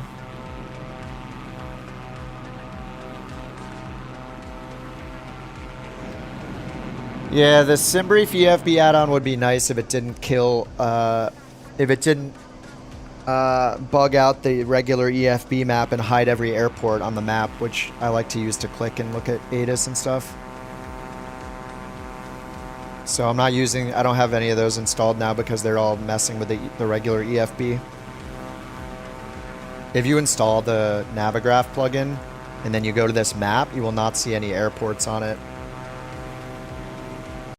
You'll see your route, but you won't see any airport icons. And it's nice to have the airport icons because you can just click them and then go to info and see the altitude, see the weather, and like all the info, charts, whatever.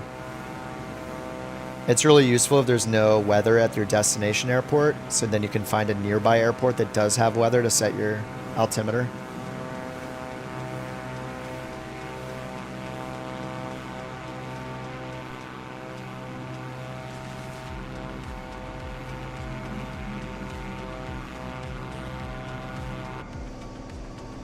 We'll try the repair and refuel when I land and see if it cleans the plane. I bet it will. Give it a little wash.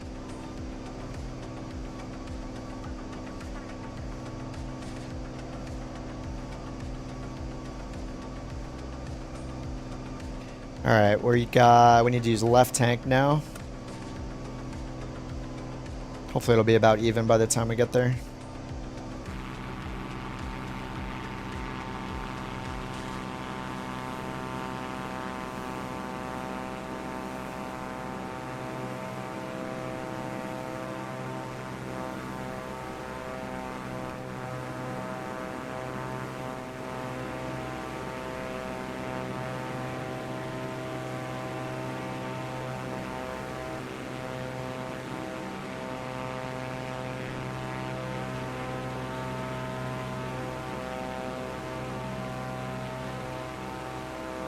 It'll get fixed? Yeah, hope so.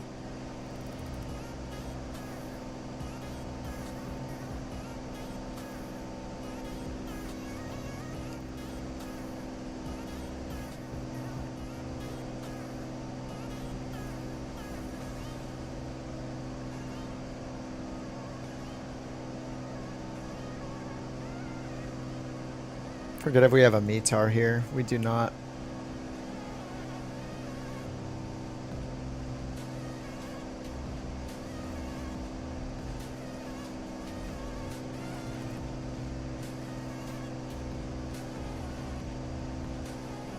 Looks like a pretty long runway.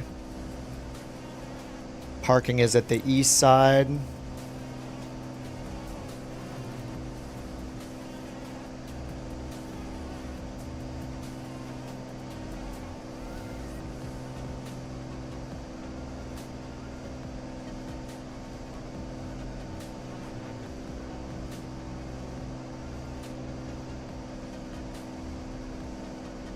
Failed at landing the Citation.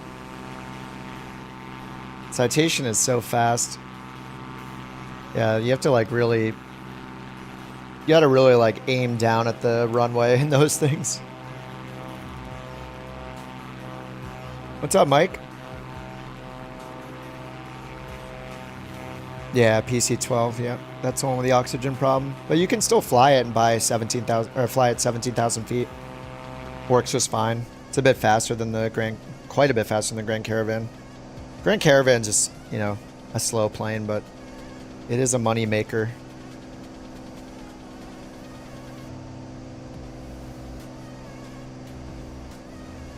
Alright, top of descent after these mountains, hopefully.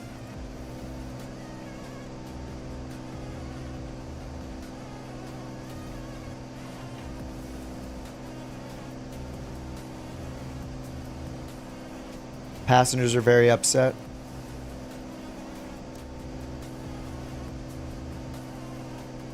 Oh, I got dinged for taxi speed greater than 30 knots. Oops.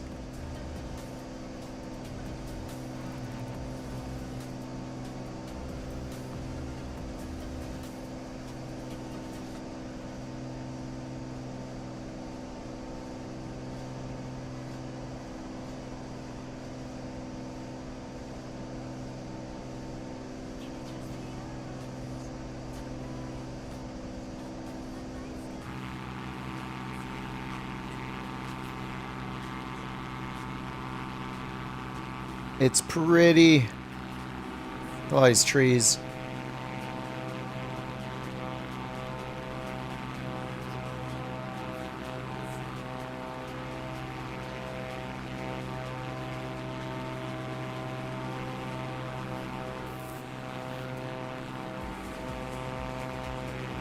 Yeah, packages don't complain unless they're fragile. You tell them. Bork, bork.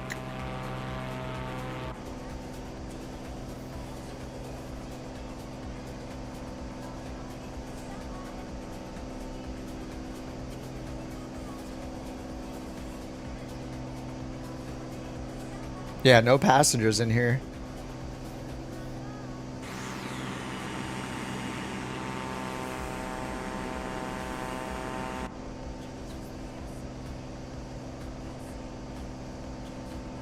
IAP charts? Yeah, they do. It just matters what airport you're flying to. I mean, we're flying to small airports, so there are no charts. Only the FAA and Lido are providers of the charts, so it matters what airport you're flying to. Like if we fly to DCA in the States, and we go to charts down here, then we see Lido charts, lots of them. And we see FAA charts, because FAA will provide them for the US.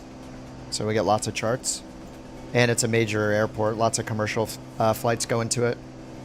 But we're flying in Mexico, so if we click on this, we have no charts down here. Because it's a tiny little airport, you know? There's not going to be charts for this airport.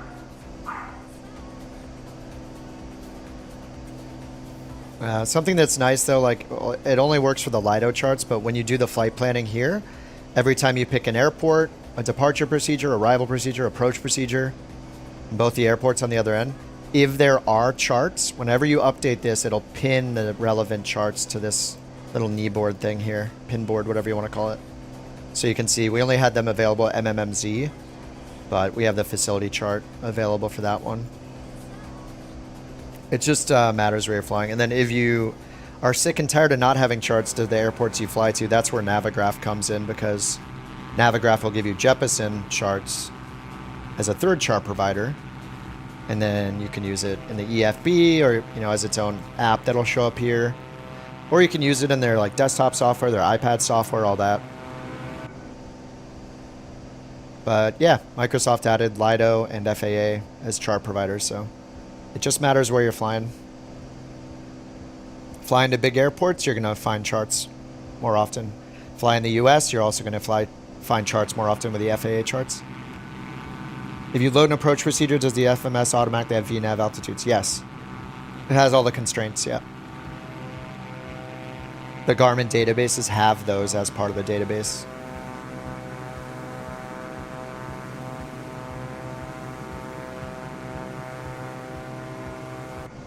Video on the 737. Yeah, I recorded one video on the 737, but then at the end, my landing was really bad and I didn't get credit for the mission because I ignored ATC, so I didn't publish it. I didn't edit or publish that one. Haven't re-recorded it.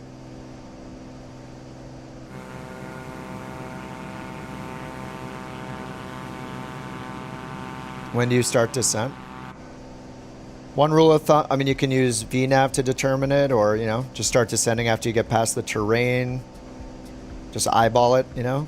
If you see the mountains, it's good. But if you want to estimate, I know it's usually an airliner rule of thumb, but you do like however many thousands of feet you need to lose, multiply that by 3, and that's how many miles out. For example, if I need to go from, you know, 10,000 feet to 4,000 feet, I'm losing 6,000. 6 times 3 is 18, so about 18 miles out, maybe round it up to 20 miles out from the destination, start the descent. But VNAV will give you a precise descent. So that's why I use the visual approaches all the time. It gives me the estimated altitude on final and then a top of descent. It's magic.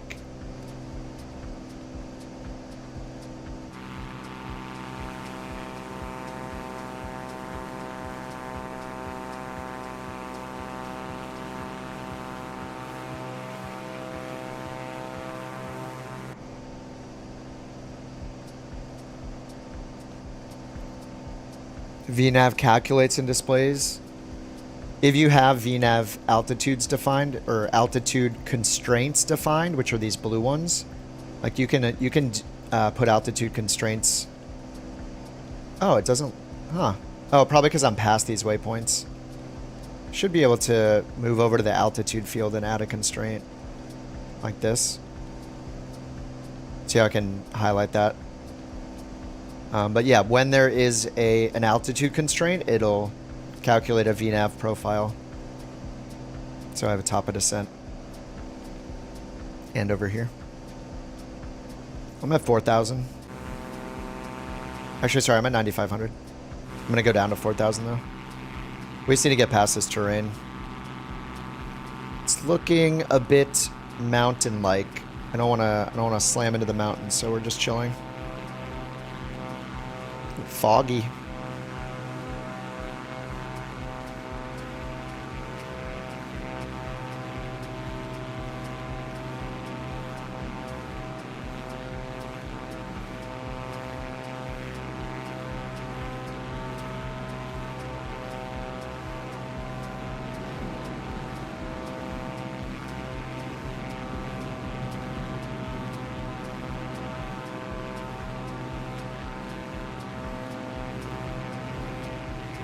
How long have I been flying? Like today? 3 hours so far today? The Chancellor streamed in? Oh, did it? I checked mine before the stream and mine was not in.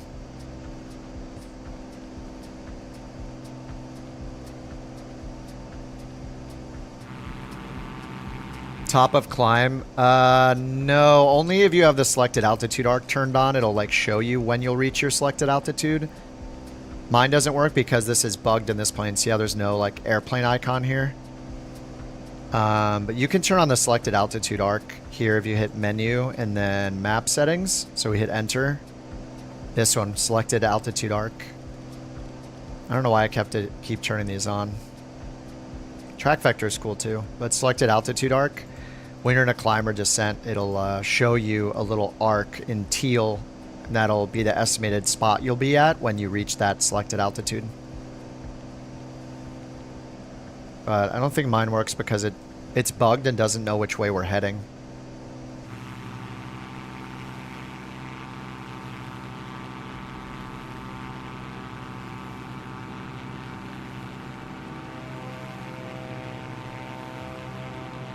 But yeah, the Garmin doesn't show...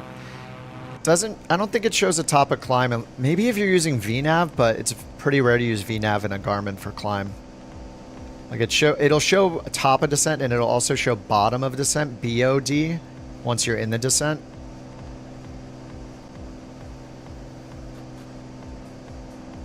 I'm not sure if the Vision Jet is a unique case where you can use VNAV to climb, like on a SID, if you're doing a departure procedure. I don't know if that shows top of climb or not. If you climb with VNAV. That's something to try, I think. But I haven't tried it myself. I tried it once just to use VNAV altitude constraints during a climb. And that worked. Yes, the G1000 can only do descent, but the G3000, mattering the plane, can be used for climbing, and the Vision Jet supports climbing with VNAV. I think the longitude does as well, but the TBM, I believe, does not. It's plane dependent. But yeah, G1000 is only for descent, for the VNAV, yeah. Can you load a flight plan using VLOC waypoints? I mean, VORs, yes. I mean, the localizer is just for lining up with a runway. But you can use VORs, yeah. No, it's not dumb. VOR navigation is cool. But yeah, you can do VOR to VOR navigation. It's more fun if you don't use like a G1000, right? If you go into a plane that has more old school avionics or no GPS at all, or you can just turn the GPS off and use the traditional like CDI and nav radios to navigate, it's a lot of fun. I have a video on a couple of videos doing VOR navigation like that. Yeah, use the CDI or HSI.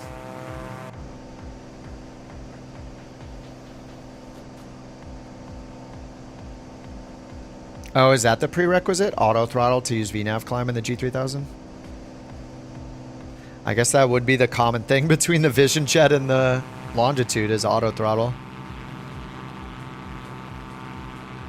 Yeah, I don't know if the CJ4 uses VNAV in the climb. Because CJ4 does not have auto throttle.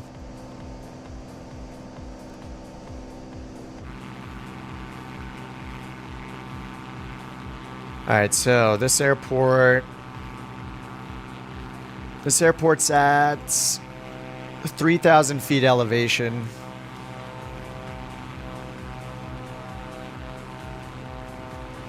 So we do have some mountains here, like all around it really. It's probably safer to land westbound than eastbound.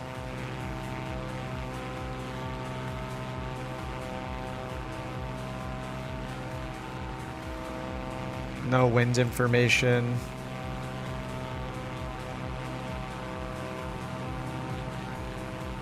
Winds are 270, so if they're similar around here, yeah, it might be better to land going west than east because the mountains are there. I'll probably just overfly it and then check my winds when we overfly and then just turn around to land on the other runway. What is it, 6? So there'd be 2-4 on the other side. Winds are coming from 110 right now. We'll just see how it looks when we get over the mountain.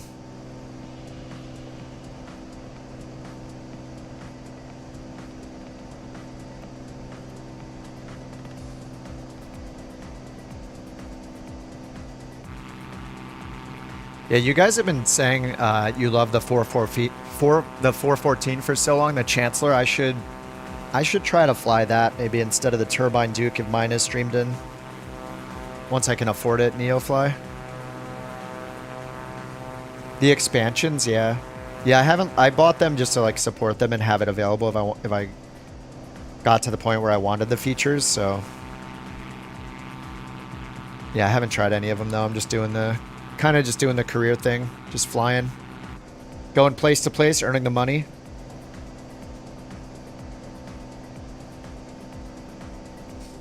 All right, so top of descent is coming up in 2 minutes and 43 seconds, but it's very mountainous here, so we're still at 9,000 feet. Supposedly we're gonna get over these mountains. I mean, there's no terrain in our way right now. It's a little sketchy looking over here, though. Appeared overnight. Yeah, for me, I can't enable it yet. It says not available. I checked about 3 hours ago. Least bugged plane? Do you mean default planes or third-party planes? And are you talking about free flight or career mode? Because it's kind of different.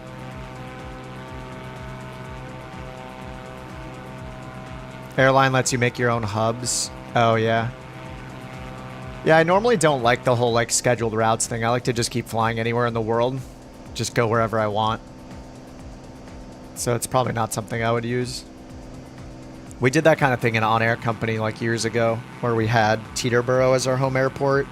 And we were all working together for a virtual airline and On Air Company and earning money together. And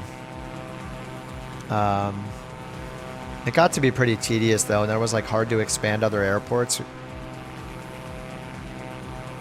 It's kind of cool to like have a home base airport, keep doing lots of flights out of that airport though. It's pretty cool. Default planes in free flight? There's just so many planes out of, it's a hard to answer question. Like which bugs are you running into? Like in career mode, it's different because each plane will have like a bug that makes it kind of annoying in career mode. Like the autopilot will be wobbly in the Grand Caravan, or the PC-12 has like an oxygen pressurization problem, so you can't fly over 17,000 feet. You know, like the Max is kind of whatever. Like not everybody likes the Max because it has some weird like handling. I mean, they're just like, how many planes are there?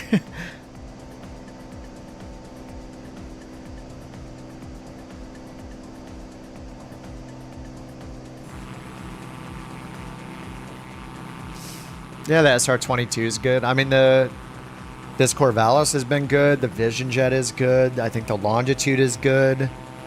What else have we flown? It's been a while since I've flown. I mean, the PC-24 is pretty good. It's been a while since I've flown the Sky Courier, so I'm not sure. And there's so many planes I haven't tried yet.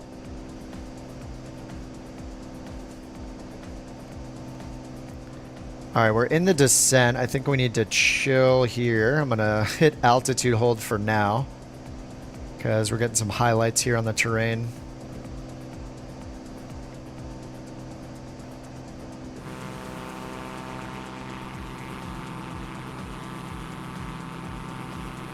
And I'm just going to sync my altimeter setting. Looks like 2993. 2993 is our current altimeter.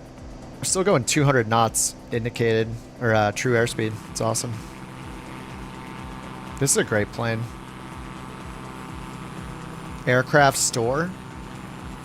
What aircraft store? In 2020?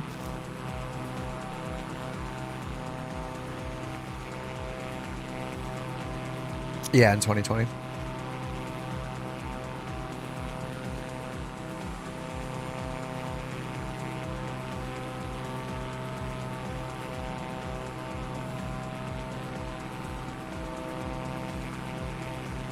Yeah, every on streams every Thursday I used to buy something from the marketplace. Unless there was like a marketplace drought, there was nothing fun. I have the 414, yeah, from the marketplace. I tried to install mine before I started the stream, but it said it was still disabled, but I don't know, maybe it's available now. That was like 3-4 hours ago. One sneaky airport to get to. Oh yeah, it's over here, isn't it? I see Dev over there. Yeah, we should do the westbound. Actually, no, the winds are preferring the east runway right now, but we're in the mountains, so it's hard to tell. We're just going to fly over the field, I think, is the right thing to do. Now that there's a break in the terrain right here, we pretty much need to go down here, fly through this way, and the airport's right over here, right? Oh, over there.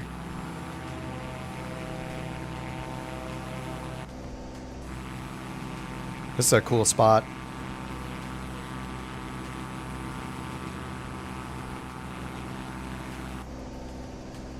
Yeah, beyond ATC reload button would be great. Yeah. 100%. Yeah, restarting it every time's annoying. Alright, let's get the autopilot off and just fly over there.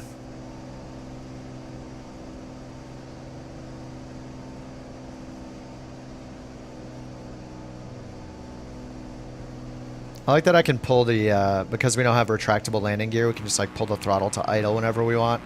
Not get yelled at.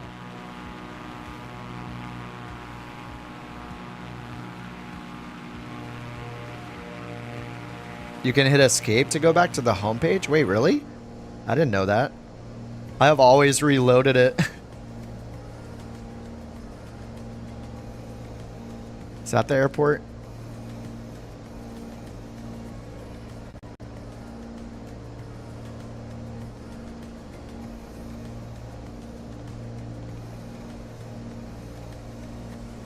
I think it's to our left.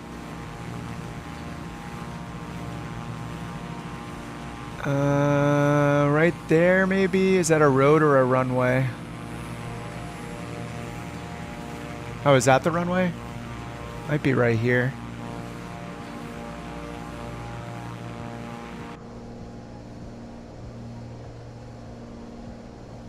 Time for the speed brakes.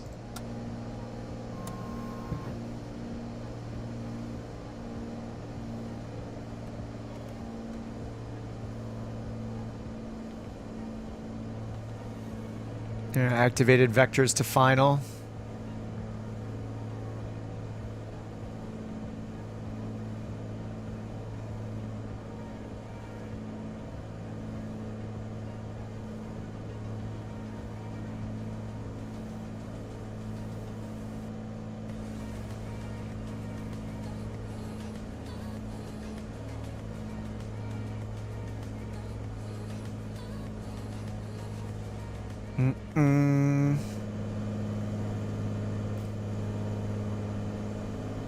Alright, 1 notch of flaps, retract the speed brake. Check the wings. Props full forward. Still have 5,000 feet.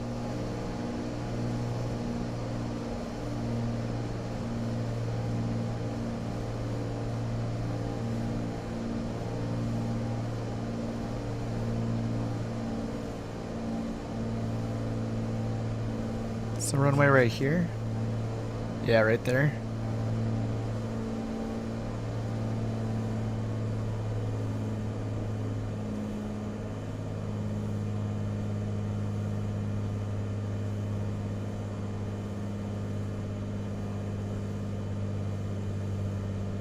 Now let's pitch up, get under 100 knots, get our flaps out. Alright, there we go, full flaps.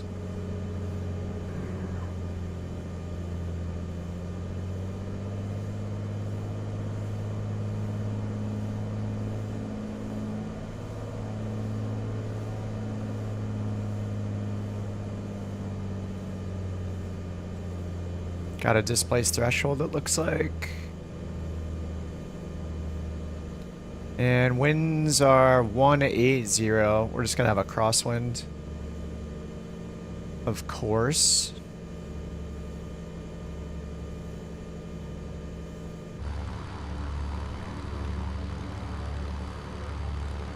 It's a cool spot. Very cool. Alright, we need to descend faster, so I'm going to slip it. Left rudder, right aileron.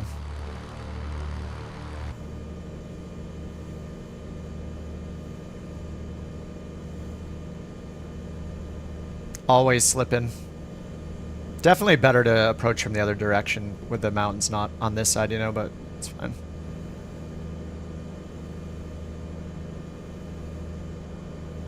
Alright, 3,000 feet. I'm going mixture rich. Alright, see if we can slow down now.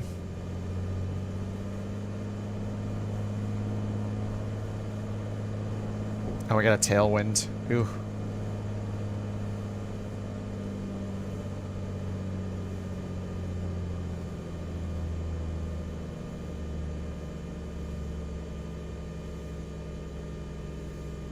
Transporter from dispatch. Nice landing. Go to the parking and put your parking brake on. I'll be in touch. Tailwind landing, bad idea, but... Contact ground for your parking assignment, then shut down your engine.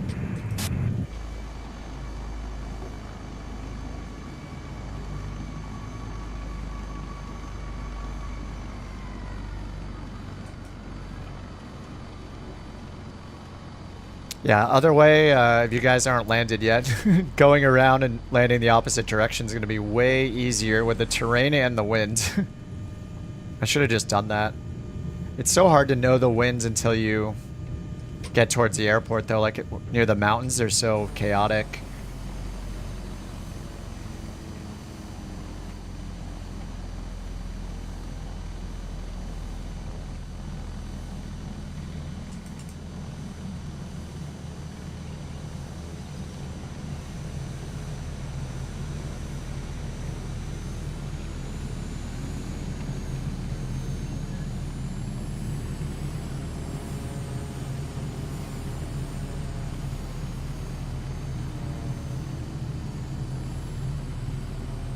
This is an awesome airport.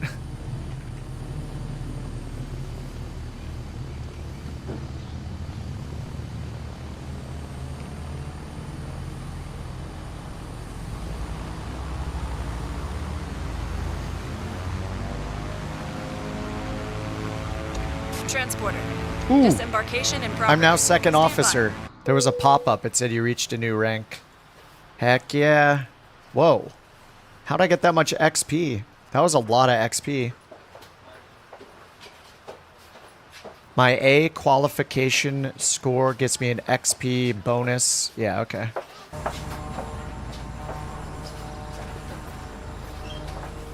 Oh, the Beluga is down.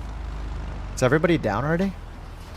Oh, there's a few people coming in. Yeah, coming in on 2-4 would be way better. Is it 2-4? Yeah, runway 2-4 is the way to go for Transporter sure. from dispatch. Everyone is on the bus. Check that they haven't forgotten anything. Have a nice day.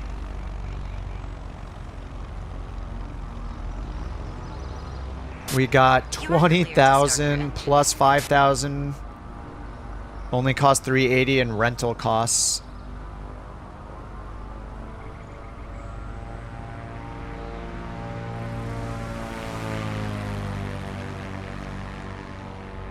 Whoa, Dev is going fast. Holy crap.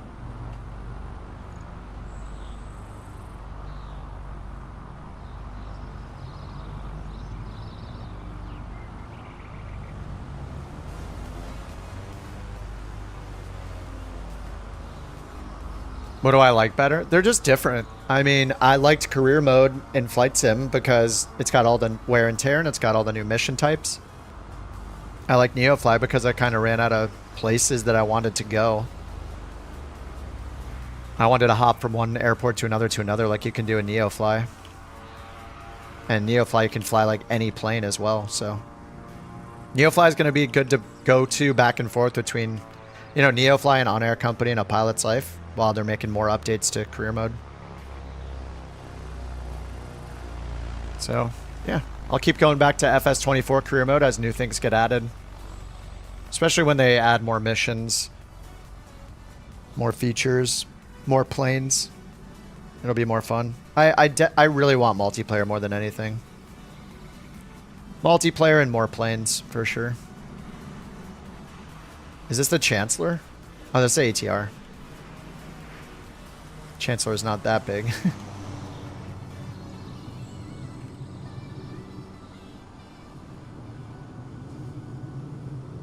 Somebody flew a BBJ?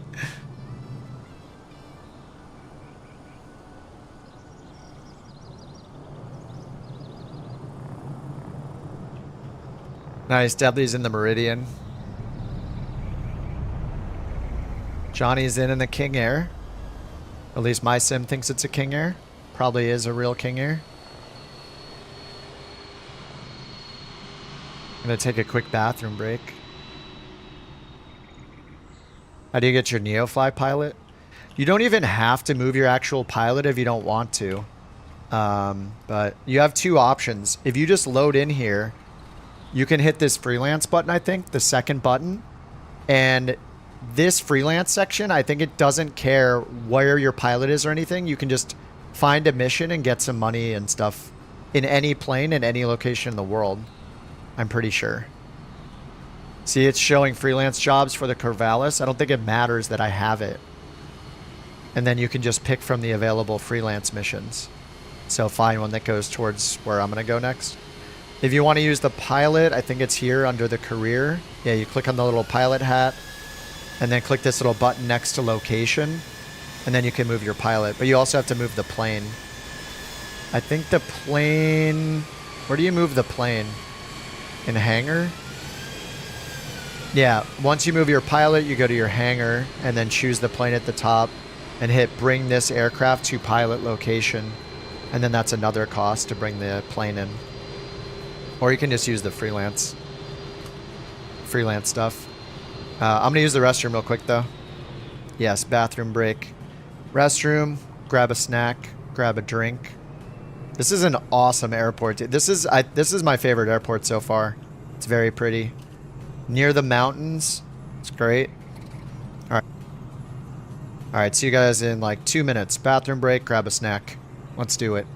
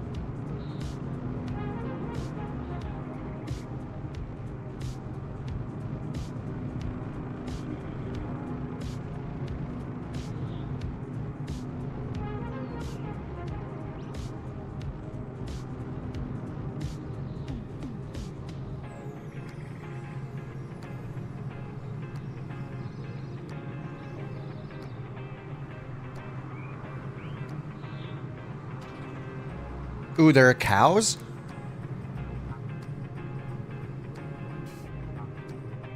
Where are the cows at?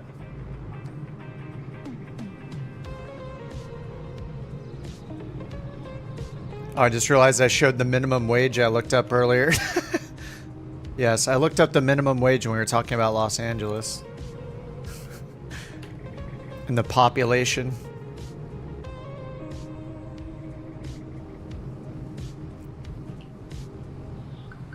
Where are the cows at?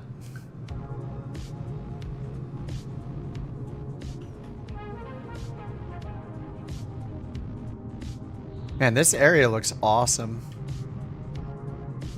Definitely, it's a little weird with the takeoff, right? Do we want to take off with a tailwind or take off towards the mountains? Probably take off with a tailwind would be safer. Straight below me? I see 0 cows.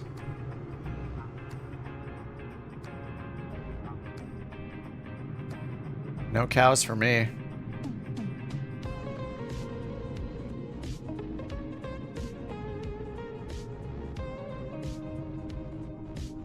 Yeah, tailwind safer.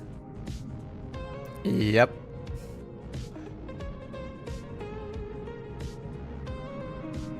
The cows are next to the probiotic monkeys. Dude, that was so much fun. It's too bad we don't see the same animals because that would be such a fun challenge. Hey, I'm actually going to check to see... Are any of you guys... I'm just going to check just because I'm curious. I want to see if the Chancellor is streamable for me or not. From the library. I would definitely activate that.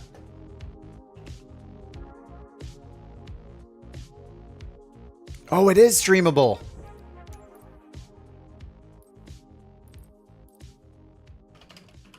They added it. Are my modern cities available? No, these two are still not. I have a few of those. Oh, the rest is streamed. What other... I wonder what other planes are now. Aircraft. State. Not installed?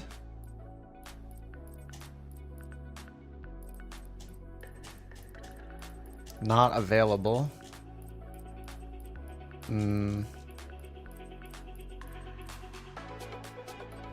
Alouette. Oh, there we go. There's some. F-14 Tomcats by DC Designs are now available. The Alouette 3. San Diego. Oh, Anchorage.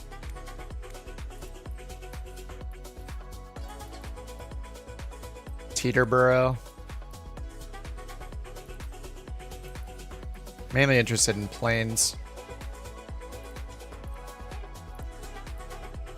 PNG Highland Bush Strips by Orbex. Those were available before.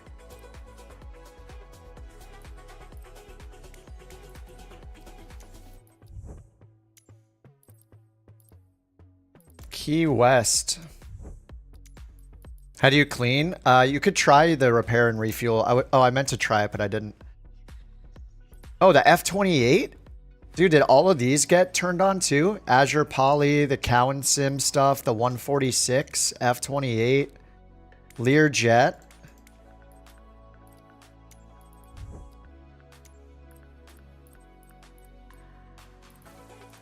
So many things. Bijan boats. North Sea offshore landmarks.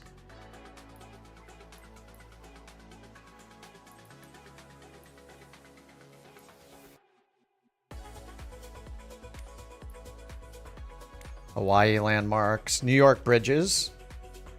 Don't need those anymore. South America mesh. Not sure if we need that or not.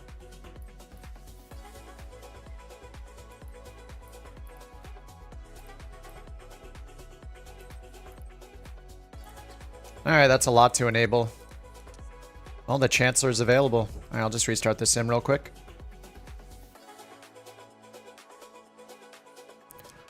A little restart.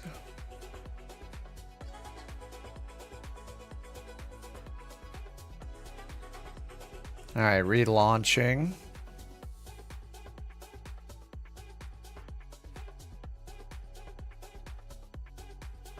No, no GTN 750. Are those, is the GTN working? Which one? TDS or the PMS 50? Loading cargo in the 414 is a hit or miss. Okay. Well, I'll just have it available. PMS works? Nice. Yeah, I think I prefer the PMS one. It doesn't require like the external program running, the Garmin trainer software. It's just kind of nice. Yeah, and the Duke. Sometimes I like using the old school, like use the GNS. Can you get add-ons without 2020? Not from the marketplace. The only way to get marketplace add-ons is, yeah, through 2020 right now. I mean, if you have Game Pass, you could just install 2020 and then can you use cloud gaming with 2020 just to access the marketplace? That'd be kind of funny. The sounds of the TDS, yeah. They're both good. TDS is probably more more thorough since it uses the actual trainer software.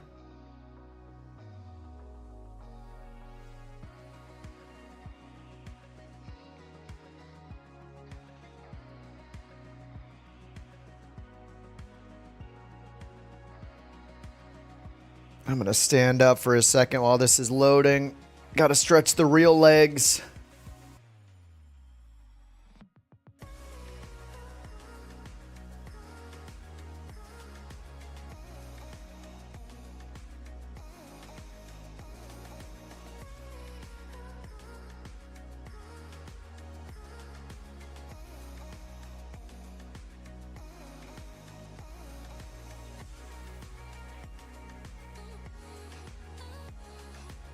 I had a note to check on the PC-21. I don't know that I had it. What is the PC-21? Is it a jet? I don't even know what it is. PC-21. Oh, it's not. It's a single engine turboprop. It's funny because the PC-21, I was like, oh, PC-24 is a jet. What's the PC-21? Must be a jet, right? Single engine turboprop.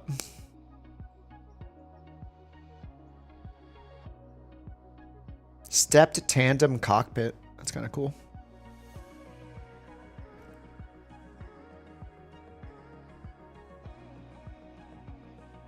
Can't move the camera. I mean, just check your bindings. You just have to go through and look at the controls. Look at what's bound, what's not.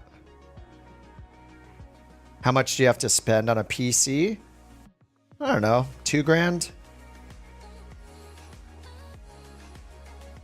Get like a Costco pre-build or something.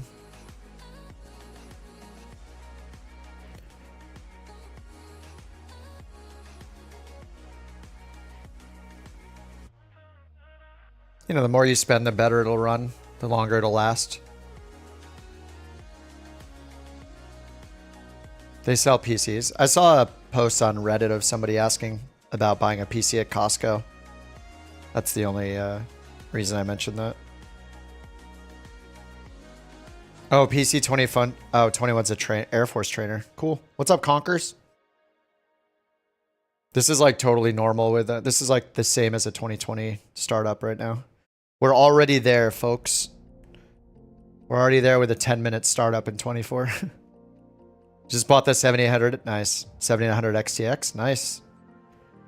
Yeah, I'm on the 7800X 3D. 4080. 7900X 4080 Super for 2000. Yeah, that must be it. What happened? I just installed some planes.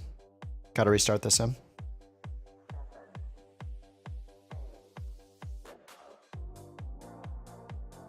I thought I got passengers once without restarting. Trying to think yesterday how I got passengers, because at one point I had passengers in the cabin doing the NeoFly missions. I don't know how they got in there.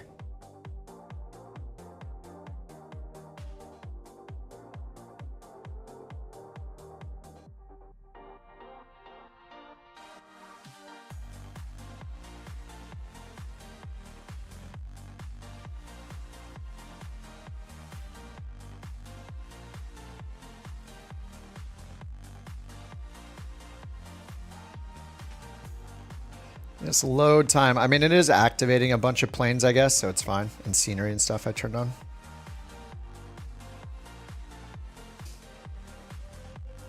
Tutorials on which MFD? Which plane? I pretty much only have stuff about the G1000 and G3000. How much fuel? It matters what plane you're flying.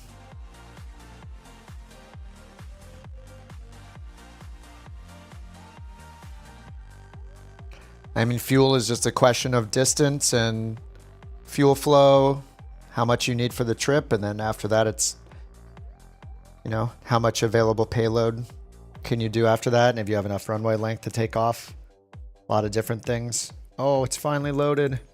We did it. And that's why using SimBrief is so useful. You can put in your like payload and where you're flying to and which plane, and it'll calculate your fuel, including reserves. So it's nice. Oh wait, today's Monday, right? There's new challenge league. I just want to see what it is. Precision oh no, a helicopter landing. Oh. Wait, didn't they do this one before? Is this the one from the trailer? I think that's the one from the loading screen.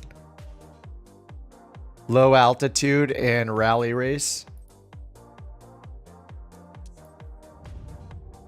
I don't really care about anything except precision airplane landings. Those are the only ones I want to do. Alright, it keeps forgetting my livery.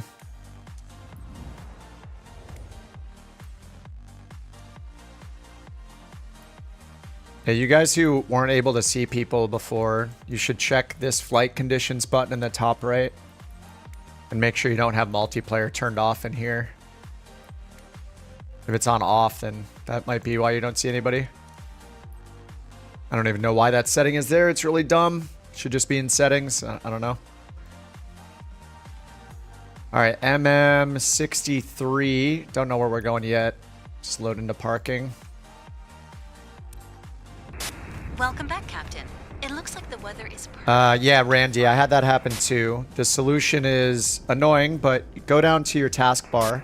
You are clear to start On Windows, right-click on NeoFly twice.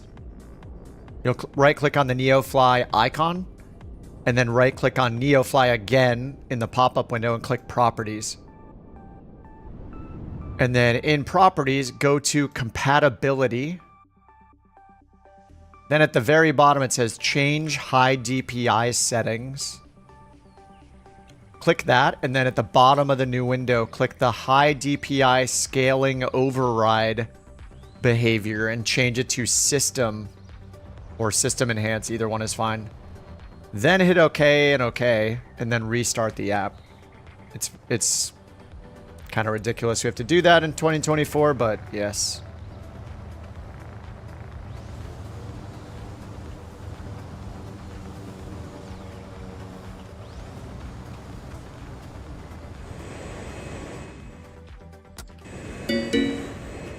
Ding ding. Hello, Captain. Nice to see you again. Whoa. Whoa. Ready for engine start. Oh, what is that plane? The Texan.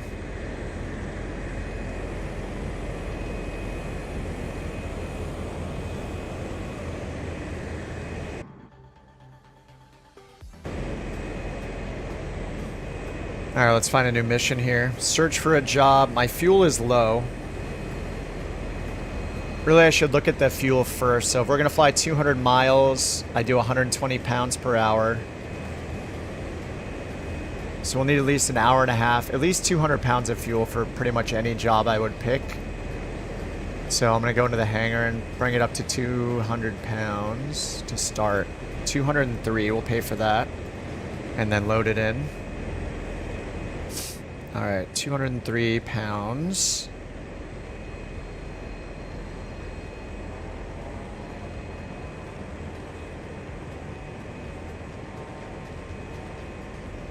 Alright, 197, good enough. Alright, now we'll click find a job.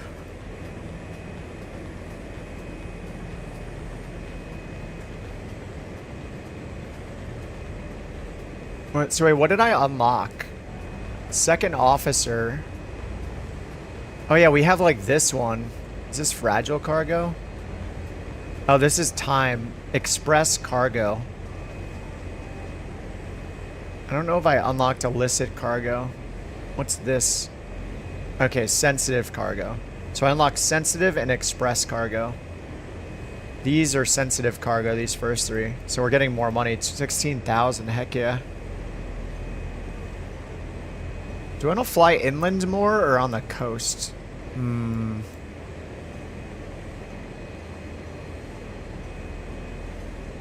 We just go where the money takes us. We're not going to go for 8,000. This one pays 11. Oh yeah, and then once I do this, I forgot I need to click here to apply the weight limitation. You have to click these to refresh how much weight is available on your plane. So you know you're not trying to take too much weight for your remaining payload. You know, after you fill it up with fuel.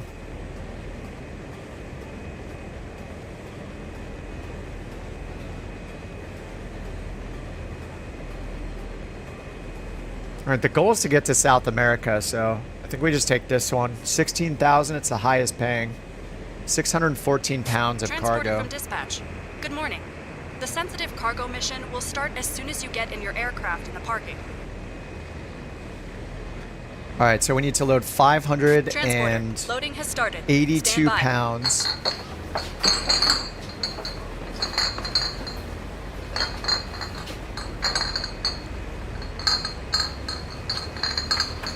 Missing 22 pounds. Whoa. Alright, that's way too tail heavy.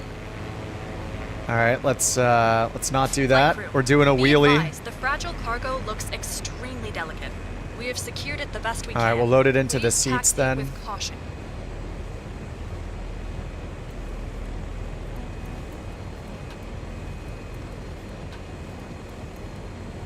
There we go. Ooh. Alright, that's better. Okay, we still need to add 368 more pounds.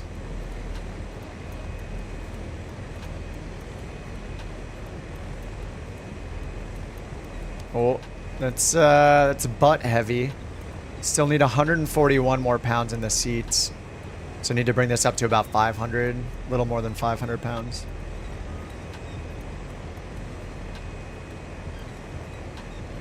Okay, 787. I think I want to transfer some from the car. Oh, no, it's not bad. 25%.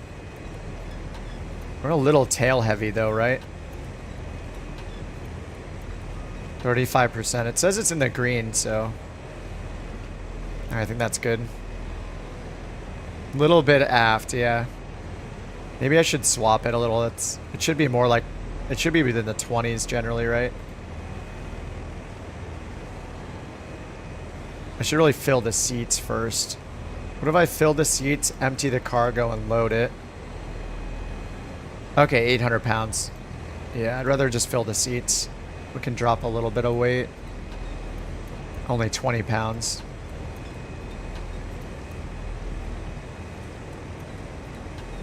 There, like that. Nice, 784 perfectly. Alright, sweet.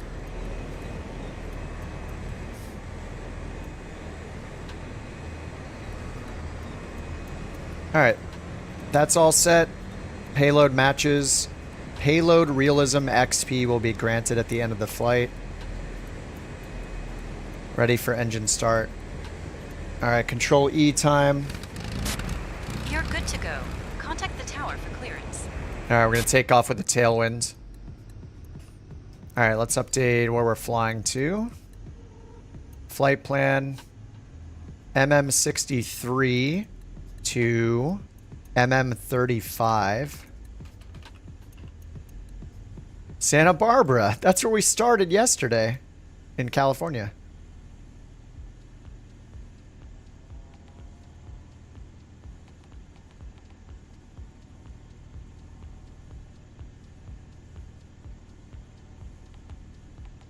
All right, GPS altimeter is 2991.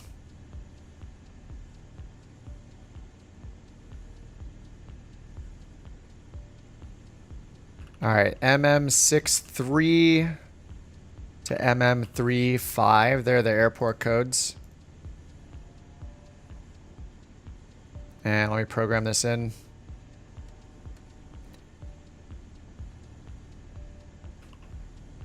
All right, MM63, runway 6. Done. En route, tie deck. Tiddick. Tie deck.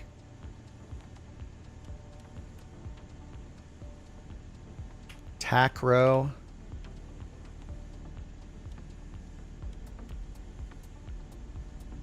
Aleppo.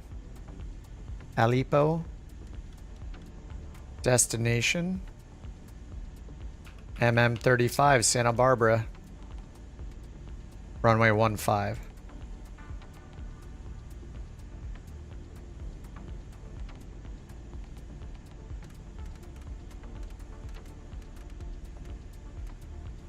Nice. Okay, so we got mountains over here.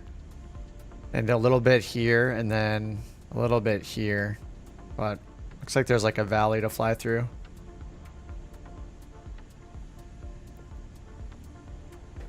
And I don't think we have any charts. We do not. So this airport's at 3,000 feet. Santa Barbara is at 832 feet.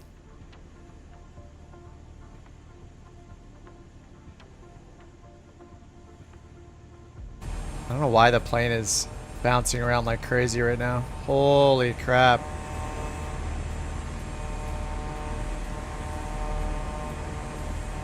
Look at the wings. Are the winds like absolutely insane right now? What's happening?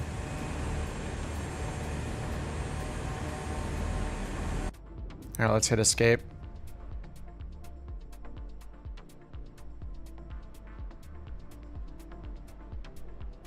Ah, look, it's smooth now.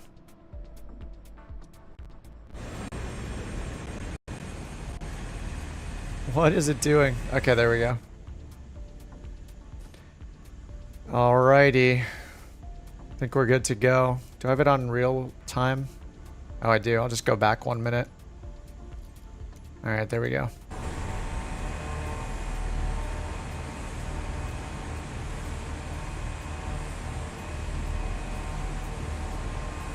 Alright, let's taxi all the way to the other end of the runway, and then we will take off with that tailwind. It's going to be a little nasty, but, you know, we got to do it. We're not going to take off into the mountains.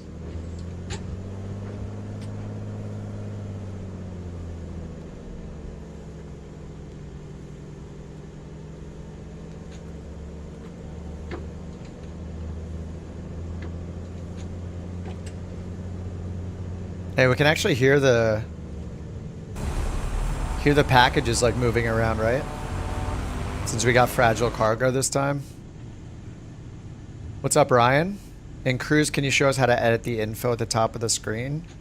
In which, are you in the G1000 or G3000? In both cases, it's part of your MFD settings. It's called the data bar.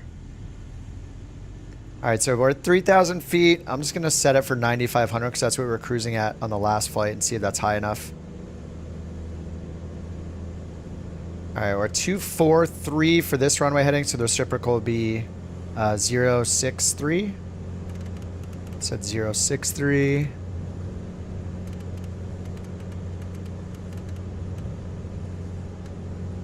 All right, 063. Heading, nav, flight level change.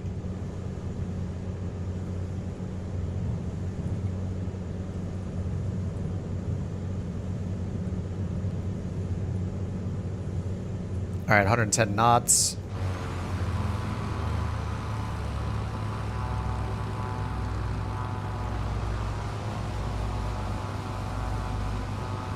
Let's go.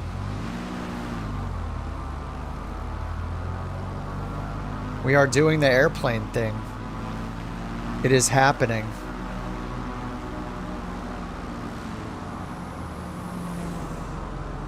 Alright, get ready to take off with a tailwind. Guess I should use takeoff flaps, right? To help with a little bit of lift. I don't actually know. Do flaps help with a tailwind takeoff?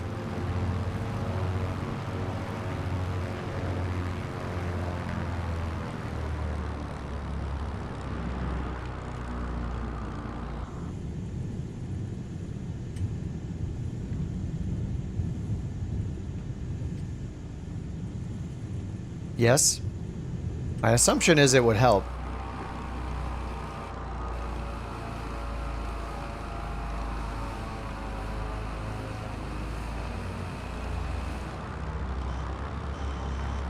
We're in the jungle now. This looks so good right now with where the sun is and like just over the mountains. It is looking good.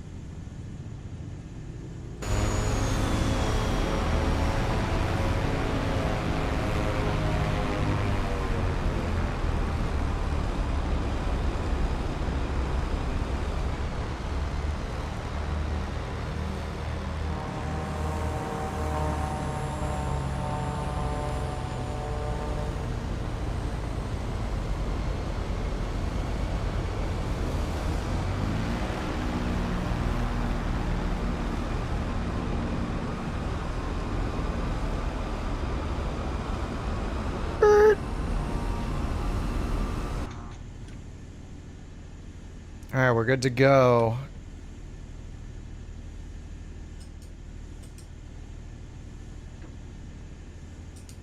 Alright, heading mode, flight level change. Takeoff flaps. I should turn the pump on.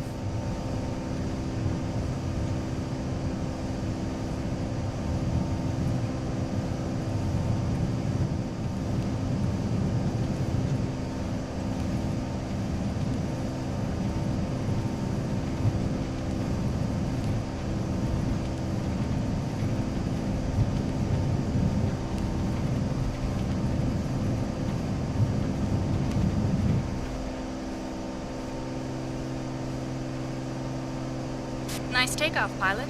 Have a safe, steady flight. Wow, thanks.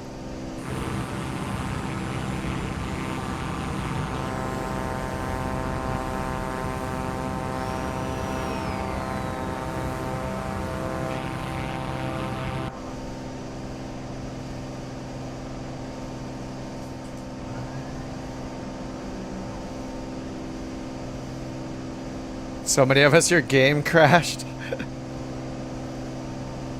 Setting like medium texture resolution is kind of nice. Helps a little bit, I think, just in general. Man, this airport is in an awesome location. I love it. Looks great right now. With the mountains, the trees, the fields. It's beautiful.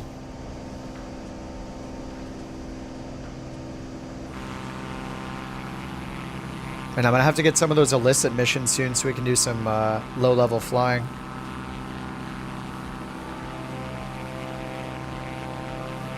Yeah, it's gorgeous here.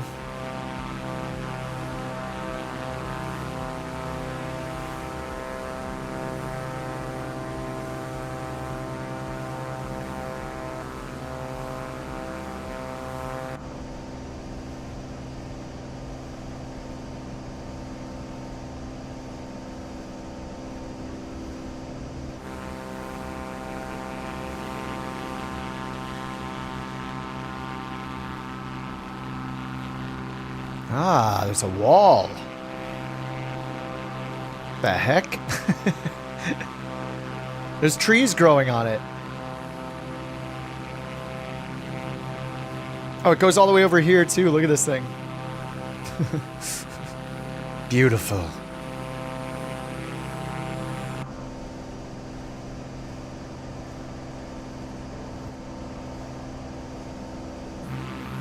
And we get our pump off. Flaps are already up.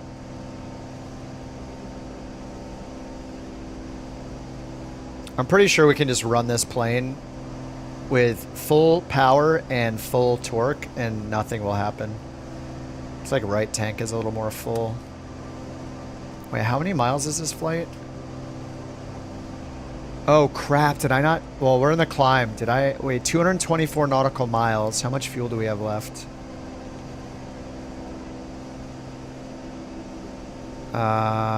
28 gallons. 28 times 6. 168. We have enough fuel for about an hour and a half if we're lucky. Alright, we should be okay once we get up into cruise. I'm gonna get the autopilot on, nav mode, continue our climb for us. 2991 on the altimeter. Just make sure we don't go into those mountains. Alright, we're good. We're still going straight. Look at this peak over here.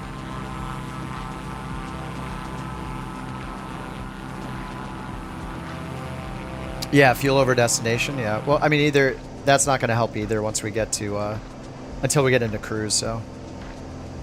Kind of the same thing. I mean, endurance is going to be endurance versus en route. But yeah, FOD is a good one. No winter in Texas, 85 degrees. Heck yeah. I think that's good. It's 64 here in LA.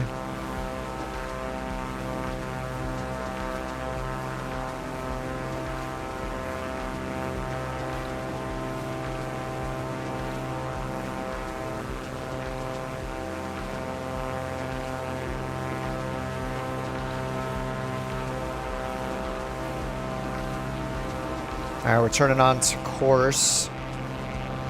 Just gotta watch these mountains. I think we're gonna need maybe more than... Well, we're going this direction. Actually, we might be good. We were climbing over this. We gotta keep climbing, but yeah, this is pretty good. 72 in Phoenix. 37 in Illinois. Oh yeah, 37, that's hot coffee temperatures. Hot coffee, hot tea. I feel like when I drink hot coffee, I want more creamer in it. When I drink cold coffee, I want less.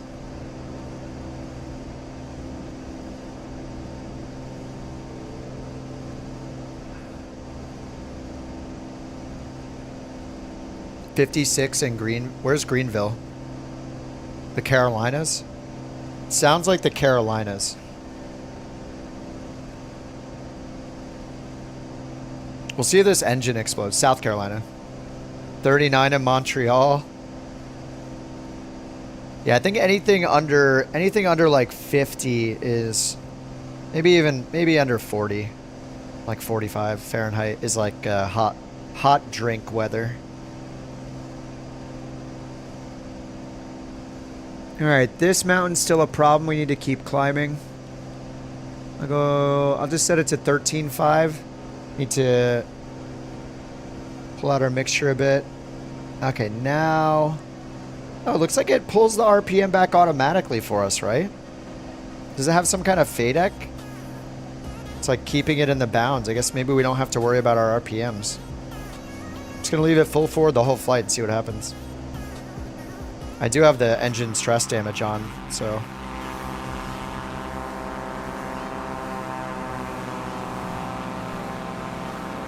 .42 in Cleveland. It's warm for December.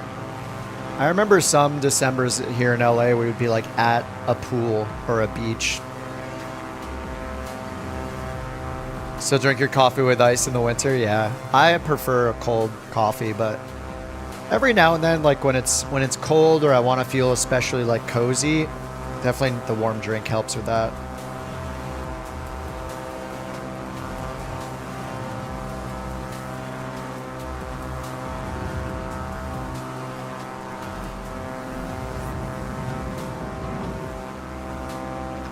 All right, I'm activating the standing desk.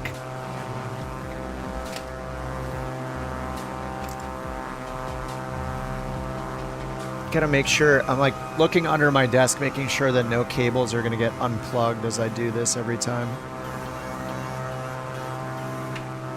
So many cables.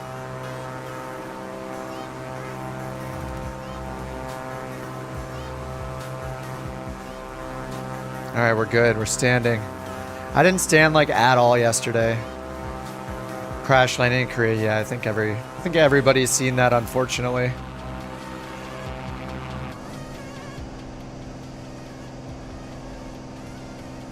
Yeah, looks like you just watch the RPM. See, they just come right back down. This has some sort of FADEC system in it or something where it's handling that. What does FADEC stand for again? Fully automated digital electronic control, digital engine control. Full authority digital engine control. Whoops. Full authority. Or it could be like, is it ECS, the other one? No, that's environmental control. What is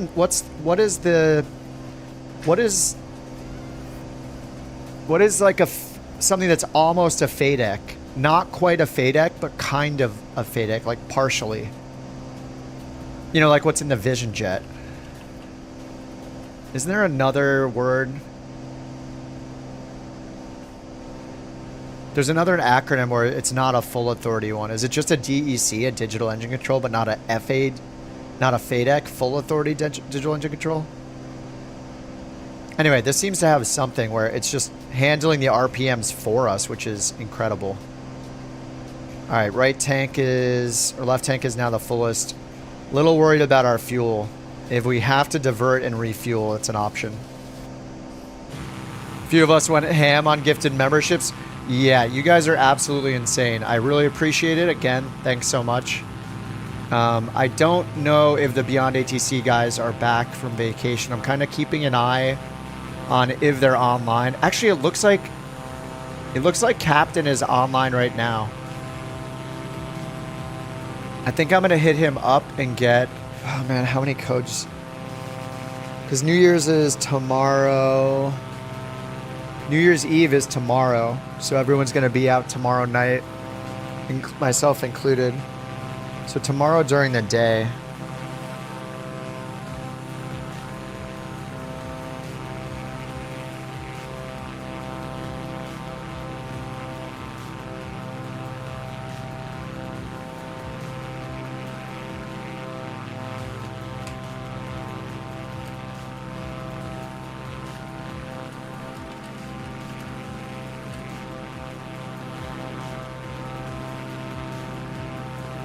All right, I'll try to get 10 more codes. I'm hitting them up. 10 more Beyond ATC codes.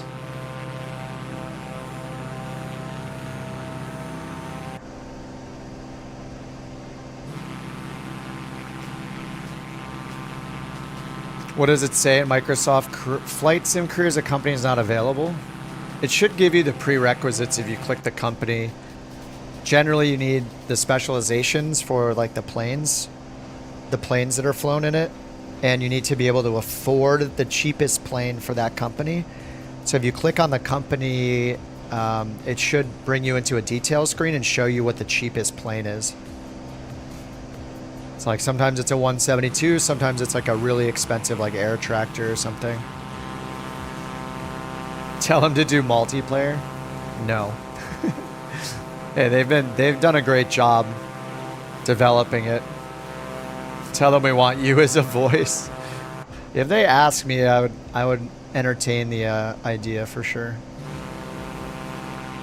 I was gonna need $100 million so I can retire. Thanks. Yeah, I would be down to do that if they asked me, but I'm not the kind of person to ask for something like that. But if they ask me, then sure, I would do it. Be fun. All right, over to the left tank. All right, we're at 13.5. It says these mountains are fine. Yeah, we just got a little green. We're going to go right by them. Do we trust it? I think maybe we do. All right, the speed brake's not out, right? Nope. No Swiss cheese. We're good.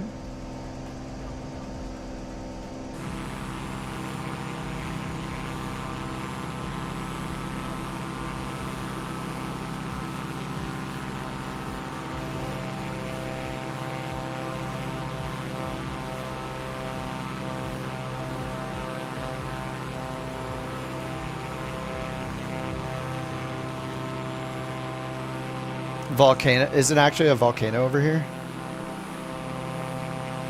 It's getting closer. Let's look at the satellite map. Oh, yeah.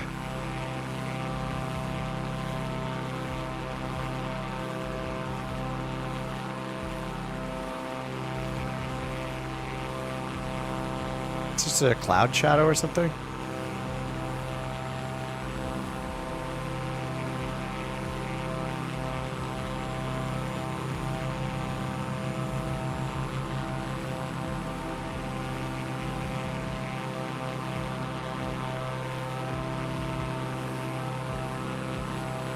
Oh yeah, Bush Talk Radio, right? Bush Talk Radio would be great here.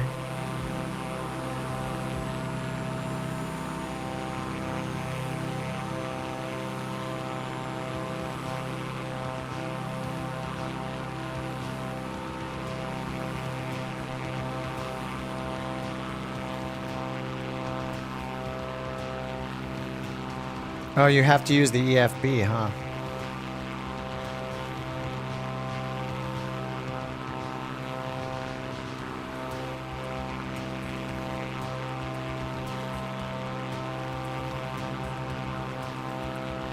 I reinstalled the sim, so I lost it. Oh, there was an update for it too. Nice. Yeah, Bush Talk Radio would be great right here, but I'd have to restart the sim for it to work. I'm gonna re-download it real quick.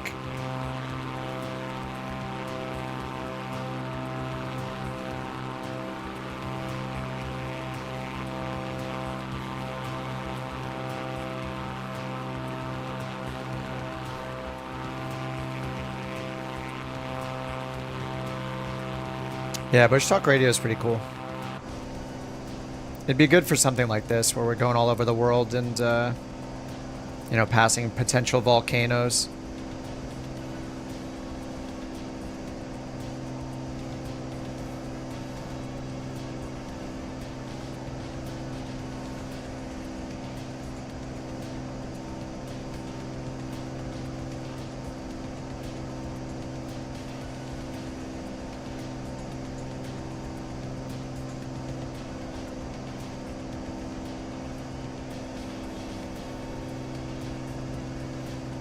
Alright, let's see how the terrain looks. Still good. This is gonna look cool.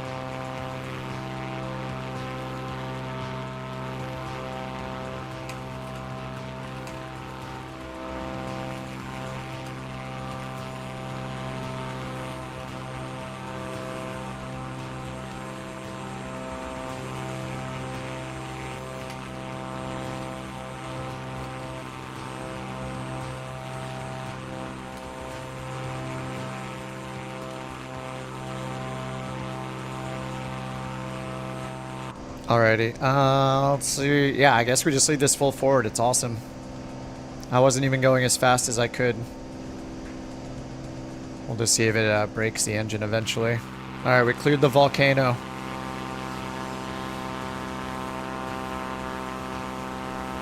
Can we fly the drone over there real quick? Let's see what we're working with. Since we didn't get to fly over it, we'll send the New Jersey drone over.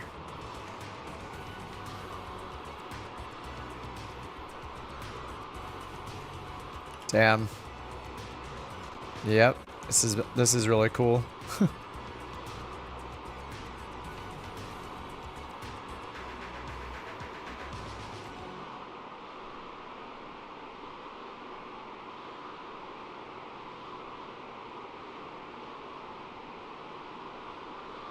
Kit burst the volcano. A weird movie.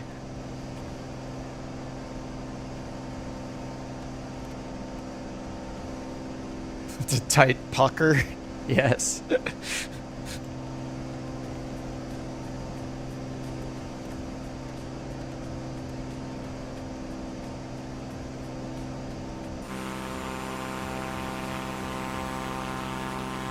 Dude, how are you going that slow in the longitude?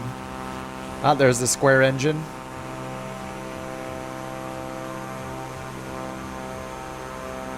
Look how tiny versus plane looks over there, like closer to the mountain. He's in a twin too. Look at that. It's insane. The scale. Dude, look at the trees on top too. That is so awesome.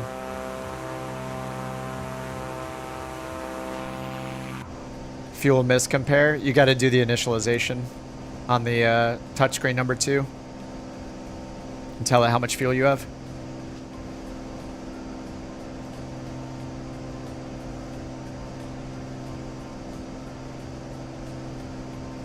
I don't know if I've gotten a takeoff thrust caution though. Usually the battery, there's like a battery warning. That's just a bug.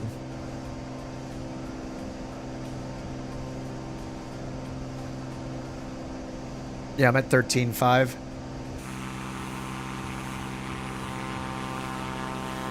13.5 and the route got me, those recommended waypoints got me right past the side of it.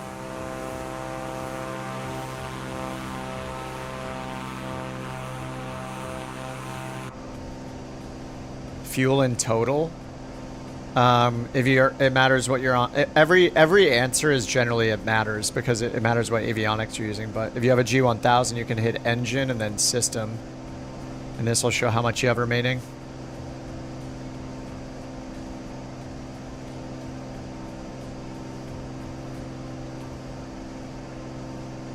Or you can just estimate, you know, this is a little over 10, that's a little over 10, so we got 20 something, 22, 23.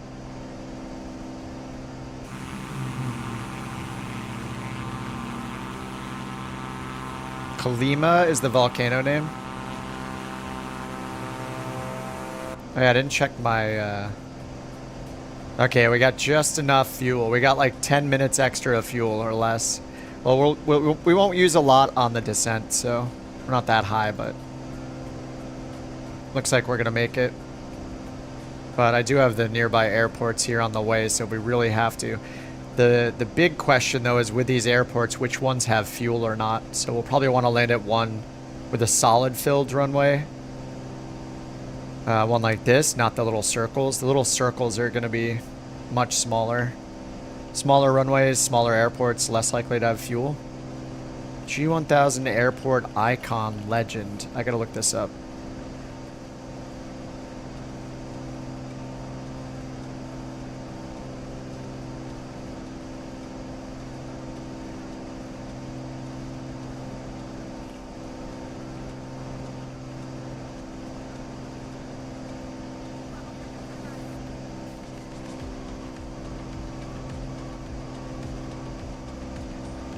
I want to find that airport legend.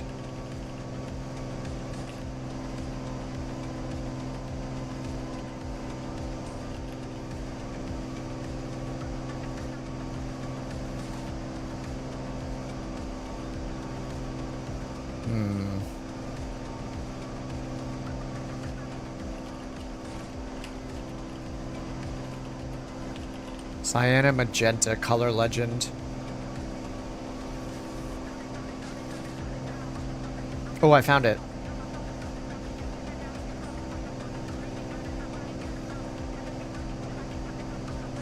Here it is. This page shows it in images. Yeah, so the magenta... Actually, are these for VFR charts? It should be simpler. It should be similar, though. Hard surface runways. Oh, 1,500 feet or longer runways. Those thick ones are 8,000 feet or longer.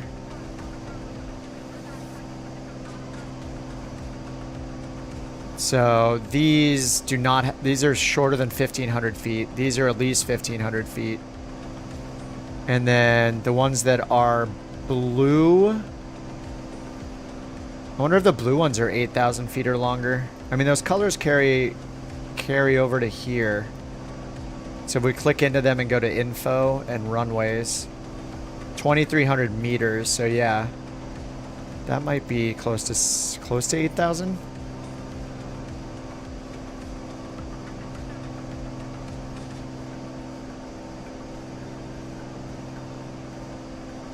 $2,300 meters.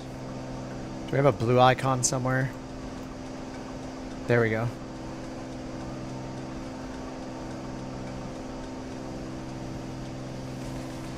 3,900 meters. Anyway, the ones with the light circles are going to be smaller and less likely to have fuel. Thought the SR-22 was capable. Close to 200 Corvalis is way faster. Dude, this thing screams. That's pretty awesome. Whoops, I didn't even lean the mixture. I'm just leaning the mixture for like maximum fuel flow. I should probably lean it rich just a little bit. There we go. Maybe pick up a little more speed. 214 true airspeed. Just a little wind from the left. Function for following the lead plane. Just put in the same course. If we're all on the same course, we'll be following each other. What's up, Agile? How's it going? Oh man, standing up for this flight was a good call. Ooh. My body's like, thank you for moving. Stop sitting on your butt. Thank you for standing up. Yeah, the Corvalis is super powerful though. It's pretty impressive. I didn't expect it to be this good for NeoFly. I feel like we made the right choice. Open circle airports could be turf. Oh, or unpaved runways. Got it. Got it. Yeah, that image I found was not a Garmin one. It was. I think that's one for VFR sectionals probably. 23 hours. It'll be the new year. Nice.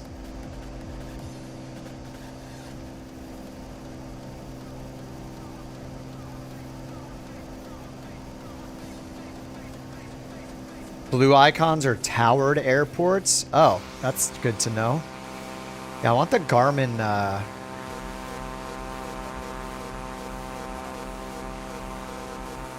I see the sectional ones. So blue and Garmin is towered. If you're looking for somewhere to divert, the circle ones seem like the worst choice. If it's just a circle, maybe reconsider.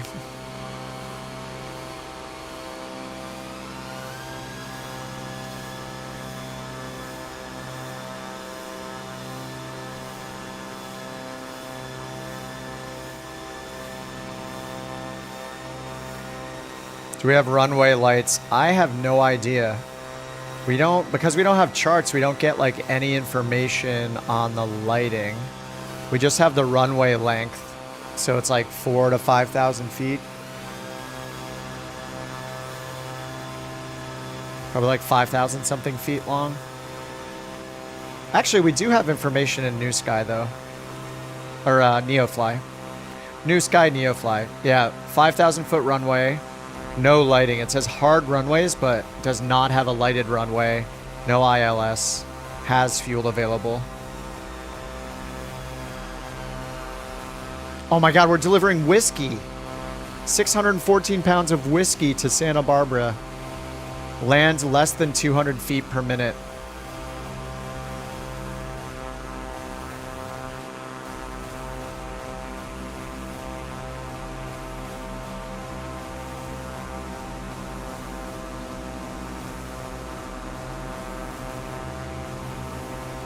Yeah, the Beluga's going at a crawl.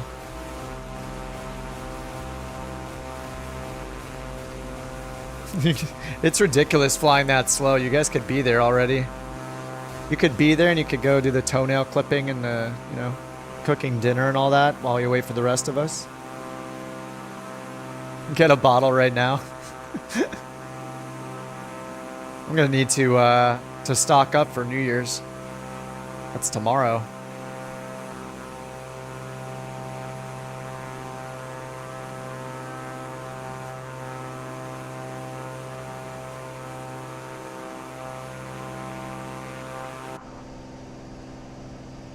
Yeah, this thing is cruising 213 knots.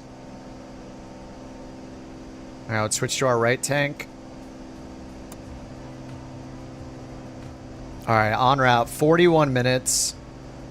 We got an extra 10 minutes of fuel. Terrain is no factor. Play farming sim on the Steam Deck. Nice.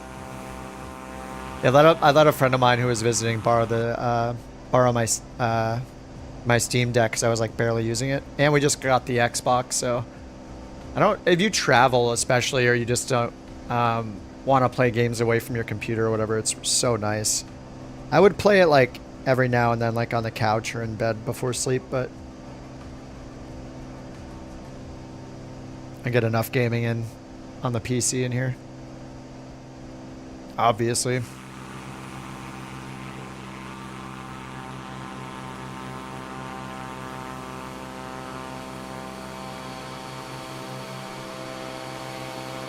The M500. Look, we're like twins. Twins in livery.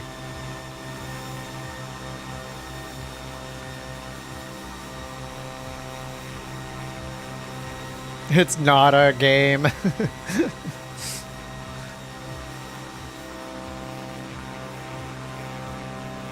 Every time I hear that, I think of like the "Okay, Grandma" meme, you know, where it's like, "Okay, Grandma, yep, you're right, okay." That's the appropriate meme for those comments. Sure, yeah. It's not a game. You are a real-world pilot. You're a real-world pilot who knows how to fly knows how to fly an A380. Yep, you do. You could definitely do it in real life. You could get hired tomorrow. Okay, Grandma. Flight Sim would fry the Steam Deck. Haven't people run it on the Steam Deck? Yeah, Vision Jet's awesome. The tech in the Vision Jet is incredible. That thing is very easy to fly, very fun.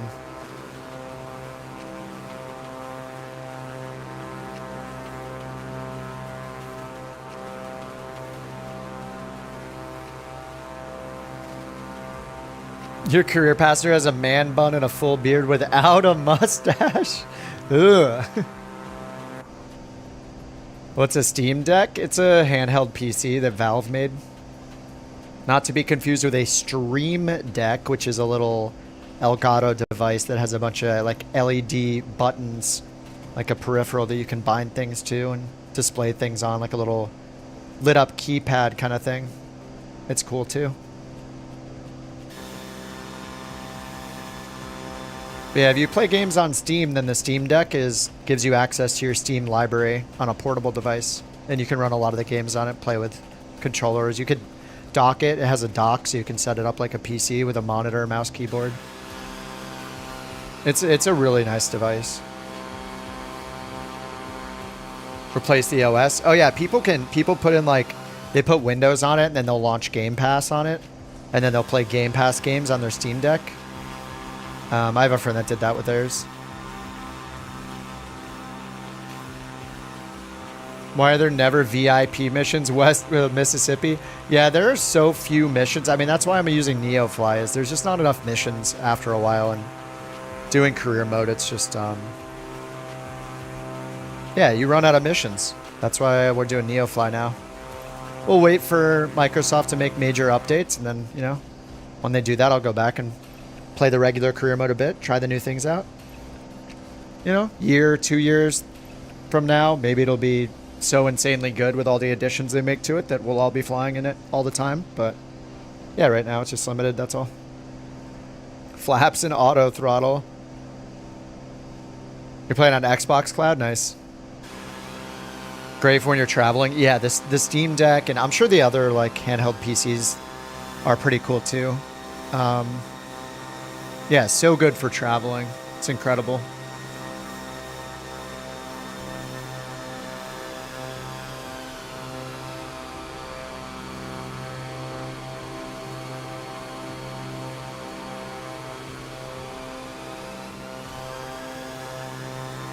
Despite the bugs, it's amazing. Yeah, I mean, it's good enough from my point of view to uninstall 2020. I uninstalled 2020 weeks ago.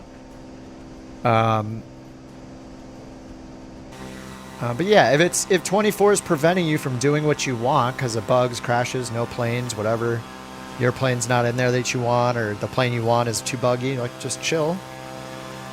Keep playing 2020 and check back in when the bugs are fixed. It's just not a big deal. We got 2 sims to pick from.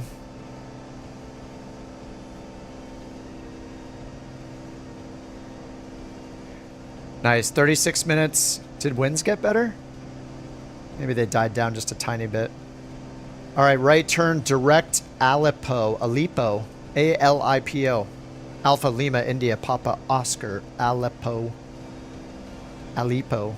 A lip. Oh. A lip. Oh. Yeah.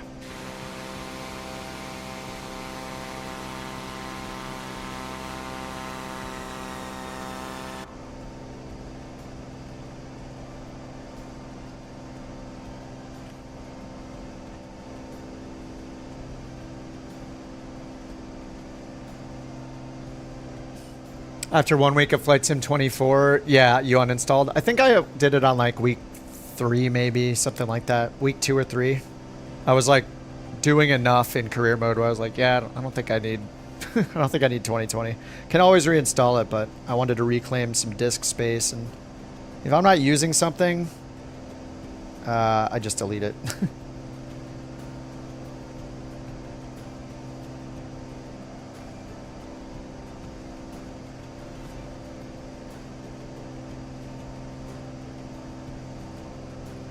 Circumnavigation of Australia and the Comanche, nice. Yeah, I haven't tried the Comanche in 24 yet. I'm not sure if it's buggy. It might be.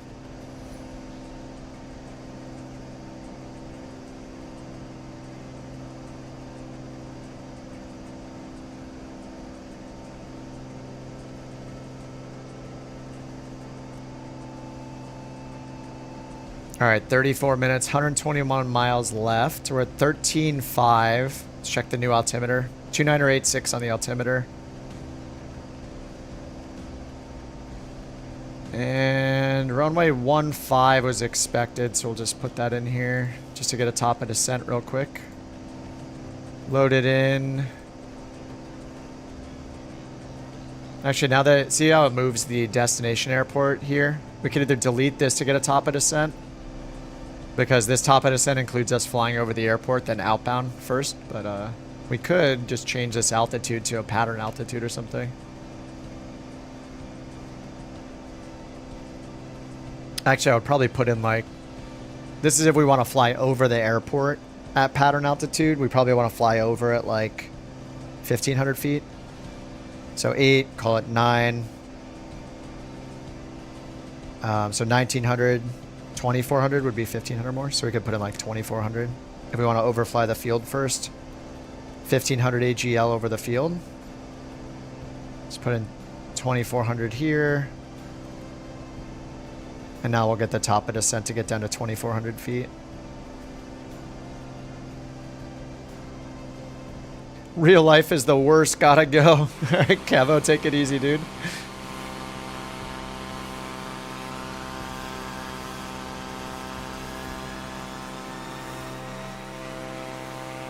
And check the terrain again too. It was a little sketch landing on the runway on the mountainside, like towards the mountains. So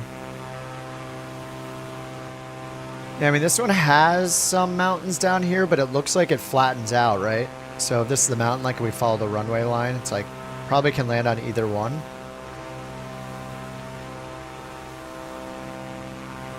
Just matters the winds, and I don't think we have any wind information.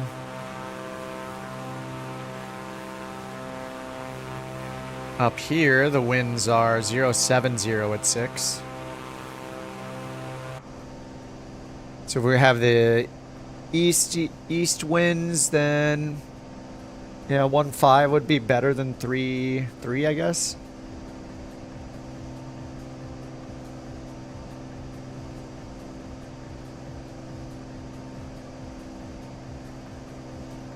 So yeah, probably 1.5.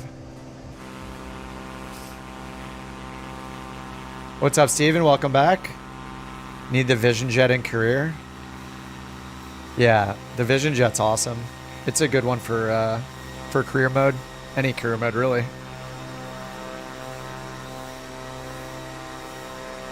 Stooty Stew Skin. The MU2. It's funny, it just puts the Xbox skin on it as the default.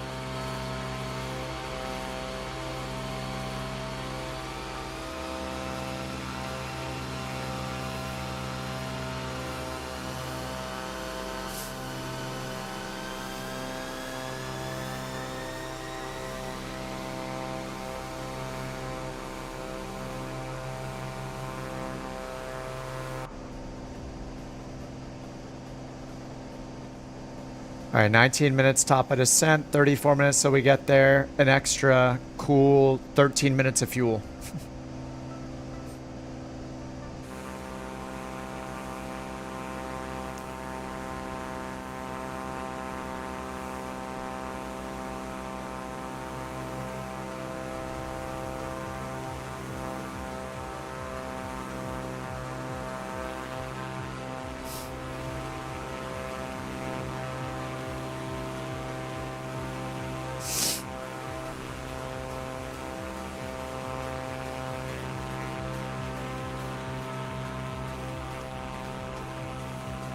You crashed at 9,000 feet? Yeah, there were some mountain peaks that high. The volcano was really high that we passed by. Gotta use that relative terrain map if you don't have like an IFR flight plan with a like predetermined altitude, which we do not. See you, Blue Jay. Your camera's tripping. We tried to do one of the photography challenges on Xbox last night. The Kai Tak one. Xbox trying to load the A330 at Kai Tak. Like the mountains were like flickering, like glitching out. All the surrounding mountains were like grrr, like rapid fire, like strobe light. It was super weird. Just the idea of the Xbox loading like a huge airliner. I'm sure that's the problem, and it's Series X as well. Like you can't get a better Xbox.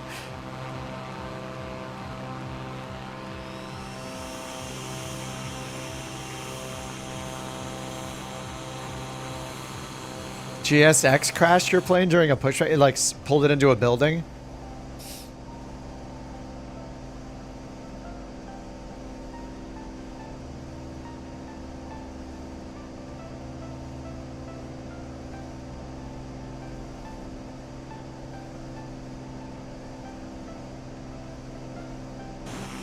The livery, this one? This one's pretty cool.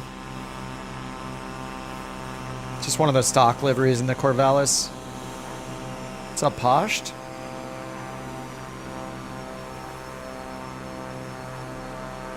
It's going to be so exciting when the marketplace is out. I'll definitely bring back the weekly marketplace purchases, like every week buying something. It's going to be, you know, it's always hit or miss though. I won't necessarily find something worth trying or buying, but generally like, yeah, in 2020 for a while, whenever there was a marketplace update, it was every Thursday. I'd grab something and try it from the marketplace, but we'll see. I don't know. See how often things are coming out in 24. It might take a while until we have have a lot of releases consistently every week.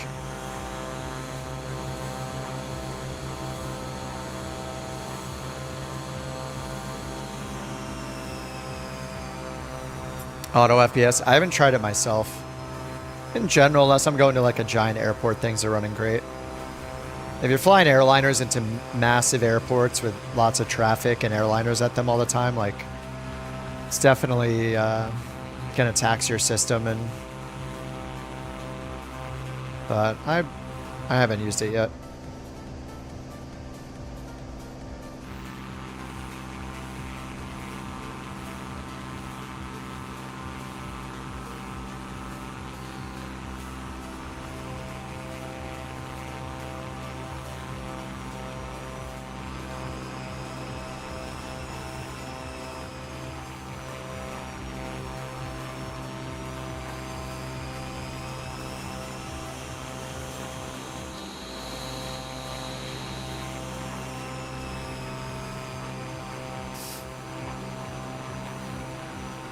Takeoff thrust, if you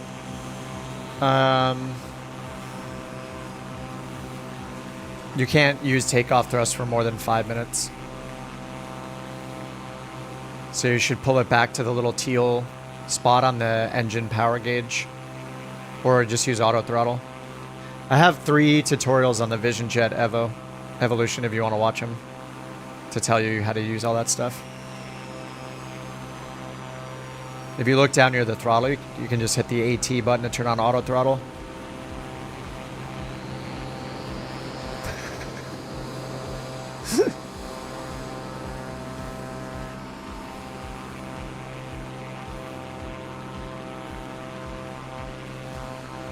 Well, I've been flying this plane full forward thrust and prop the entire flight. Everything's fine.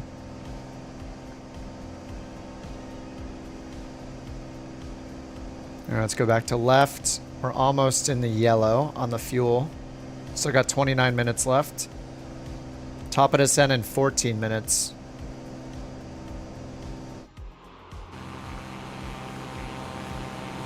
Look at that sunset. Is that our static port right there?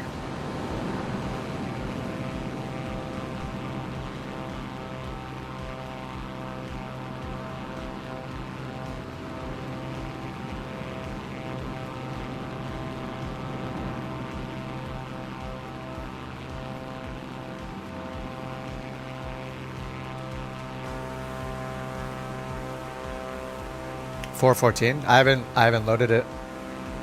I don't know. I enabled it though and restarted. Is somebody flying it? Are you flying it?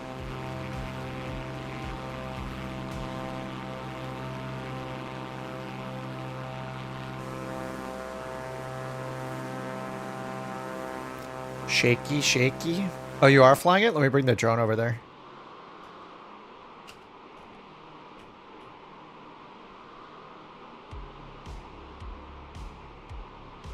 Where's my drone?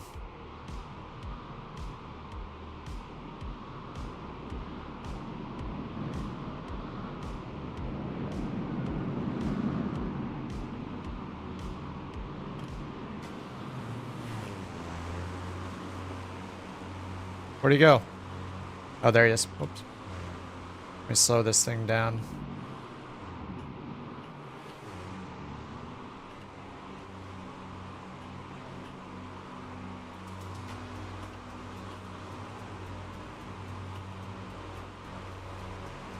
$414, it's alive.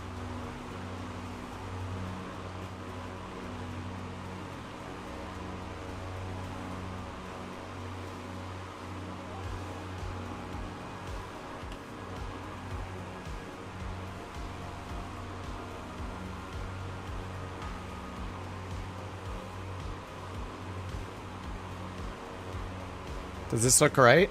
It's not loading a generic model, is it? Got a pointy nose.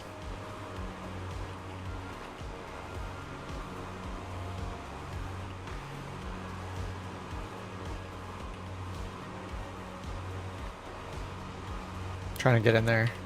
There we go. Does it actually have a low-res model? Maybe it does.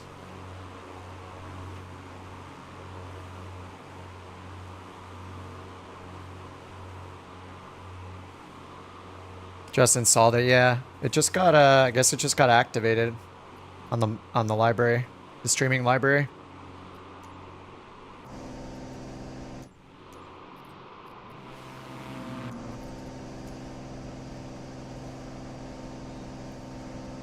Okay, 1600.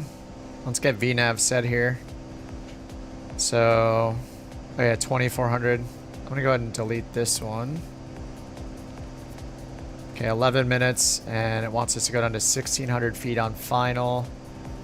But the airport elevation is 829, so we'll just go to like 1,800 or 1,900.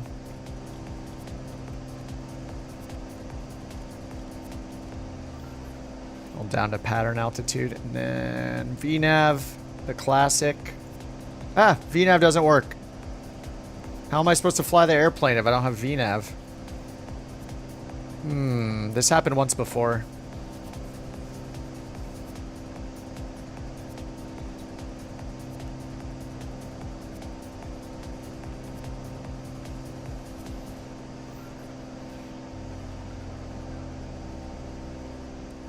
VNav Direct will start my descent right now. But yeah, I'm gonna let it get after this waypoint first. Oh no. Yeah, we pretty much start the descent right after the waypoint.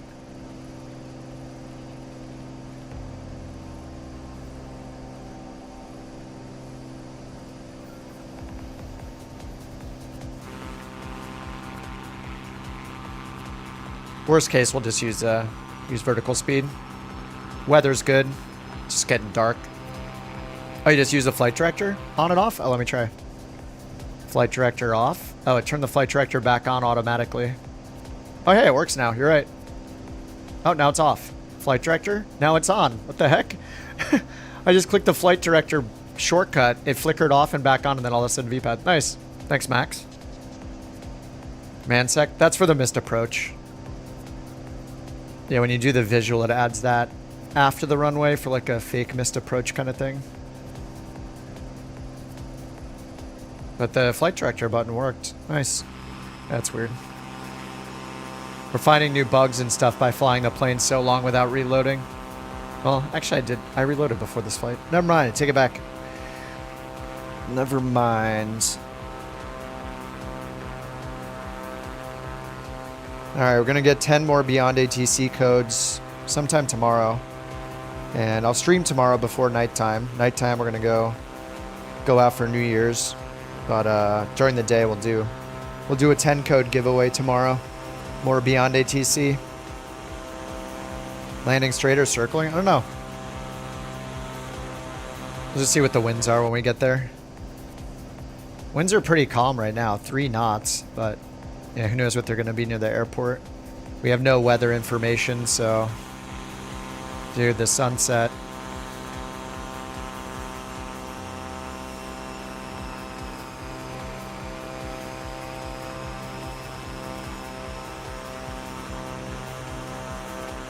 Seems like either runway is fine. There's just some mountains to the south of the airport, so...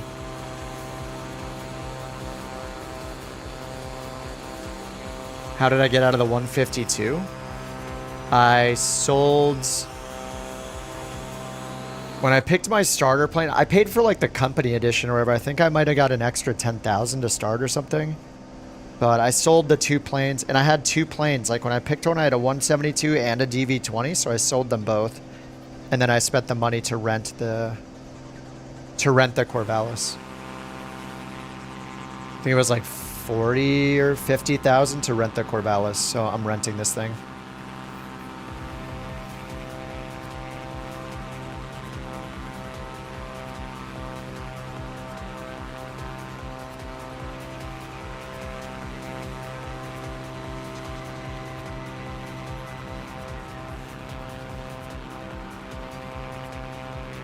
And I didn't even start with the 152, I picked the 172.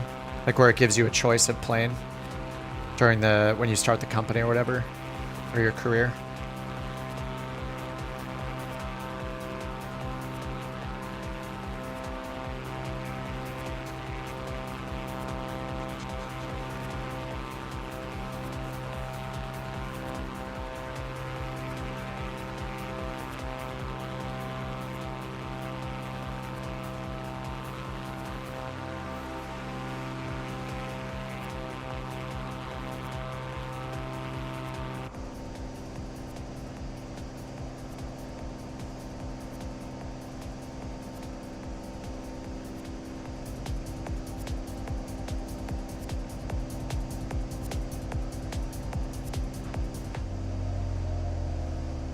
Oh, the drop. Oh, no, that was the end of the song. Alright, 5-minute stop at descent. Oh, we got plenty of fuel.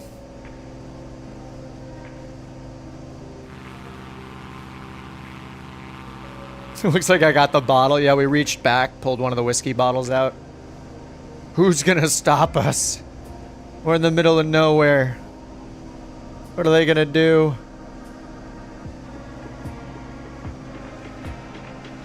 Oh, nice. Tommy's in the 414 as well.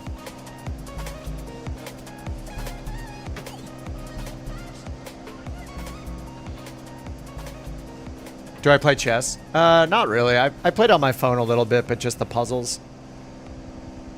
I don't think I'm smart enough to play chess. Chess is chill. It's pretty cool. I like the puzzles. I don't really want to play against another person though. Just a little brain teaser is nice, you know? Like doing Sudoku or whatever. I feel like the chess puzzles are like a modern do the daily crossword puzzle kind of thing.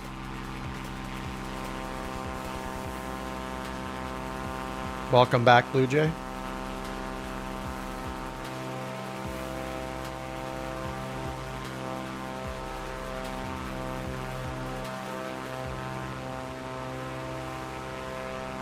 Here, the sun right now. That's sunset. It's all about the golden hour. Dawn, dusk, and the golden hours. It is a beautiful, beautiful. Okay, 15 minutes. TOD, 4 minutes. Let's update the altimeter. 2982.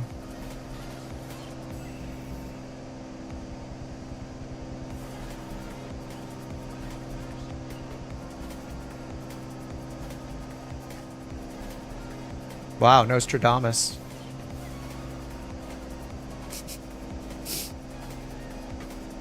Next time I will not greet you then.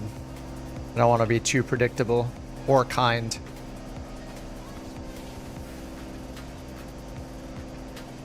Alright, 1.5 will be more clear of the terrain than the other way, but see how the winds look. Still pretty calm.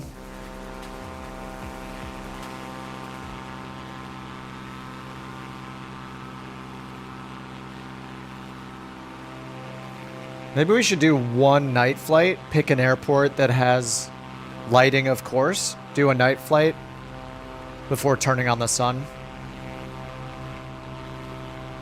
Bugs on the Sea Cow with a Sea Star? Are there bugs on the Sea Star? Haven't really spent any time flying it. Get our lights on here.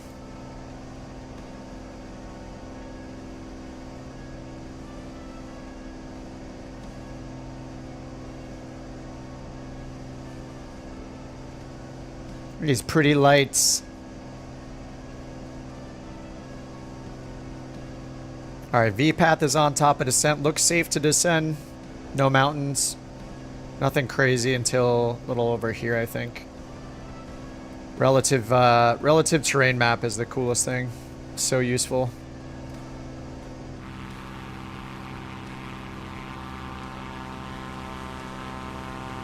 Freeze? Do you mean like a pause button, Fred? If you're asking for a pause button, the default is P, or you can hit escape. If you want to take pictures and stuff, you can hit P to freeze your plane and then take screenshots and touch controls and buttons and knobs and stuff. Or you can just hit escape or, you know, start button to get to your pause menu. 3-hour flight ended with a sudden abrupt nose up at 100 feet over the runway. Sounds like realistic turbulence settings. Yeah. KGSP. We're in Mexico.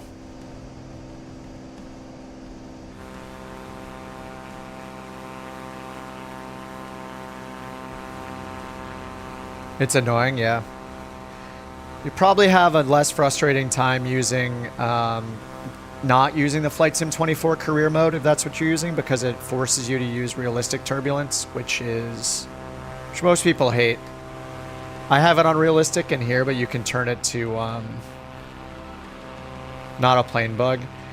It's more of a turbulence thing. It's more of a Flight Sim turbulence thing. Like, I have mine on realistic right now, but almost everybody goes to assistances and turns this to medium instead of realistic, because most people think that the realistic one is insanely unrealistic. The same was true in Flight Sim 2020. The problem is that career mode forces you to the realistic setting. It is kind of nuts. It's basically every time you get on final, you're coming down towards the runway, you're about to land, and it's like they turn on a mini tornado. It is very frustrating. I just kind of braved through it, glutton for punishment style. But I mean, that's what, you know, we have a lot of options in the sim. So the reason, like, you may pick the Flight Sim career mode that's built in because of the cool wear and tear feature that's in it. You know, the component level maintenance and failures. That's the big cool thing about it, in my opinion. And then the new mission types. But like NeoFly, on-air company, air hauler, a pilot's life. There's so many career mode apps that have existed for years. You know, that's why I'm doing NeoFly now, because I did like a month of Flight Sim 24 career mode. Kind of did everything except buy the max, which I don't really care about, so. NeoFly has a lot more going on. The interface is pretty gross, like it's difficult to get used to this. But once you do, well, if you have On Air is also great. It's very similar to NeoFly. NeoFly just has a free option. You can pay for more features if you want, but there's plenty to do in the free version. Like, if you pay, you just get some more features, like a home base airport you can build, and, you know, company mode or whatever. On Air Company is great, though. I mean, On Air is one of the more hardcore ones.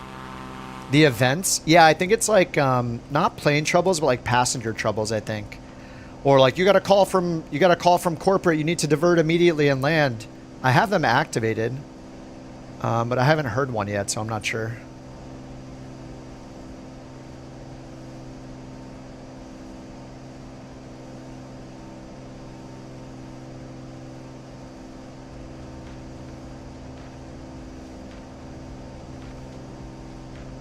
Which one do I prefer, On Air or NeoFly?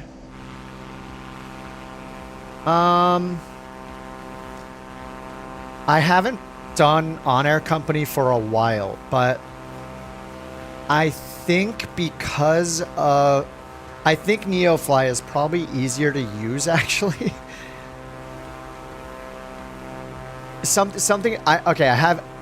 I haven't used this freelance mode yet, but I remember back when I was using On Air Company all the time, I often used it as just a route finder.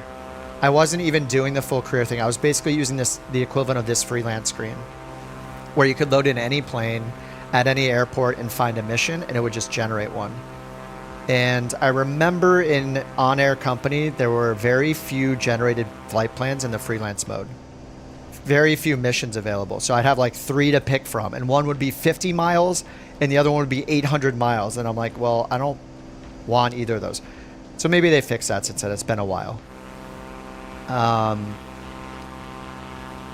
So I don't know. I mean, for the stream purposes and like chatting with you guys and flying along, I prefer NeoFly because it's free. Everybody can get started. It's the same reason I like New Sky for the VA stuff. It doesn't limit people from using it because it has a free option. So On Air Company has a free trial, but after that you have to pay for it monthly or annually. And because of that, it prevents a lot of people from even using it. So I don't want to use something. I mean, I've done it before, but I don't like using something that people have to pay for to participate in when I'm on the stream and we're all flying together. So that's why I think NeoFly is great. Just like New Sky, everybody can download it, start their career, hop in the airport I'm at, grab their plane, do a freelance mission, or bring their pilot there and do it. We can just all fly together, and it feels like we're all earning something other than just, you know, flying itself. So yeah, I like it for that. And we're descending at 200 knots indicated. I'm going to update my altimeter. 2985. But I mean, if you're running a VA and you have enough people that get On Air Company and you want to run a VA like very seriously with all the like economy parts of it, with the fleet management, with, you know, base building and all those industry features that it has, where you can like build a base camp in the middle of a field somewhere and have everybody flying grand caravans out to it to bring supplies to the workers that are at your like lumber yard or your hunting facility that you made. Like, it's pretty crazy how many features there are. On Air Company has tons of multiplayer features where you're like, you can open an FBO and fly and sell fuel to people. You can amass a fleet of planes that you offer to be rented by other players. There's a lot of player-to-player interaction, economy-wise, that happens in On Air Company. And that's part of the reason why it's like a subscription-based one, is because they keep all those servers going. It's like MMO style in their minds, you know? Like, it's a living world. You can use whatever sim you want. Everyone's participating in the same, like, economy kind of thing. So it's much more advanced. And, you know, for a couple of years back, we were doing that. We had our base at Teterboro. We made a base camp in the middle of the woods somewhere, and we, like, we're flying, materials out to it and stuff. And It's cool. NeoFly is a much more like solo experience. All right, let's go to right tank now.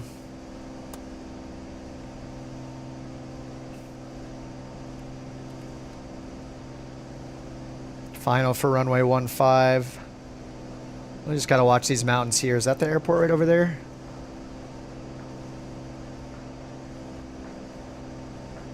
Those just are. Is that a freeway? Are those approach runway or approach lighting system?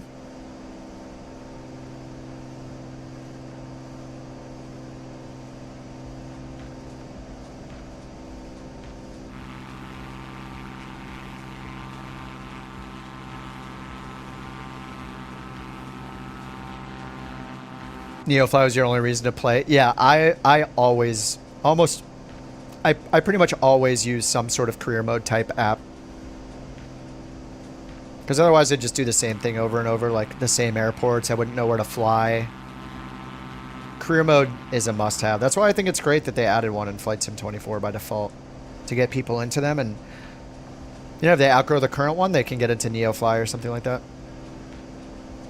Oh, yeah, there are no... You're right, there are no lights for this one. Is it a hard surface runway, though? Yeah. Hard surface.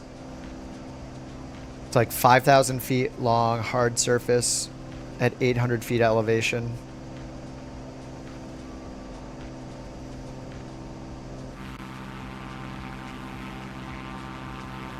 This is looking awesome. This is so rad.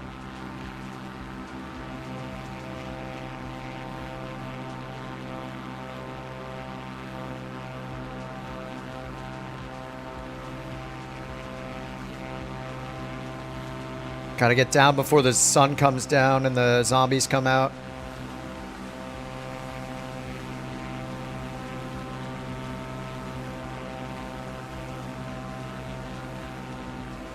Dude, this is so awesome looking here. My God, what's wrong with my avionics? Oh, they're good.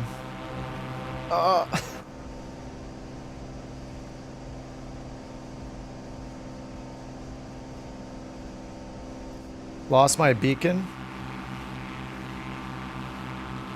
Where's my beacon? Let me flick it off and back on.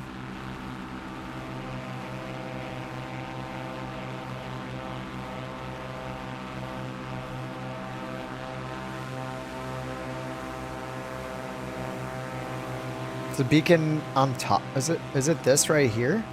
Or is it on the tail? Is it that? It must be that. I have the beacon switch on. It fell off. Strobe, position, landing, taxi. Is there a beacon light? I don't know if it has one.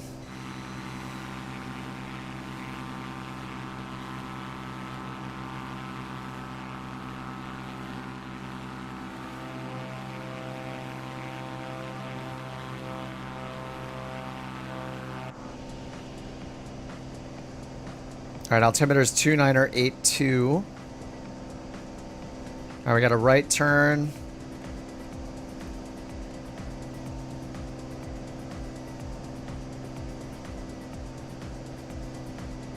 This is going to be interesting to land at. Especially with this dirty windshield.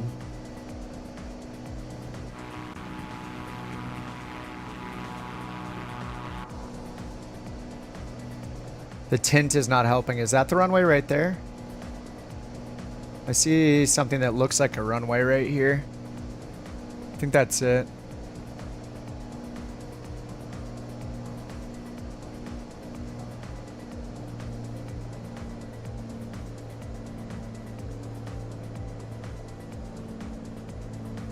Yeah, that's it right there. All right, landing lights are on. Let's get the fuel pump on.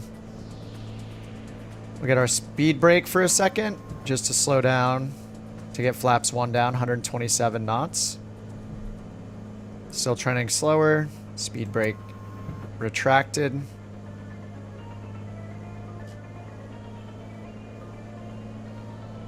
Alright, it's right behind all those lights.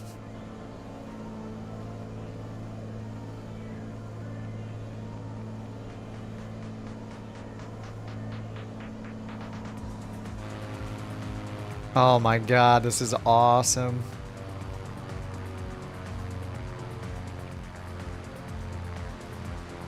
Dude, with the water behind us, the river here.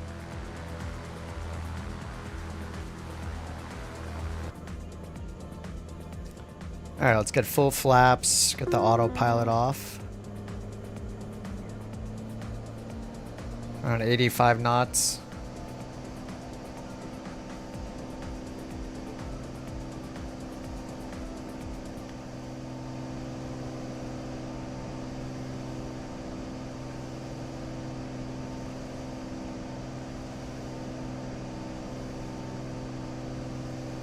It's very dark right here.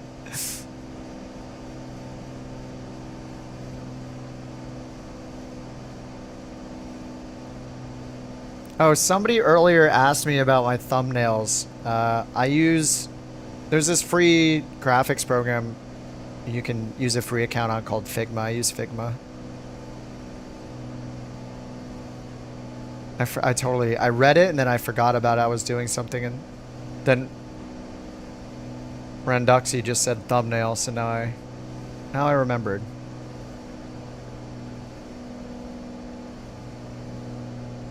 Here for the toenails. Only if you don't use sim rate.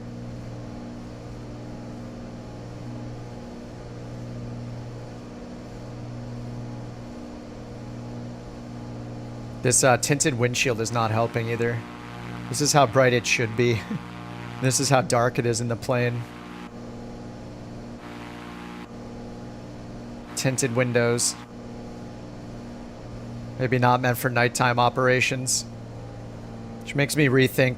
I guess we could do it. Well, I guess we'd be fine flying to a runway that has lighting, but yeah, this one is a little sketch.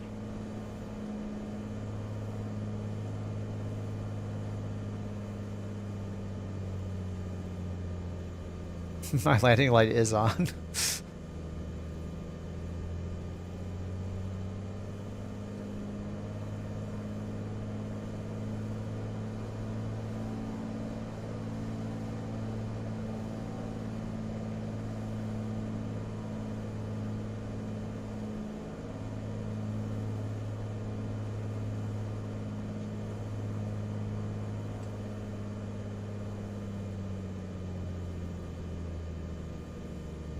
Transporter from dispatch.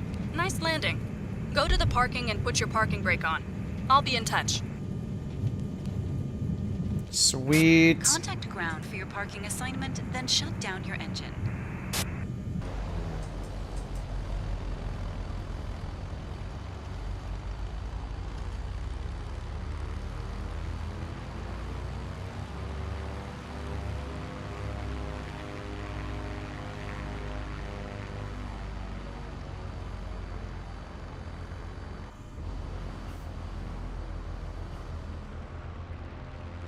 Can watch some landings.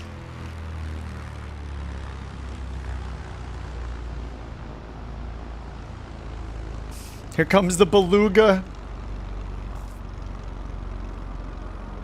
Everybody duck.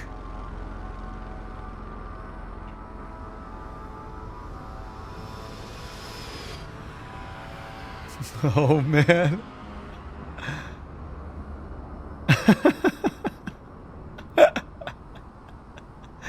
I think he's good. Success? Watch out for that building. Still stopping. Did they hit the building? No, they stopped before the building. They're good. Oh my god.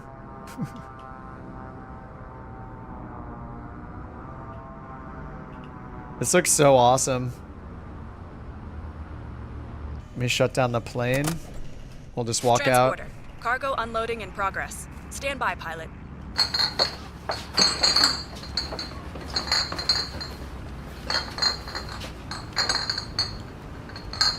Careful with the fragile cargo.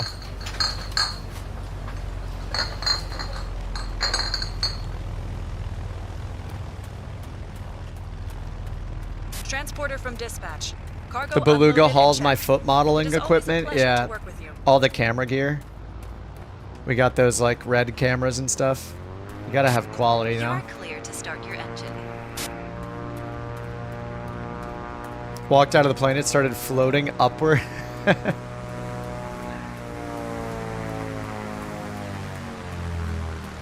Oh, thanks for the push. Oh, he was boosting me. Whoa, whoa. Is that the Moo? The MU2 is down. In a good way. Why do they sound empty? Yeah. Empty whiskey bottles. What happened to all the bottles?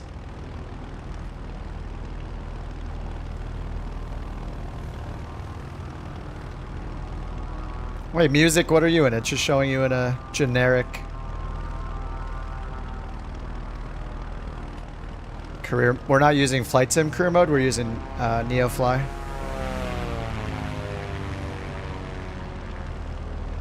Oh my god. Ooh. Oh, somebody just landed super fast. Just in time for the party. Oh, yeah, let's get over to the party house. I brought the whiskey bottles apparently.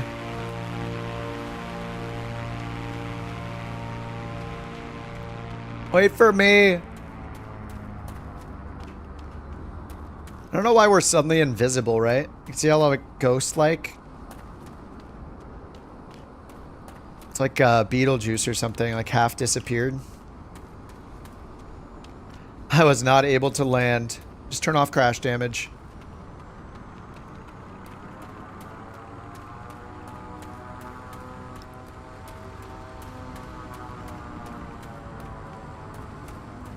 I'm making the long trek to the party house. Good thing I brought my headlamp. Simmers turn into ghosts, yeah. The sun is down. Why are we flying? I love that I have nav lights in my eyeballs. Navigation lights installed inside my eyeballs. See, this would be a creepy place if somebody made a multiplayer tag game. Multiplayer kick the can. We need a multiplayer kick the can mod, and it hides all the nameplates like this are hidden.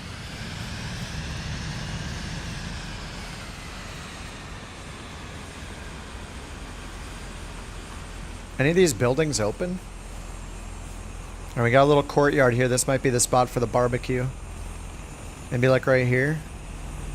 Set the barbecue up here under these trees. Not too close to the trees. It's an apartment building over here. Across the street. Can't get onto the porch, right? No, can't get onto the porch.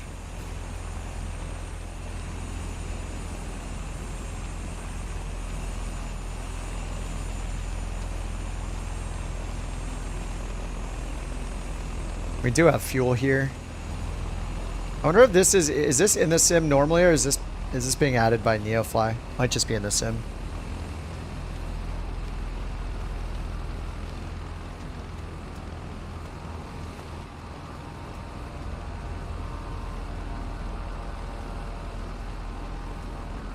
Just in the sim. I know there are fuel pumps like in the sim, I just didn't know how exactly they look.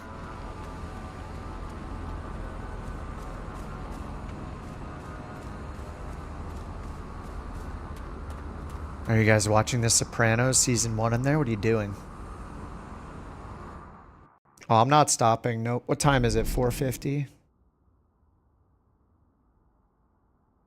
All right, how much money do we get? How much money did I get? 29,000 plus 8,000 for real time. Yeah, they're totally going to add real time bonus in the Flight Sim 24 one for sure. They have to. It's too good. The incentives. All right, and our plane's down to 41 pounds of fuel. All right, so let's see here.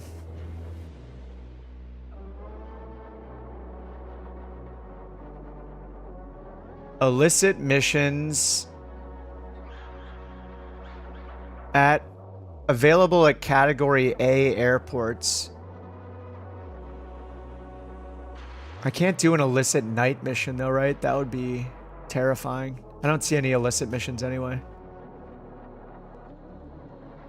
When can we do hazardous cargo? Second officer, okay. We're not even first officer. Oh wait, no, we're second. We are, sorry, I mean, the other way around. We can do these. We're second officer. VIP requires first officer. So does VIP helicopter. What about these? First officer, first. Oh, captain. Senior captain for airline passengers. Oh, wow. Military intercept, you have to be first. Oh, just first officer. That's fine. Third rank. All right, so we're going to filter by runway lights. Maybe even ILS approach. And hard surface, of course.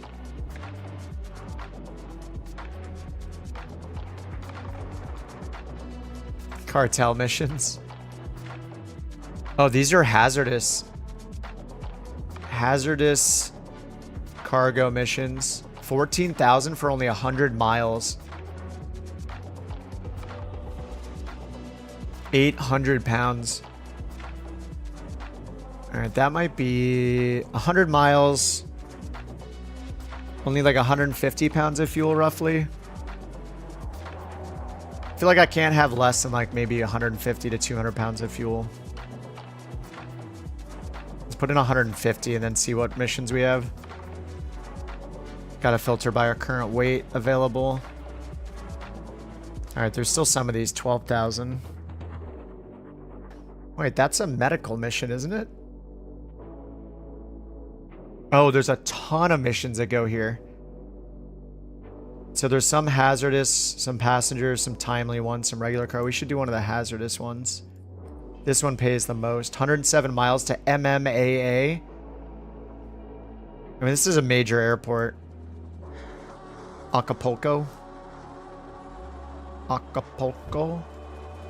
MMAA. Yeah, I think this one's good. 12,000. Let's see which planes are here, though. We have 168 grand. Oh, I need to add the Comanche, right? Maybe MMAA, yeah. Illicit? Yeah, like drug running. You have to fly under 1,000 AGL the whole time. Rug running. Sorry, that's what I meant, yeah.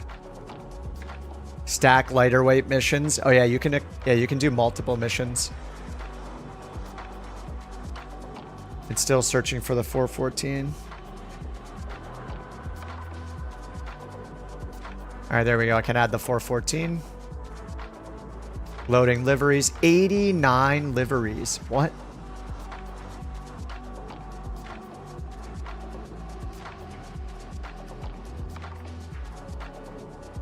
Yeah, I got caught because I flew too high. FBI found me or whatever. All right, I added the 414. I never really got into flying that much. Is it better than regular? They're just different. The regular career mode, the unique thing about the flight sim career mode is the wear and tear on the planes. And the different mission types, but yeah, NeoFly is fine. No, Xbox cannot use it, only PC. Because it's additional program that runs on your PC. Like most of the career modes.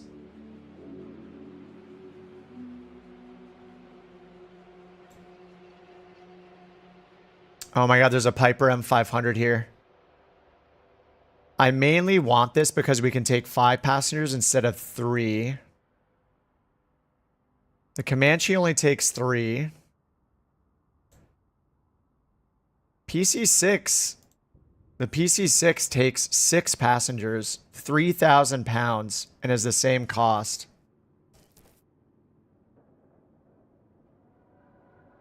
Turbine Duke is more expensive, only takes 5 passengers, but 2,400 pounds useful load.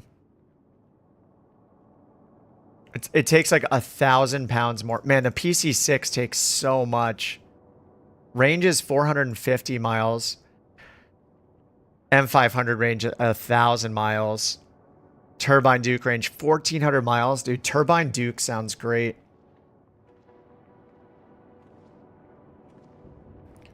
Grand Caravan, 10 passengers. Slower, but 10 passengers. 3,400 pounds. Pretty crazy. I don't want to be in the Grand Caravan, though. We've flown that way too much. Yeah, I think the Turbine Duke would probably be my go-to. And that's got some cool failures and stuff in it. But it's 2 million. This one's not rentable. Yeah, I think we'll do one night flight here to MMAA. 107 miles. Hi, Captain. No shortcuts with this cargo, please. Procedures must be followed. Procedures must be followed. Loading hazardous cargo. Please stand by until everything is secured.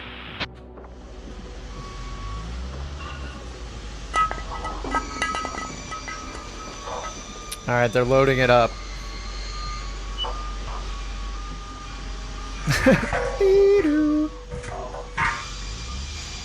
Alright, let's check the flight. So... Okay, I have plenty already. We just check our fuel first. Alright, my fuel is 151 pounds. Hazardous cargo secured. You can taxi, but be careful.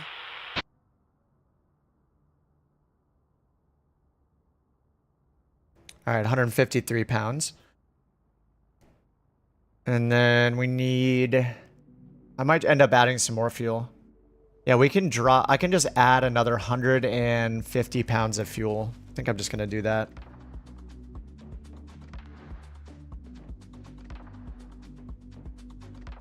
And now we can even drop 150 pounds of cargo or seating here.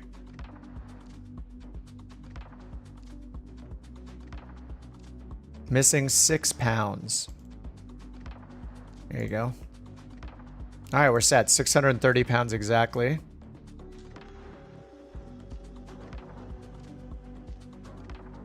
Oh. Are those lights inside? Oh, that's one of you guys, isn't it? Can't tell. Alright, quick start. You're good to go. Contact the tower for clearance.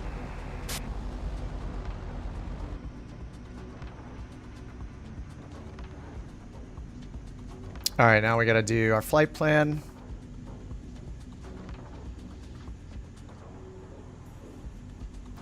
MM35 to MMAA. Find a route. Vidru. Flight plan, menu, delete.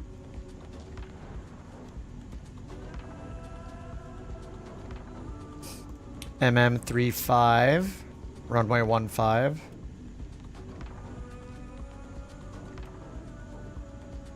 Vidru. MMAA. Expecting runway 28.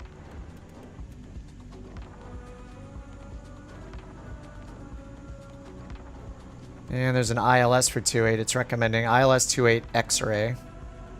ILS X-ray 28.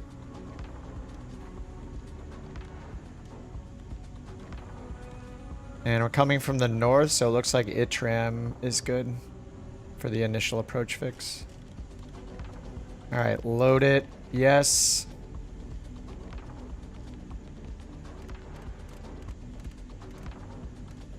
What's up, Taco Stacks? Okay, this looks good. So we're going down here, Vidru to ITRAM, and then to the ILS, runway 28. Alright, we got the same mountains near us. I have no idea. Oh, actually, we have a terminal chart this time. So if we go to charts, yeah, it should be pinned. Facility chart. So to the north, there's 11,700 max elevation. So yeah, we're going to want to get higher. We're going east, say 13,500. 13,000, 15,000. We're kind of doing VFR. We can do 13.5 or 15. 13 or 15. I'll just do 15. All right, heading, flight level change, the normal, the usual, 110 knot climb.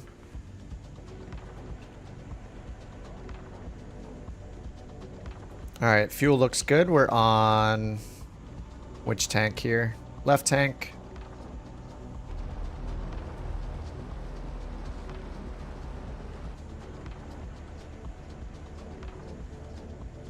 All right, let me update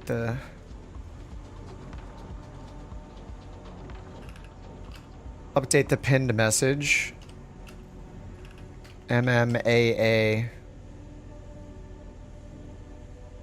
Okay, and then update Volanta, and then we're good to go. All right, I think we are set.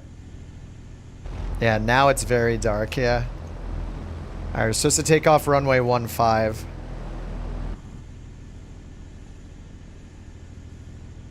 So let's get that heading set.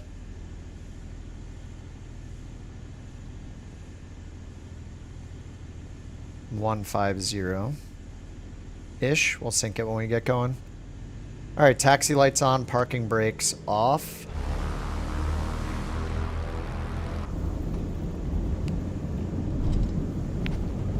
All right, we gotta be careful with the hazardous cargo.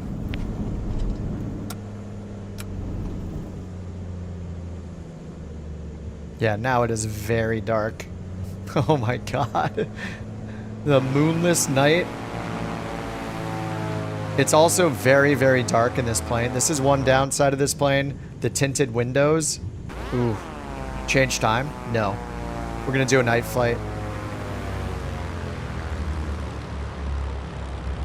One night flight.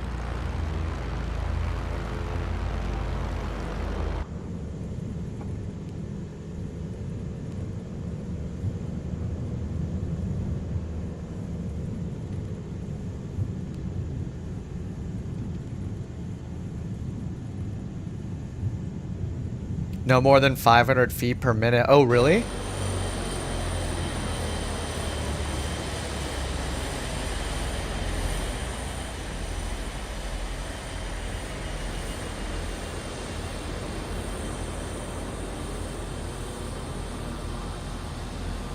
Why is yours telling you no takeoff? If it's the PC-12, I wouldn't worry about it. Use one notch of flaps for the takeoff.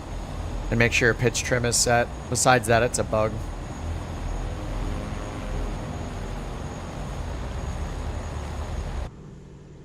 Oh my god, the lights. Will the beluga lift? I guess we're about to find out. Let me check the criteria. Is it really 1,500 feet per minute?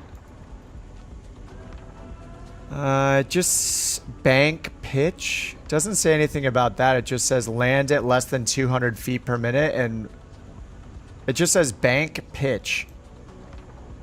So it doesn't tell me what bank and what pitch. Oh, here we go. Landing smoothness. Touch the ground with a vertical speed under 200 feet per minute. Pitch and bank must not exceed 31 degrees. Yep, right here, you're right. Pressure smoothness. FPM rate must be less than 500 feet per minute. Holy crap. 500 feet per minute. I don't know about that. Yeah, the mountains, that's the part. That's the sketchy part. They really need to fix the multiplayer proximity thing. Yeah, there are mountains, yeah.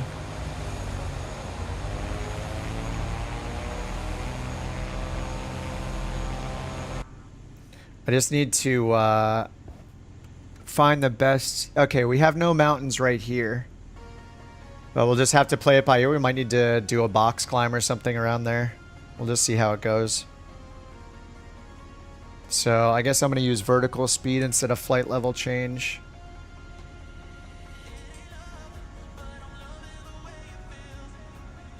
Vertical speed. I guess I can only set like 400 or 500 feet per minute. I mean, we're not getting to an altitude where we really need... Oh yeah, I guess we are going to pressurize at 15,000. All right, well, we'll see how it goes. Watch out for the mountains.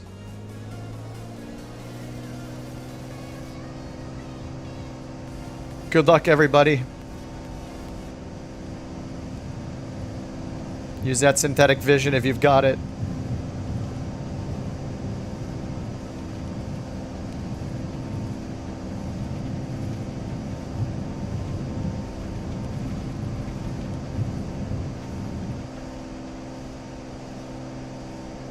Fly safe, and don't forget that you're carrying hazardous cargo. I gotta get the autopilot on as soon as I can.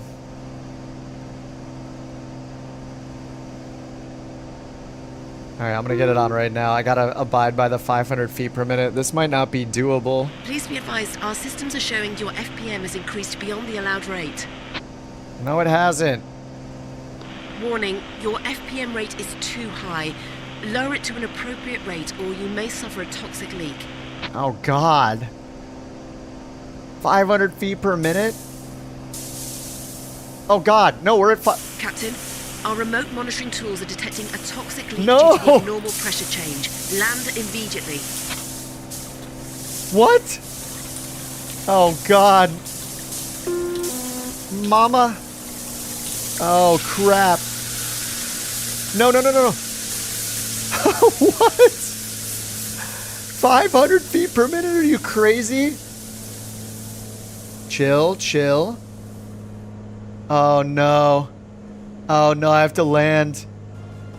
I can't see anything. Wait, how am I supposed to land? There's no lighting at the airport. Oh, no, the mountains are right in front of me. Dude, this is not good. We need another airport. Uh-oh, the bank rate. Oh, God. I need another airport. I need another airport. How am I can't land on at the same airport. There's no lighting. Oh, God, dude. There's one to the northwest. I'm going northwest. Okay, I gotta get autopilot to help me. Heading straight ahead. Pitch is fine. We can go vertical speed. Wait, what is the heading? No, heading this way. This way. Okay, that's fine. 500 feet per minute, maybe? I'm just gonna do 100 feet per minute. Okay, we gotta go to this airport. What is this? MM73. Direct to MM73. Oh my God. I'll see you guys later. I'll miss you. Navigation mode. All right, direct to. There we go. Nav mode. Are those trees? Oh, God, those are trees. Those are trees. No. I can't see anything with these tinted windows. Holy crap, there's trees right in front of me. You can't see the trees on synthetic vision. Okay. Oh. All right, heading straight ahead. GPS mode's back on. 200 feet per minute. Oh my God. Okay, I don't know if this airport has lighting, so... Does it have an approach? If it has an approach, then there's a good chance that there's lighting. No, it's only visuals. Oh, God. I need to find a bigger airport.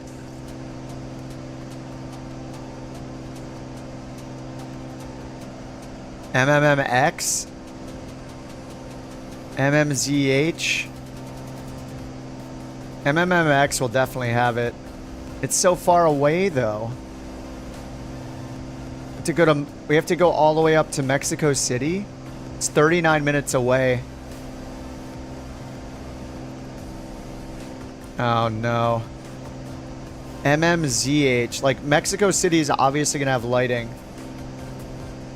I think I have to go to Mexico City. I mean, that's our best bet. The problem is the mountains.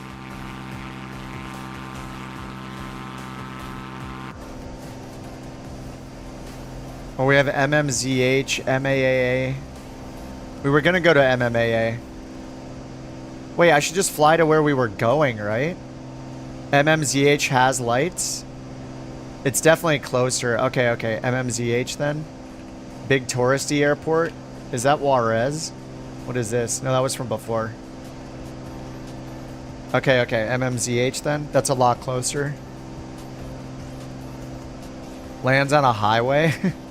No, it said to land in... Do I have to... Do we have to land at an actual airport? 15 minutes to make an emergency landing. Oh, we do have to land. Oh my god, you're right. We have to land on a road. It says we have 15 minutes to make an emergency landing. Oh my god. Dude, this app is great. Okay. Okay. Canceling this. Turn off the flight director. We probably have like 5 or 6 minutes left. It doesn't seem to care how fast I'm flying now. There's lots of lights over there. We're just going towards the lights. Good luck, everybody, with your mission. I'll see you in hell. It's over. Dude, this is stressful. Alright, I gotta go towards all these lights. There's gotta be a road I can land on somewhere over here. Okay, I'm in the range for flaps 1. Let's get the fuel pump on.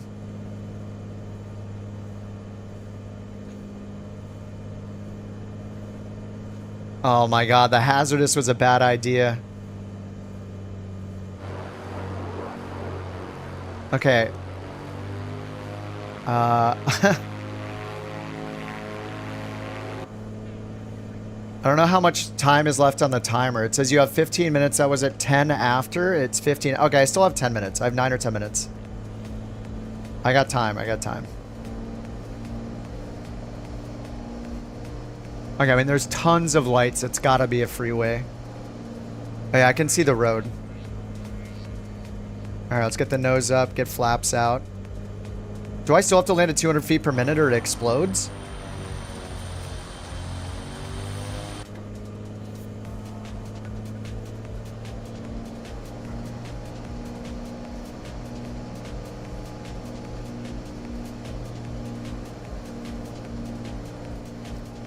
Where's the road? What is that? What is that? That's like a hill with lights all over it. This is like a... Oh my god, this is not the place. There's a green light right there. Okay, maybe right... Oh no, these are just all buildings. How am I can't land in here. I thought it was like a freeway. Dude, there is no road here. Oh, there's a road to the right. A little bit. Oh, yeah, there's this road. Okay. Oh, there's a road in front of me. Oh my god, there's cars there. On that hill. Okay, is this long enough? Oh my god, no it's not. I gotta turn around.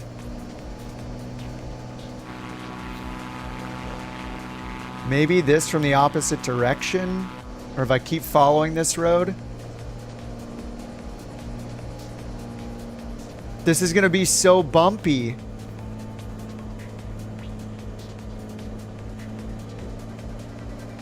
Okay, chill. Oh no, is that a bridge? Ooh.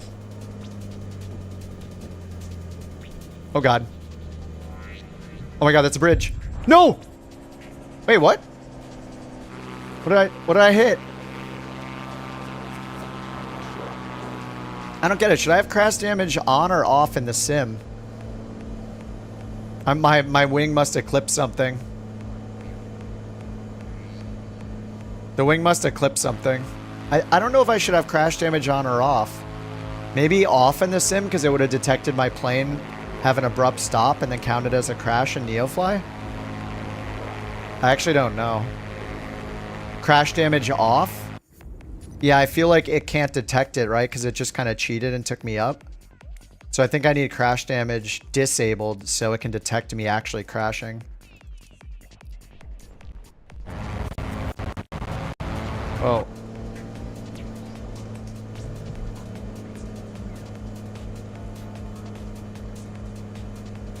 Yeah, NeoFly doesn't think that I crashed. Alright, to be fair, I'm gonna have to clip a tree because I did crash. This should clip a tree.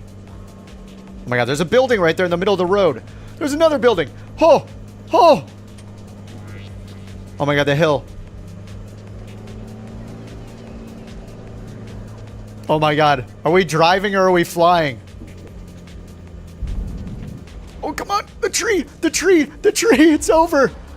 It's not over. Oh. We're dead. We're dead. It's over. my god.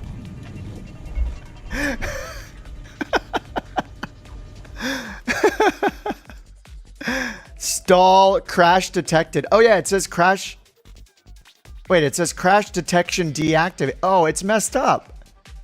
Look, it says crash detection deactivated, but it's activated. It's messed up. Wait, the sim is freezing. Oh no. It's the sim is crashing. I can't click into the sim. It's frozen. Oh, come on.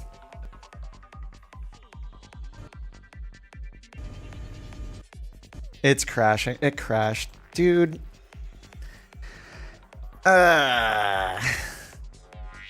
So the disconnected from flight sim. Son of a... What a messed up flight. Yeah. Yeah, when I turn crash damage off. Yeah, so it doesn't... I don't understand. Shouldn't it have detected the crash then? I think the problem is... Yeah, NeoFly is free. You can pay for some extra features, but yes. The building bouncing. We had so much excess power there. All right, maybe the nighttime hazardous is a bad idea. 500 feet per minute is so ridiculous. That is such a low amount. Yeah, I turned it off. It gave me a warning, but the problem is that crash and it didn't detect that I crashed. And then I don't understand.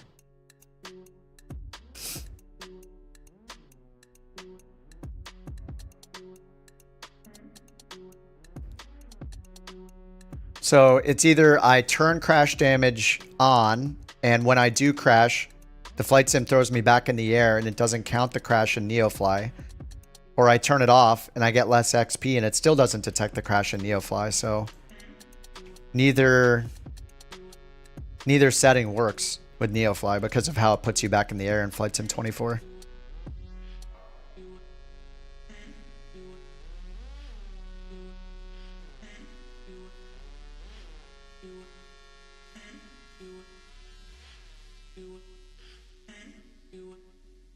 Crash test? I think we just did. I had the crash off the first time and on the second time, or on the first time, off the second time, and neither one counted as a crash in NeoFly. So you've had it detect your crashes? Yeah, I mean it didn't detect mine. It doesn't say that I crashed. Look, it just says you lost the reward. Crash detection was deactivated. Stall disconnected. So I'm not sure.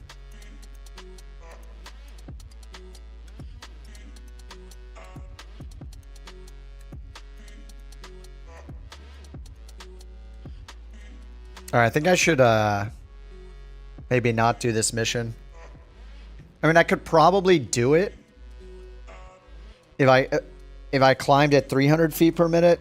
It seems like 500 is too close. Like as soon as you're at 501, then bam, you lose basically.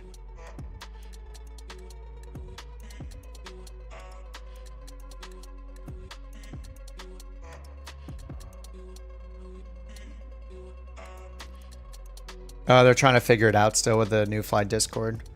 They just need to calculate like AG. They need to look at like AGL, speed, abrupt speed changes when low AGL. Like if you go from 100 knots or 50 knots to like 1 or 2 knots, then you probably hit the ground. Or if your FPM went into the negative, or your AGL went into the negative for a split second, maybe, if that's how it works. Anyway, hopefully they can figure out a way. First hazmat at night. Dude, that 500 feet per minute rule, that's insane. Who climbs at 500 feet per minute? Not me. That's why the toxicity, that's why the toxic fumes leaked out and killed me. Oh, man. I guess we'll do one of the non-hazmat missions so I can climb over the mountains. Yeah, not a good mountain departure.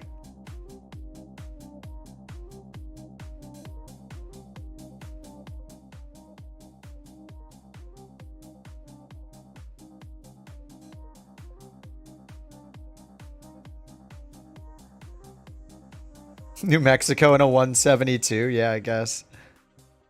Or like a Grand Caravan or something big and slow. Live traffic. Live traffic is AI traffic, Eric. You want the multiplayer. You want multiplayer on. They need to rename stuff, but live traffic is AI traffic, and AI traffic has two settings. If you enable it, one is based on real world routes, and the other one is just made up routes. They just have a problem with English, like explaining what the features are. It shouldn't be called live traffic because that's confusing. And it's not even live, it's delayed by like, it can be delayed by hours. There was no place to land in terrain daylight.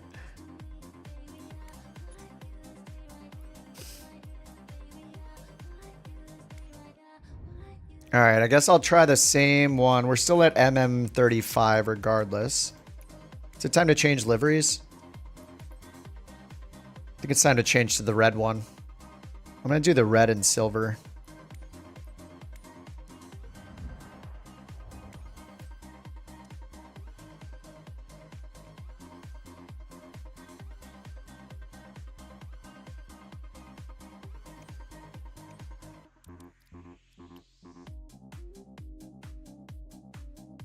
All right, we're gonna go to morning time. You know, I guess we could do a night flight.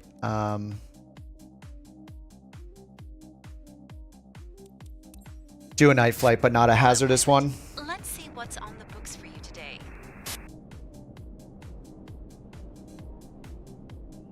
Hey, Captain.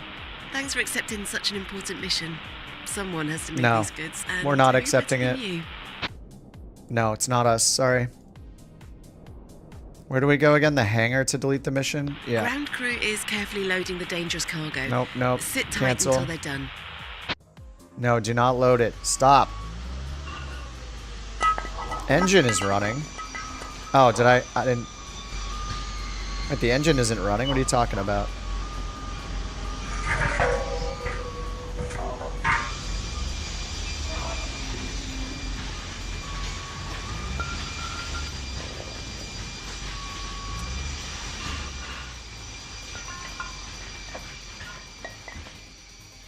The engine is not running. Hazardous cargo has been safely secured. You are clear to taxi, but exercise caution.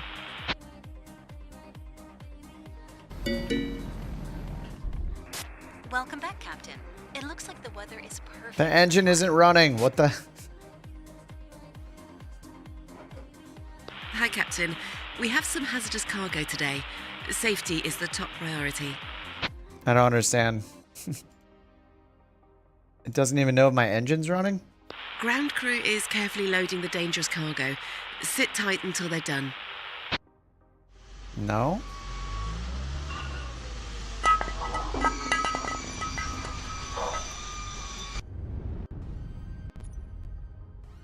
There we go. Okay, that worked.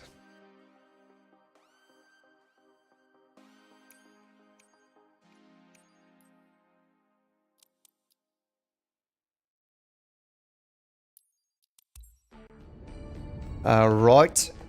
Alright, let's find a new mission to the same airport. So I want to go to MMAA, but not hazardous. Let's turn off hazardous. Alright, here's one with 2 passengers. Only 6,000? No way. We need more than that. Okay, wait, this one. 8,000. 624 pounds. What is this? Timely cargo?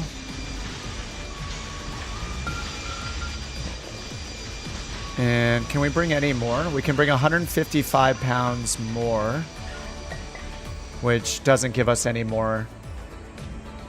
Pilot, Okay, yeah. This is dispatch. The mail that is being loaded up is time sensitive. No delays, please. Ooh, mail.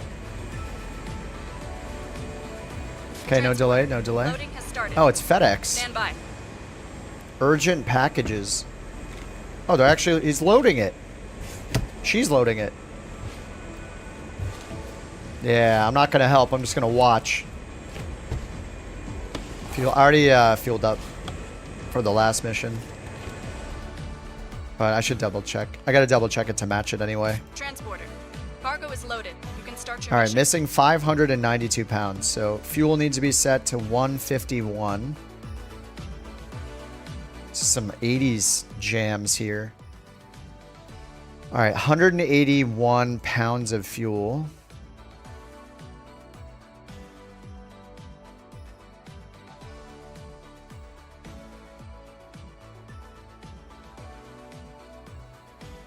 And 592 pounds of cargo.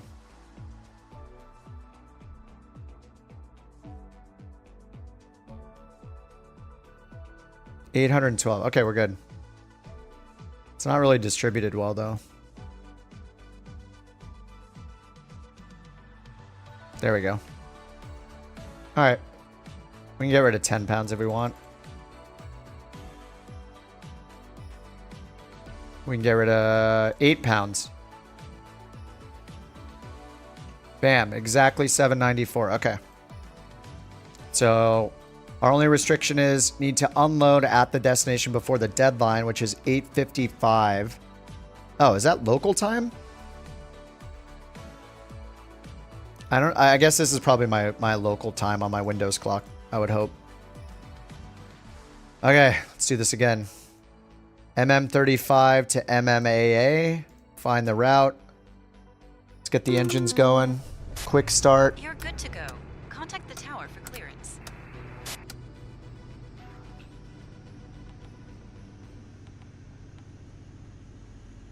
And I think I was going to 15,000 feet, right?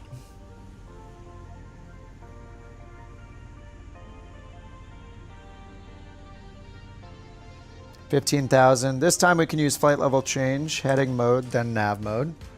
Flight level change up to 110. Beautiful.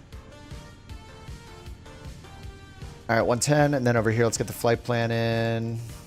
Super fast. Send route to avionics. Okay, MM35. En route. Vidru.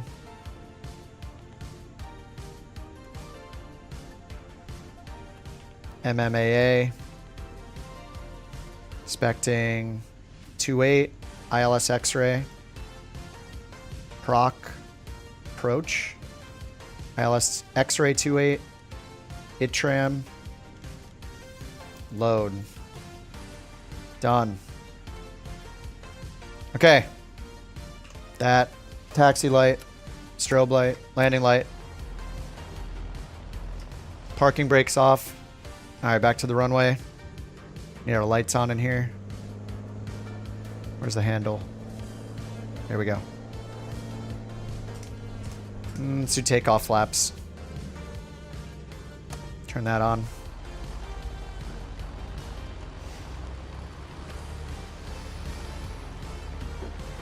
Oh my god, you guys are here.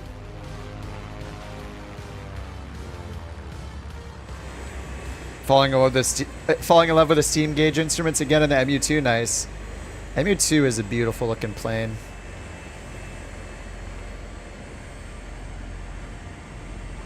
All right, I am set.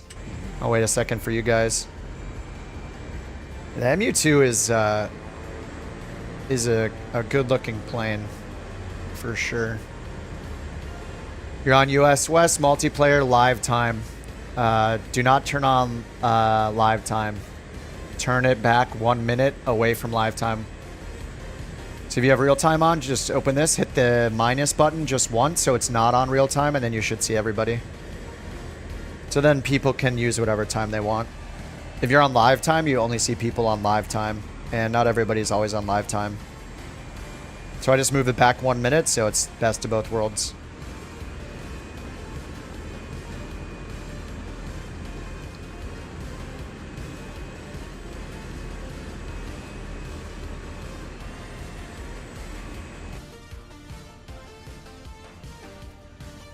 Okay, music off. Let's try this again. Sync the heading bug straight ahead. Heading mode is on. This time we're gonna climb. This time we climb. We'll do no flaps takeoff.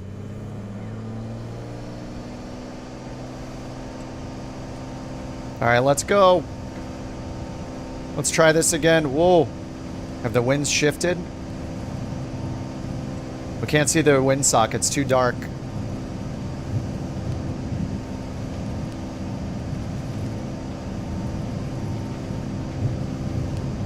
Rotate.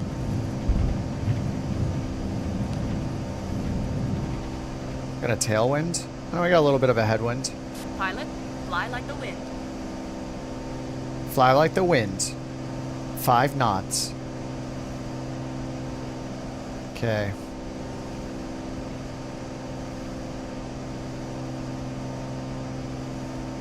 Trimming it out. Flaps are up. Yeah, we can go nav mode. The path's right in front of me here. The course is right here. Whew, okay. We're up. We can climb in more than 500 feet per minute. AKA more than 300 feet per minute because it just dings you so fast. Alright, autopilot. Shameless autopilot. Instant activation. Oh, that was stressful. Very stressful. Alright, it's turning me onto course. Alright, let's see all those plane lights. Yes. Yes, it's beautiful.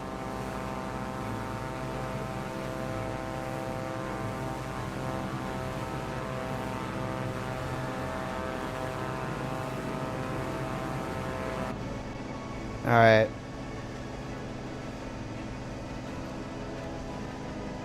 Alright, hopefully we climb fast enough to get over these mountains. We're going 1,400 feet per minute up to 15,000, and then we'll keep an eye on the relative terrain map. Which I also have on over here. I think over here I'm going to do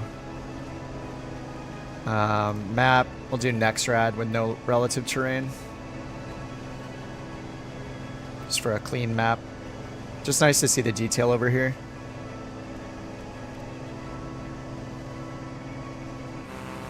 VY is 110. It shows on the left side here. You'll see a little Y bug at 110 knots.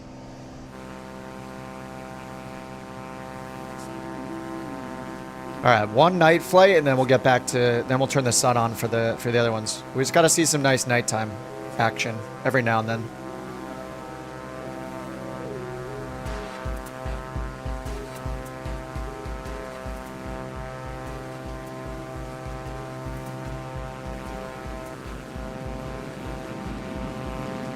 The lights from the planes look so awesome at night. It's so cool seeing like this right here. Whose light is that? Captain J's light right here. Just looks awesome. So much better than 2020.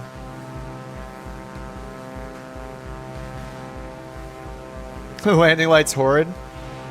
It's very bright. I love seeing the lights from the other planes though. Look at this light. Which plane is that? Is that the Meridian, Deadly? You saw the Meridian? Look how bright that thing is. It's more like tungsten color, too. It's cool they have different colors. A pipsqueak light. You can turn off the... There, we can just go taxi light. Yeah, this it's kind of blinding. Ooh. What is that? Wait, what is that? What the hell? Yo, what is that? That's not a player. What is that? Wait, what? What? Did you guys see that? Is it a New Jersey drone? What just happened? Was that just a reflection? Was that just some random reflection? It must have been a reflection. Oh, Afterburner? Yeah, maybe it was Afterburner. I had the name tags on it. It was nobody. That kind of looked like an Afterburner. What? It wasn't on your game. Maybe it was a reflection.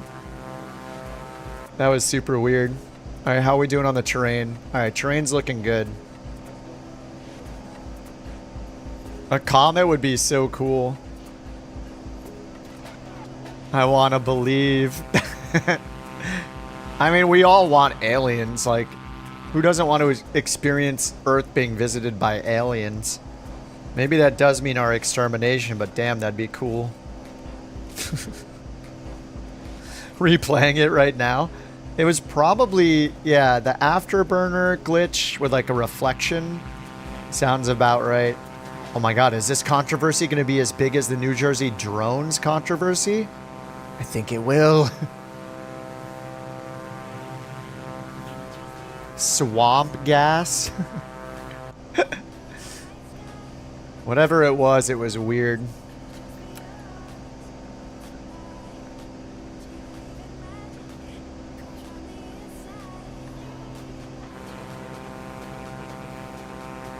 Yeah, we were talking about the lights and then that happened, yeah. Look at how bright the lights are up there on the Meridian. Oddly coincidental. It's a sign. It's definitely a sign. It's a sign that I need to use the restroom. That's what it is. Be right back.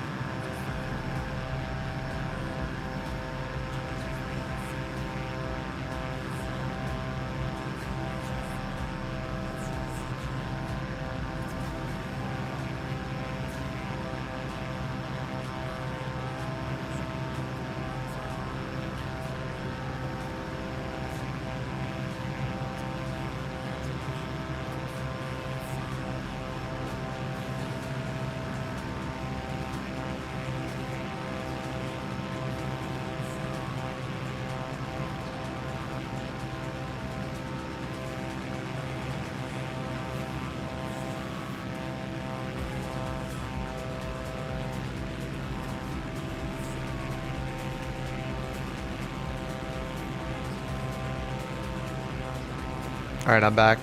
Cabin fart gas. Is that what it was? Is that the conclusion? Did you guys figure it out? It was the toxic fumes from the mission. There were some residual toxic fumes from the failed mission causing hallucinations.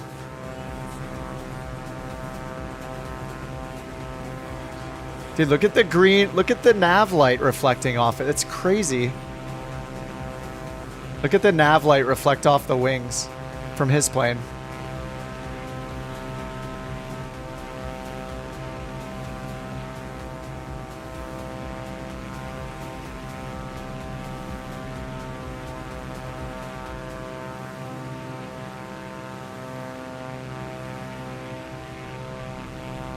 It was not Afterburner? 15,000? Oh yeah, I need to lean the mixture. Whoops. Lean the mixture, and we need to switch to the right tank. We don't need to, but I don't know, more often is fine, I guess. Okay. Mixture leans, continuing our climb. Yeah, I think 15,000 to be safe. I don't know. Looks like we need maybe at least 13. Let me do 13,000. We're just waiting to see all this go away. A little bit red there, but we're going to go past it. Yellow's going away. Yeah, 13 should be good. Even 11.5 might be good.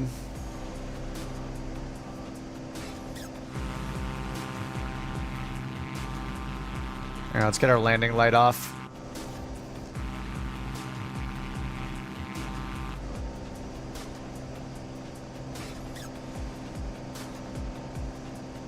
Yeah, looks like we're pretty good.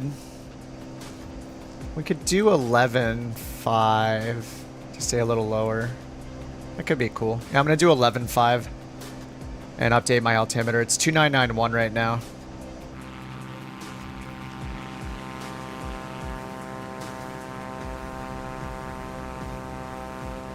More solid purple, a lot longer than an Afterburner.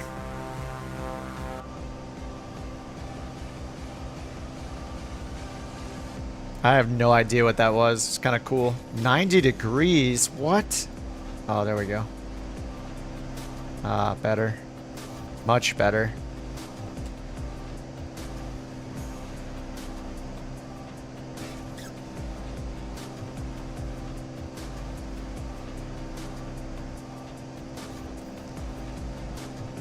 Alright.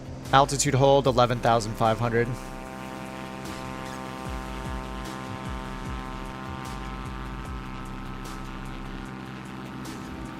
Look at the city lights coming from over the mountain. Look at that green light. Oh, that's Major Keno. It looks so awesome with the city lights coming over that mountain, though. Really cool. You gotta love it.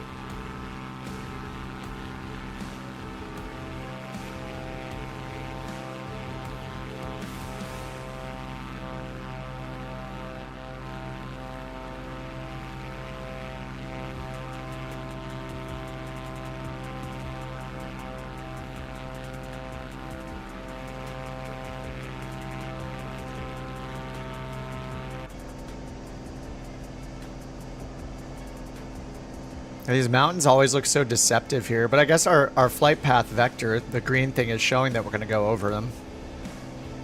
And over here on relative terrain map, it says we're higher than them, so we are good. Highlight it, post it as a UAP.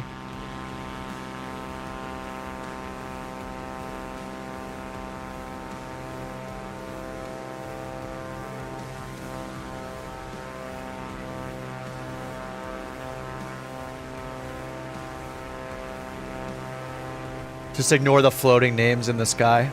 It's definitely real. Can't see the lights. I guess it matters which plane.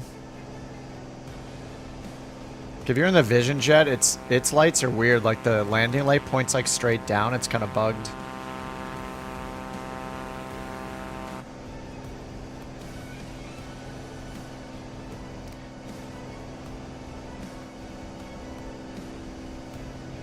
Yes, no landing on the mountain. Well, if you can land on the mountain, that'd be impressive, but for me, it would just be a crash.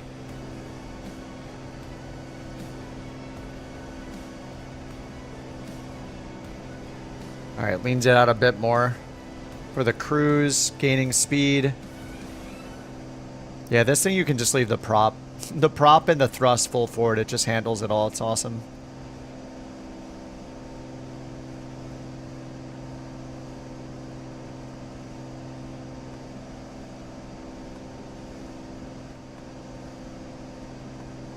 Oh, I didn't even know there was a primer over here. It's actually functional.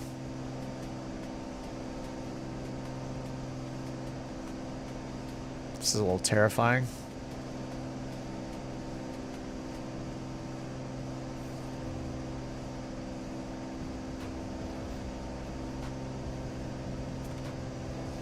Entertainment.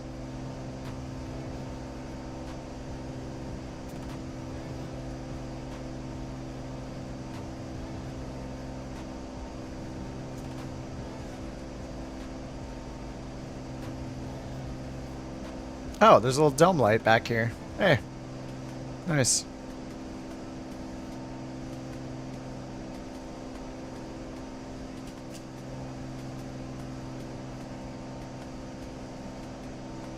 What else we got in this thing? That's probably it. Could sneak our way into the very back. There we go. Oh! Whoa, what the hell? You just go... There's an escape back there. If you go all the way back, you can just leave the plane. Oh, you can just go out the ceiling. Can't do that here. Bump our head. But right back here. Nice.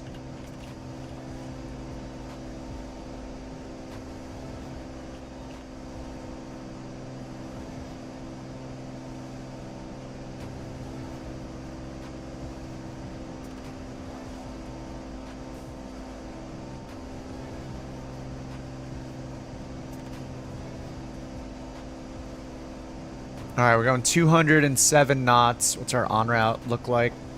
Sweet, 25 minutes. We got 50 minutes of fuel. MMAA, we got the ILS. We got the facility chart.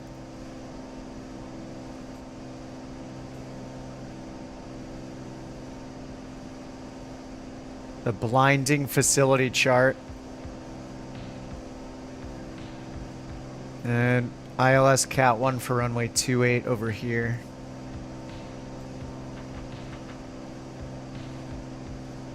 So 28, whoa. 28 has a huge displaced threshold, I guess, or is that the approach? Oh, that's the approach lighting system. Okay, yeah, that's approach lighting. Displaced, I think, has 2 green lines showing like the displaced part and then the full usable runway.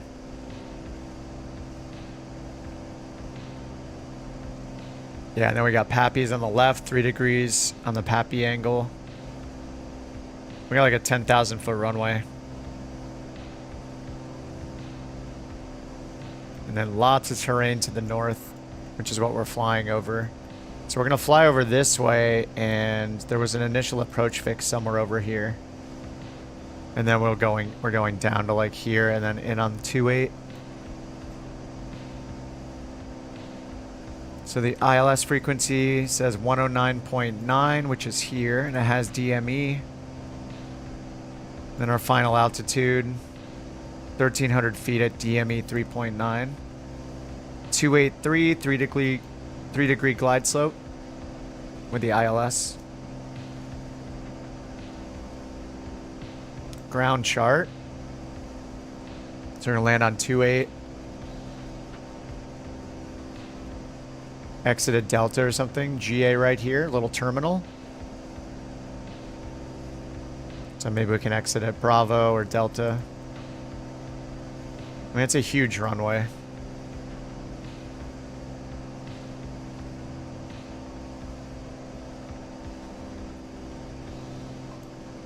All right, ATIS 15.9. Let's see if that actually works this time. Wait, 1159. There's no 115. 115. How do we get that? Is that a channel spacing thing? Can I turn that on over here? Channel spacing 8.33. No, 25 will give us fewer frequencies, right? How do we get 115.9 for ATIS? Huh.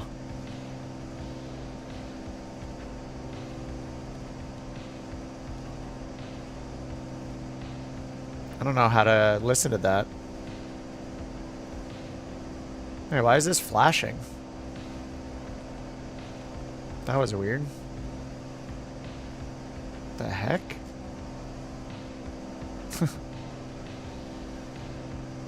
That's a nav frequency? How does it... Do we listen on the nav radio? Could we actually listen on the nav radio? That'd be weird. I guess maybe you can. 1159? And then turn on nav 2?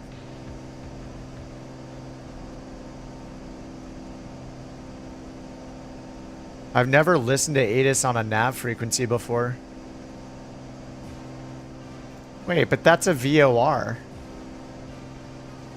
Won't we just hear the Morse code on the VOR? 1159, and then it says ATIS 1159 from 1300 to 0600.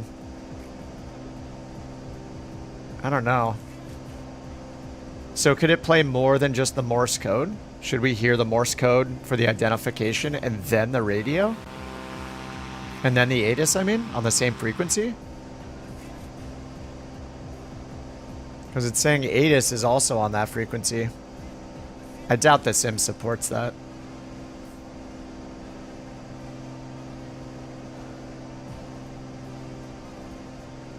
I don't know, that's interesting.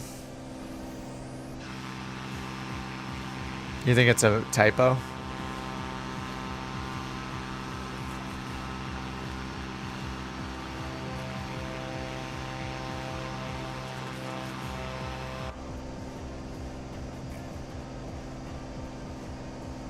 They use the outer marker to talk in Die Hard 2? Wait, did they really?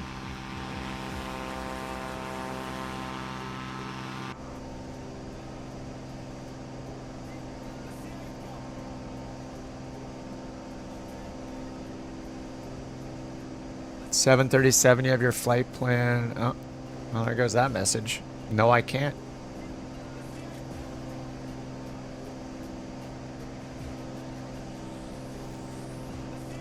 We're flying to Acapulco.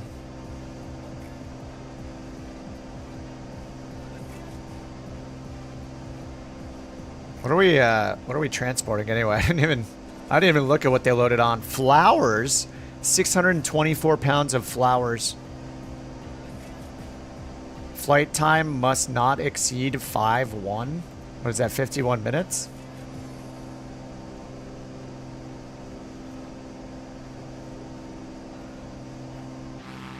The career grind? Yeah, with NeoFly. We're on the grind.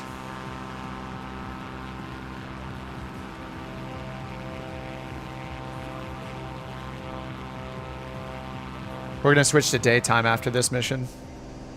It is not fun to look at nighttime in a very dark area for more than like one flight, so we'll turn the sun on in a bit. Yeah, flowers. Yes. 600 pounds of flowers. We believe you.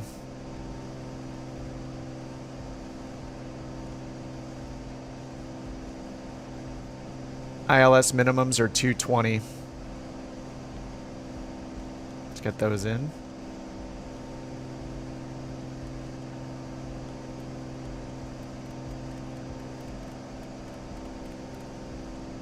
Oh, it's 122.3.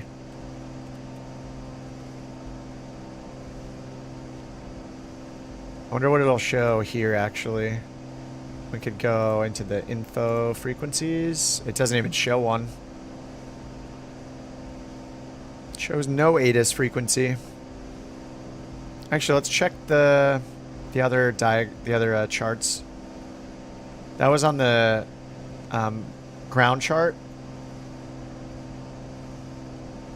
This one has 1159 as well. And the facility chart, 1159. It says the same in all three spots.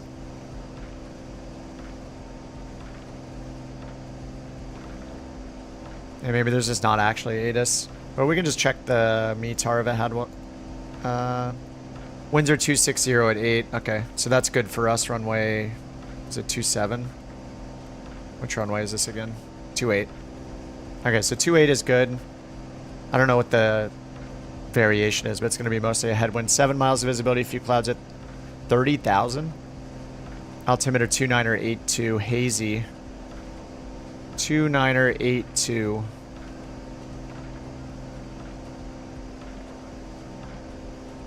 $17 minutes, and top of descent is in 4 minutes.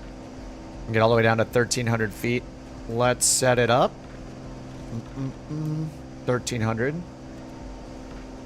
There, VNav not working. Hit the flight director button.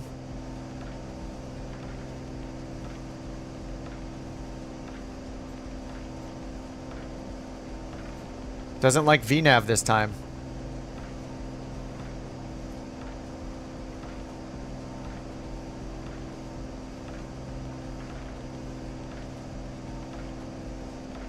Oh, now VNav turns on. There we go. Oh, now it's off. Look, if I hit vertical speed, VNav, and then altitude, and then... Wait, vertical speed, VNav, altitude. There we go. Altitude VPath. Good to go.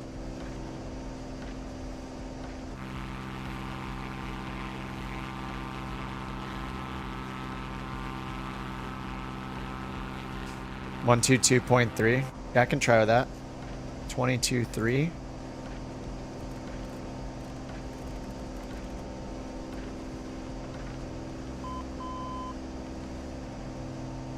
We just started receiving the Morse code from the VOR.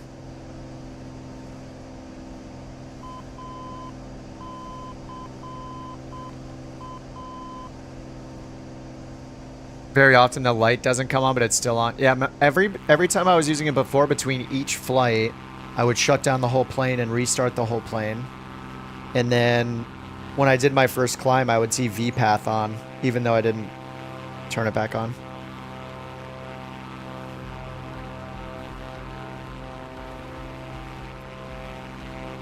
Bugs in a video game? No, I haven't been using Beyond ATC just to reduce my workload. Now that Volanta's been working with the last couple airports, maybe I'll open it up for the next one.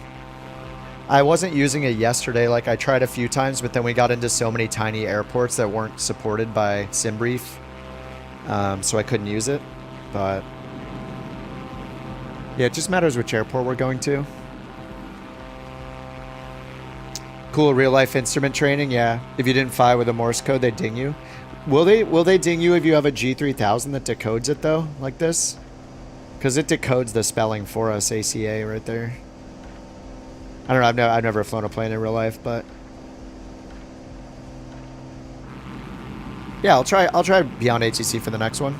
It's fun doing it every now and then. It gets a little quiet when we're not using it. Do you have to switch to COM2? You don't have to switch. You can turn on monitoring. So that's what I did over here. The right side here, these are all monitoring. So if I hit like nav2, it turns on listening. If you want to transmit, you need to move your mic to COM2, but we're just listening. So I just hit COM2 right here to monitor the COM2 frequency. Yeah, it looks like the ATIS isn't working. Beyond ATC might have the ATIS working though. I didn't do a flight plan with SimBrief though, so...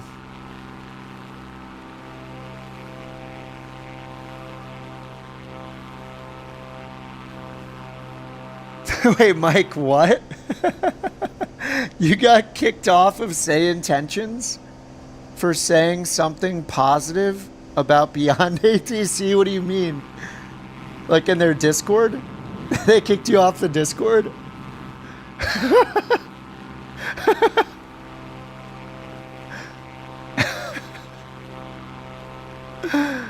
Oh, God.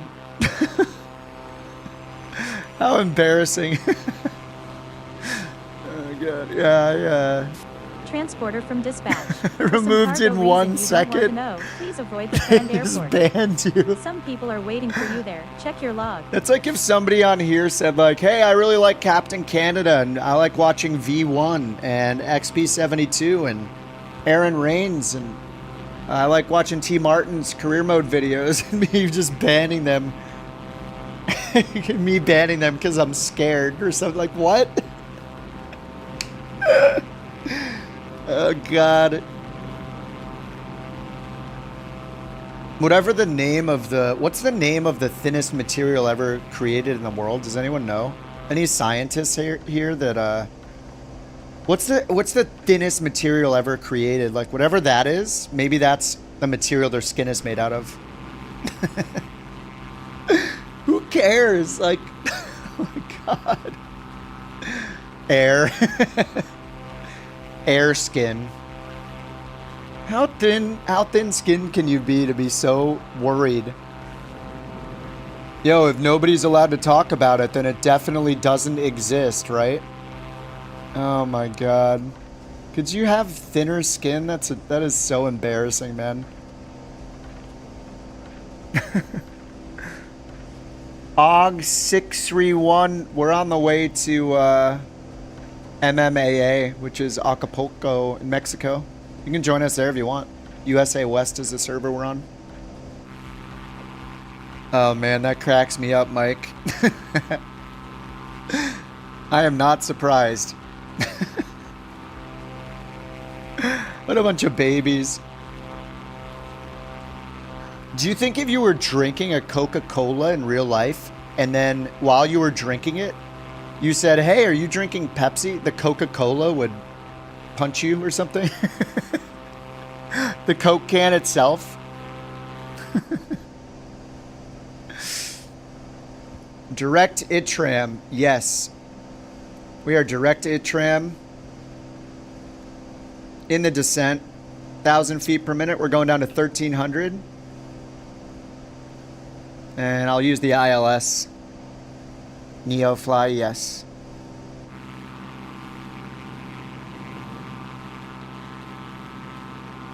Graphene is the thinnest material. Graphene skin.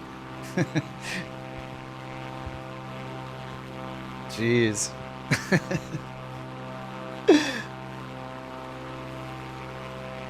You know, if there's anything that helps a brand and a product survive, it's trying to silence all knowledge of there being competitors. It's just a totally normal thing to do. Oh, God. Yeah, people are ridiculous, dude. If you guys mention that there are other YouTube channels in existence, I'm going to freak out and ban you, okay? It'll definitely make me seem like a normal human, and then you'll forget that those channels exist, and you'll only watch this one.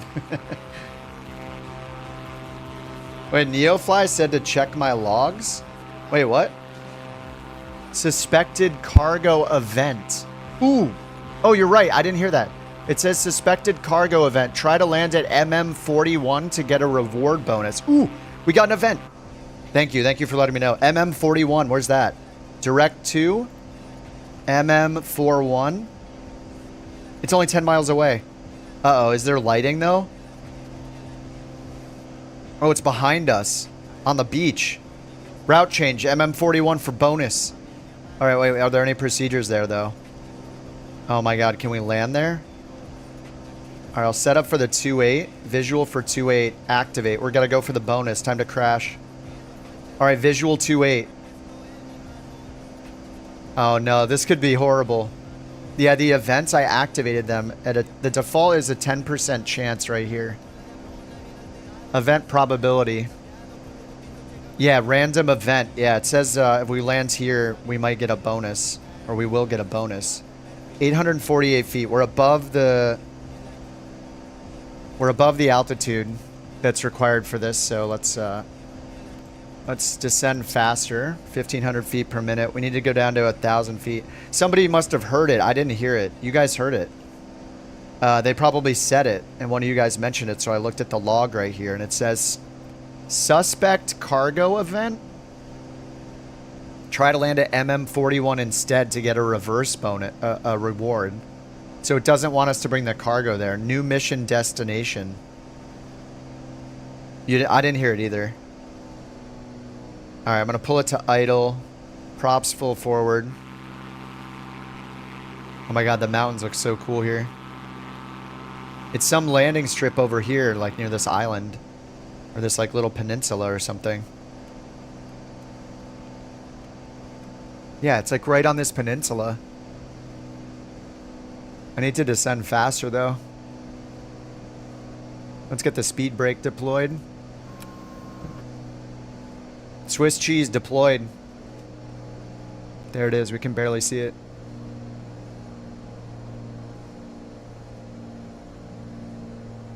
Yeah, I can kind of see a runway over there. Oh yeah, there's Pappy lights maybe. If that's the runway, it's hard to tell. Yeah, 600 pounds of flour. Flour, not flour. You guys should, if you're doing NeoFly, you should land at the other airport. I can meet you. But we can meet in the air if you guys are NeoFlying, because I got the event. You guys probably didn't. All right, we're about to make the right turn, but we got mountains here.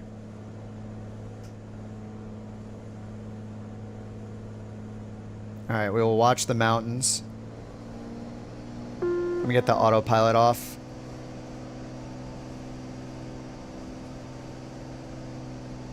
Maybe those are paps. Are those pappies right there? Yeah, there are pappies right there. All right, I'm going to skirt along this side of the mountain, and then we can get flaps 1 down, and then let's get the speed brake out. Retracted. I'm going to skirt along this side of the mountain and then turn left to land on that runway. Dude, those pappy lights are saving the day.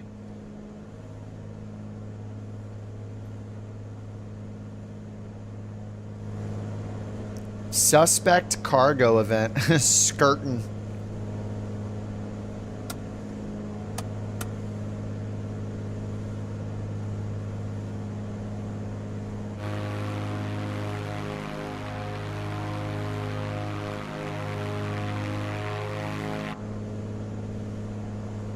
gonna need the speed brake again at this rate of descent.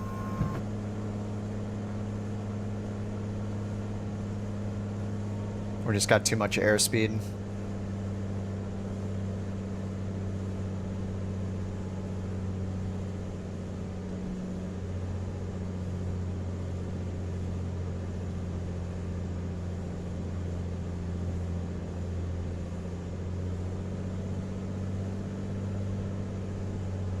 Alright, 97 knots. We'll get all the flaps out, and then I can retract the speed brake.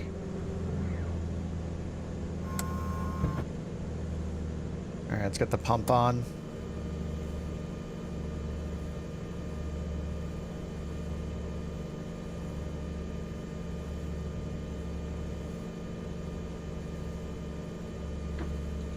Classic slip technique.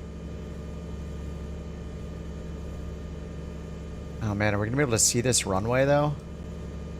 I mean, it's gotta be on the left side because these look like houses here, so it's in the darkness right there. I think I see one of your landing lights on down there.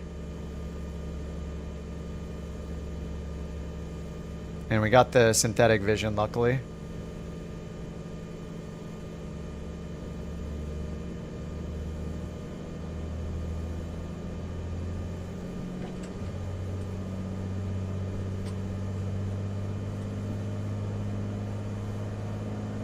Alright, synthetic vision to save the day.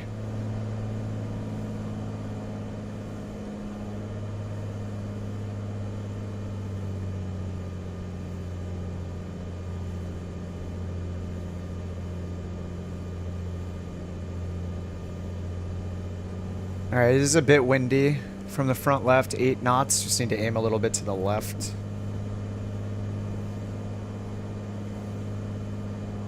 Alright, the glide, there's a advisory glide path below us.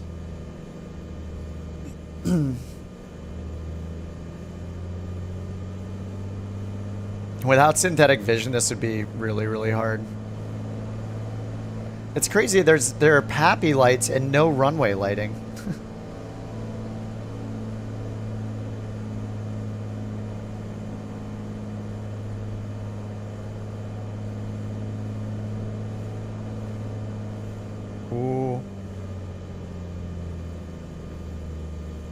Yeah, I'm just only using synthetic vision. Transporter from dispatch. Rush to the parking. The Federals are on their way. The Federals are on the way? The Federals are on the way. Rush to parking. Alright, this looks like some parking to me. Hey, I thought this wasn't an illicit... This wasn't an illegal mission. What the heck did they give us? Alright, get the lights off. Get out of here. The Federals are on the way. What does it say? Taxi to parking and shut down the engine. Yeah, the less we know, the better. Cargo unloading. Alright, get that cargo out of here. Oh, somebody else followed too. Rock is here. Stoody's here. My God, give us the money. $300 airport fee. You told me to go here.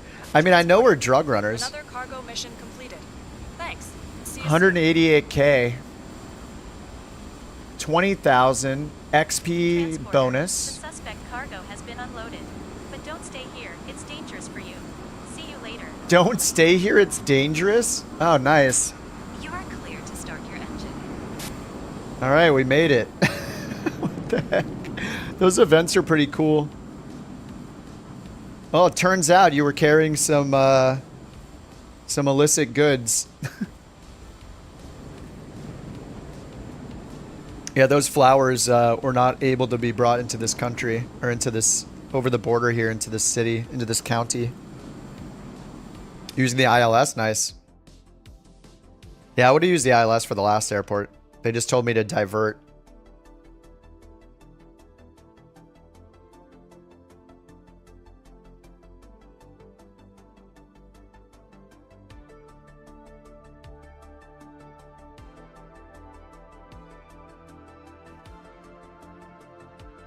All right. Do we have any missions that go east?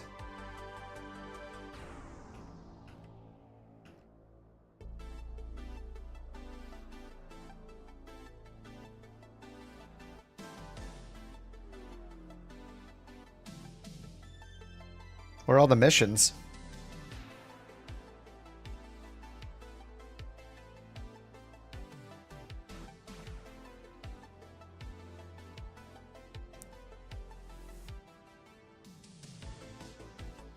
It's not showing the...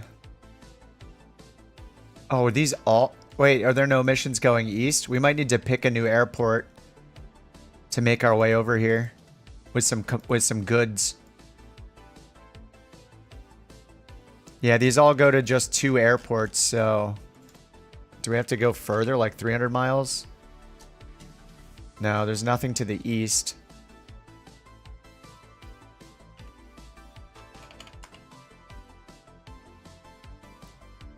Nothing available to the east. Yeah, everything goes north. So we gotta make our way to the east, like MMPS. Maybe a little further. MXTH. Hard surface runway. Oh, wait. This was... Hold on, maybe there are more. I was looking for ILS only.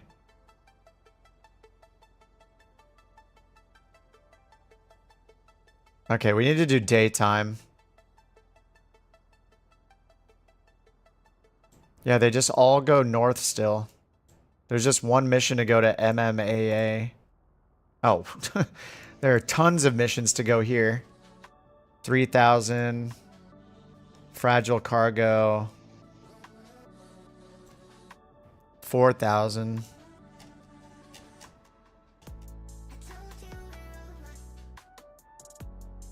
All right, let's turn on the lights. Turn on the sun.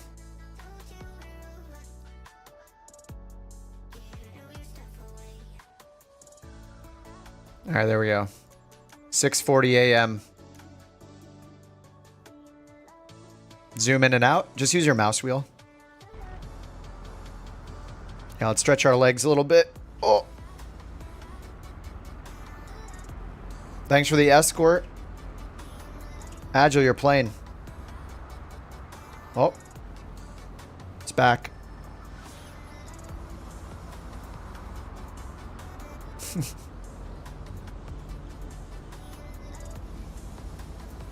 Is this the Vans?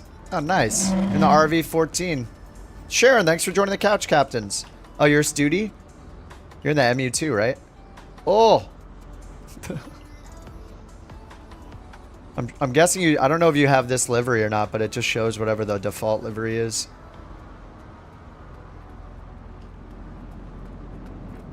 Oh, Dudley, you switched? Is this a Duke turbine? Looks like the Duke turbine. Back to the USA. Now we gotta make our way down into like Argentina and Chile, Brazil. We gotta make our way down.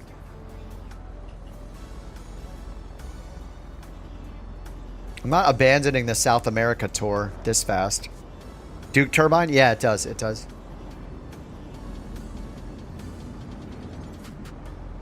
Yeah, I think we just need to pick an airport down on the coast here. Keep going down south. Looks like we can get into Guatemala or Honduras. Let's get down here. Hard surface runway, 6,000. What is this? San Jose. MGSJ. Let's check the goods there. MGSJ, see what they're buying. Caviar is the best thing to bring. We can get $100 profit per unit of caviar. We can take 800 pounds worth. Well, I need to get fuel though. It says we can take 324 pounds, 162 units. So that'll net us 16,000 for bringing some caviar down to Honduras or down to Guatemala. Yeah, that's the best profit. Gold and artifacts. We haven't found any gold or artifacts yet. 5 million per artifact.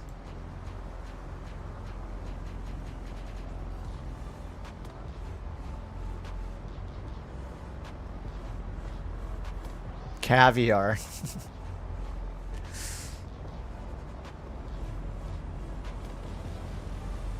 Let's see the other nearby airports real quick, though. What if we go to some of these other ones? MGRT.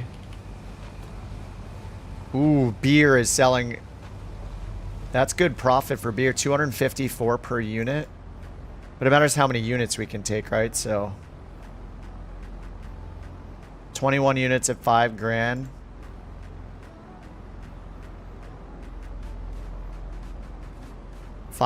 So 21 times 533, 11,000. The caviar is better because we can take more of it. I wish you would show like price per unit profit or price per pound profit.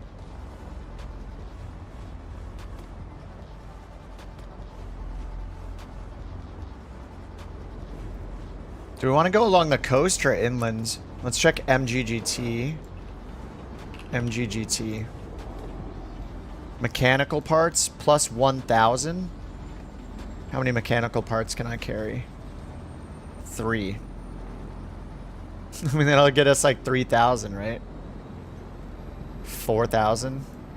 All right, caviar is the best. Let's stop looking. I'm just going to do the caviar. So let's go to Guatemala. We're going to bring caviar. Right here, right? MGSJ.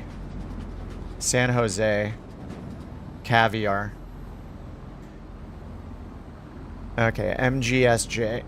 So I need to make sure that it works this time, right? It didn't track me the last time I did this.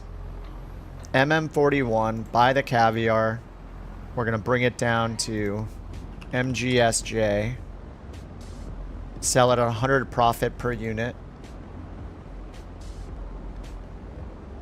And I can carry like 21 of them. But that's based on my current fuel.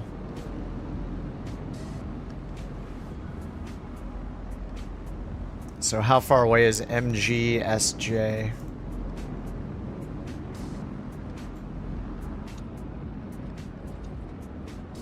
Oh, where did I end up landing again? MM41.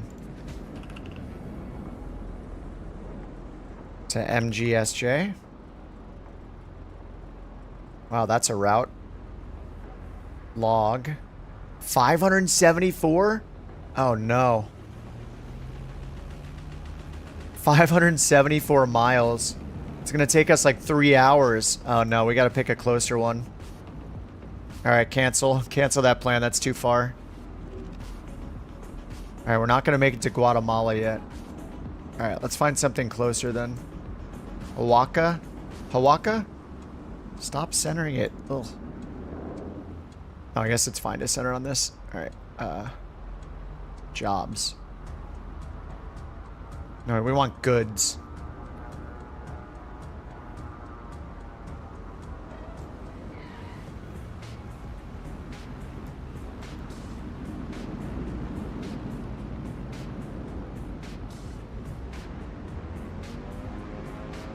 Alright, MMBT.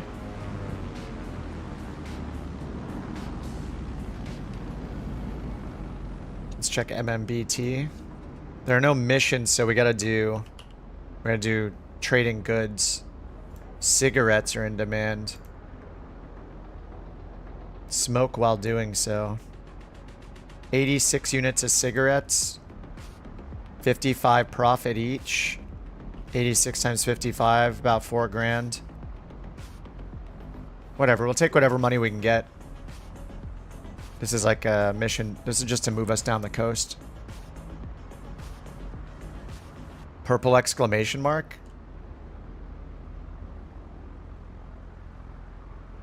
No, I don't think so. What does this icon mean?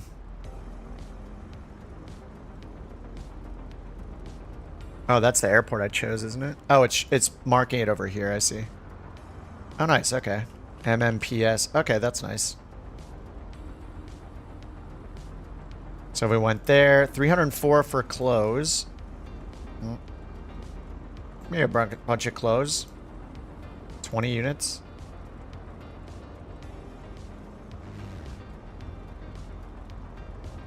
Alright, how far away is the MMPS?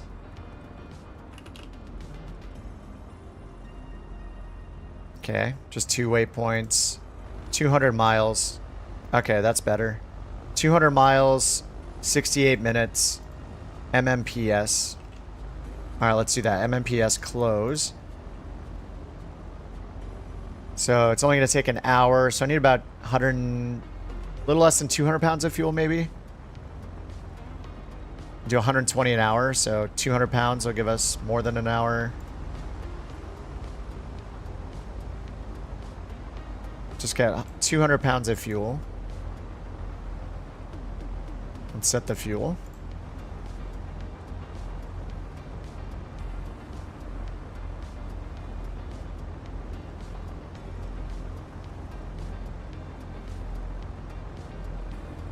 Okay, there we go. Fuel is set.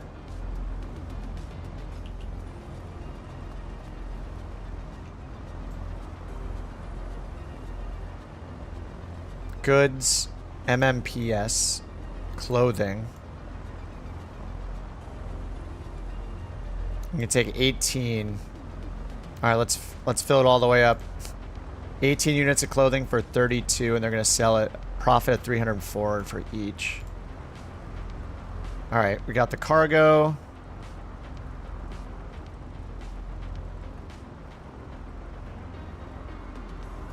MM41, so we have to load those. 308 pounds of cargo. Let's fill the 4 seats.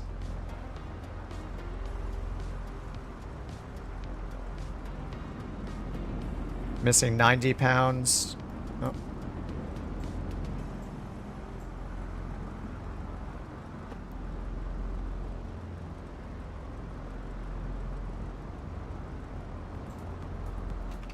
£90 for the pilot. Missing 200 pounds.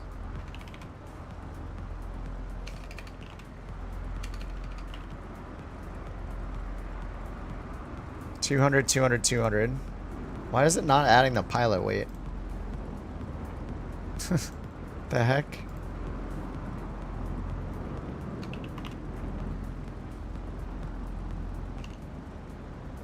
£120 missing.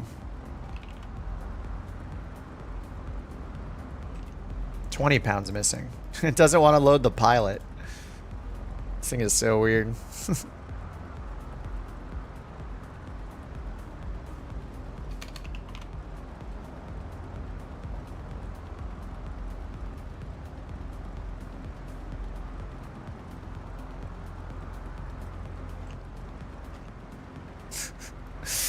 Okay. Missing 170. What? Microsoft, please. Please make this work.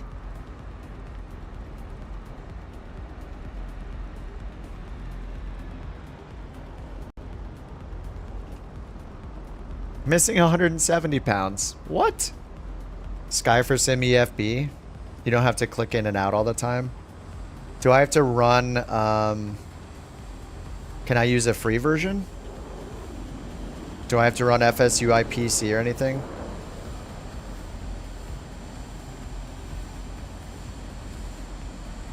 No?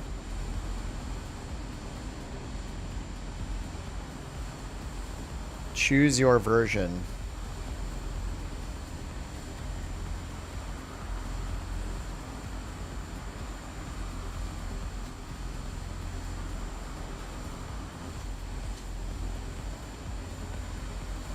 You know, I think I bought this before. Just gives live weather. Sky for Sim. I think I might have bought this. Maybe not. Oh, I see the free one.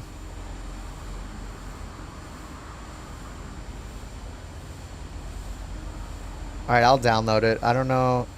It does a good job with the weight and balance on this, though. I'd be surprised if anything could make this work.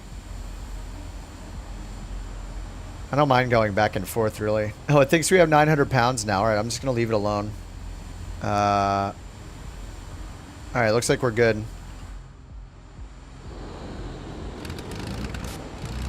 Everything looks good from where I'm sitting.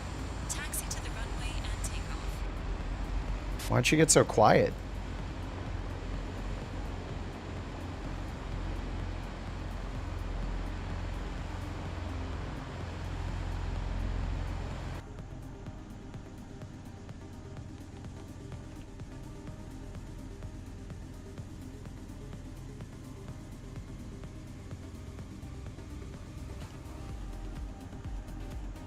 Okay, we're going MM41 to MMPS.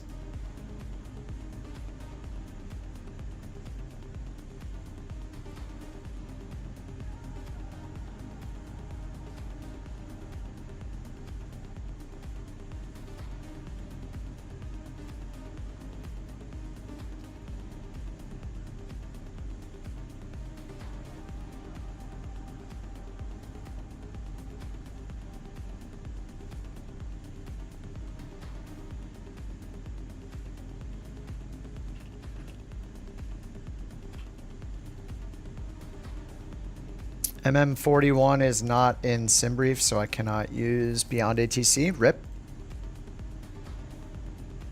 Everything except SimBrief knows about this airport. How often does SimBrief update their database? It's like, so often something is not in the database.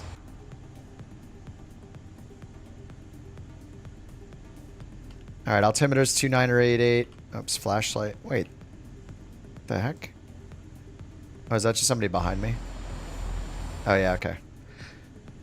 Alright.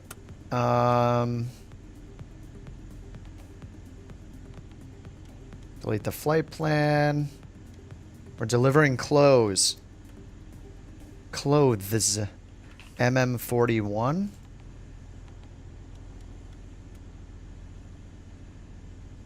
MMPS. What does that sound?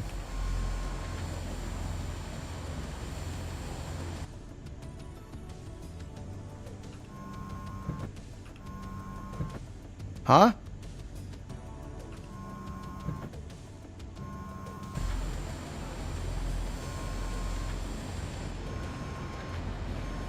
What does the M button do, like Mike? What is that changing?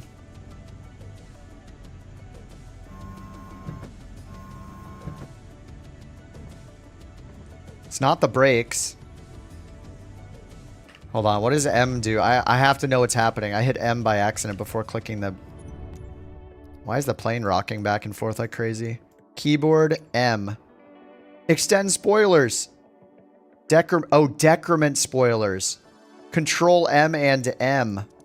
So it's just... It sounds like it's putting them away when they're not out. Wait, what the heck? What? Every time I hit M, it's going out a little more.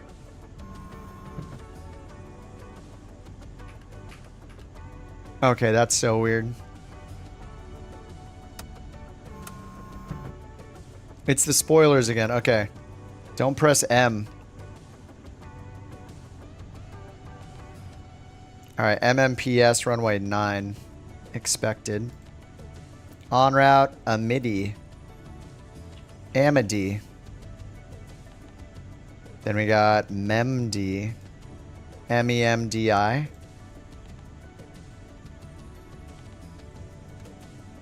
And these mountains. Ooh. Yikes. Do we want to do that? I think we just want to go direct. Yeah, I don't want to do that. We have to do so much more climbing. Let's go along the coast. Let's just go direct. Direct 177 miles. We get to fly along the coast. It's going to be way prettier. I mean, I don't know. The mountains are pretty. They're very nice, but at the same time, it'd be nice to see the water now. Eastbound. I don't know, 3,500 feet.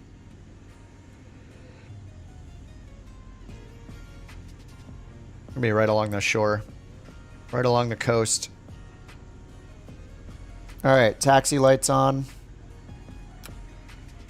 Mixture is rich. Yeah, we're just going direct. Direct MMPS. Mike, Papa, Sierra.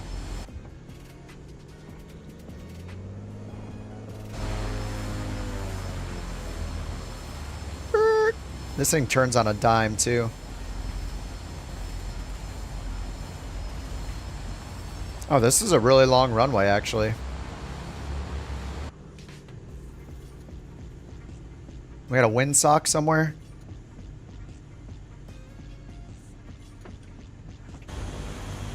Windsock, windsock. Where's the windsock?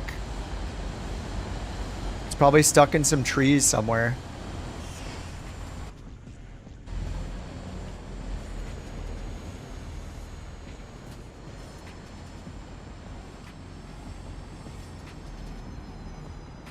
Where is it? There's got to be a windsock here. I bet it's in like a few trees over here.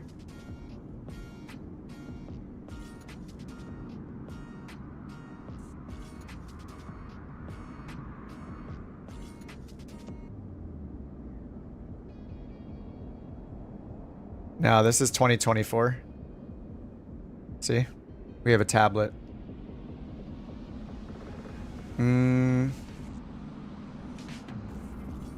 I don't see a windsock.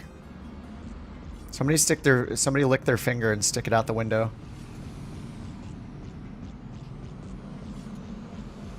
All right.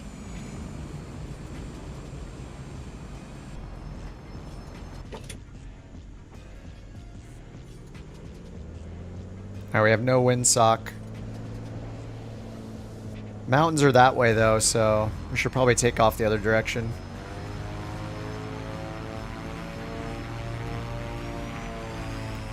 Alright, landing lights are on, strobes are on. Hey, we don't have to take off center line in this, right? Because we're not using New Sky, it doesn't care. All it cares is that we deliver the boxes. Oh, there's a windsock right there. There it is, it was hiding in the tree. It is pushing this way a little bit too, so.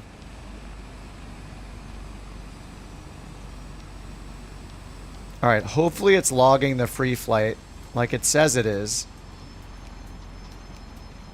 It says free flight. You can still take off, your flight will be monitored and logged, right? So I'm good to go. Yeah, it's tracking me. It's all green here, so we should be good to take off.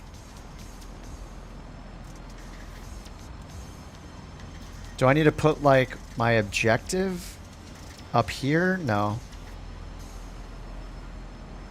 I mean, hopefully there's nothing I need to do. See ya, JP.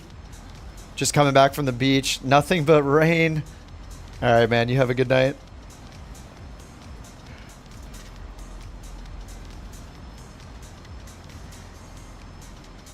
All right, here we go. Let's get out of here.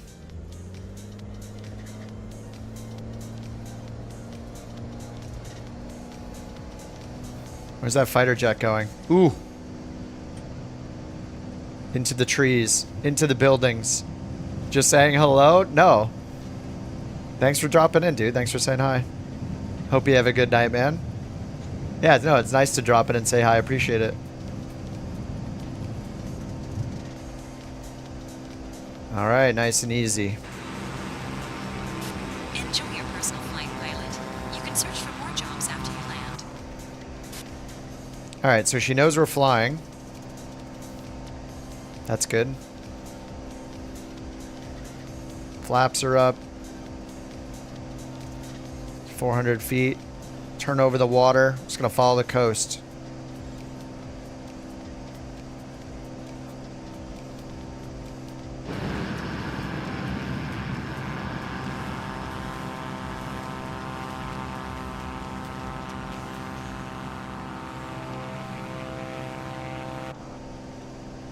Flight plan is in the top right. It's just, we're just going direct. I wanted to stay along the coast, so I'm just going direct.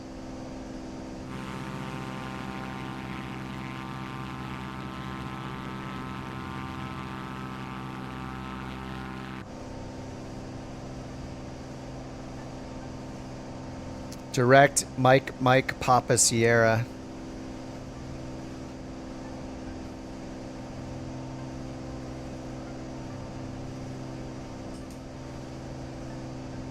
Hey man, we can just go at like 1,500 feet.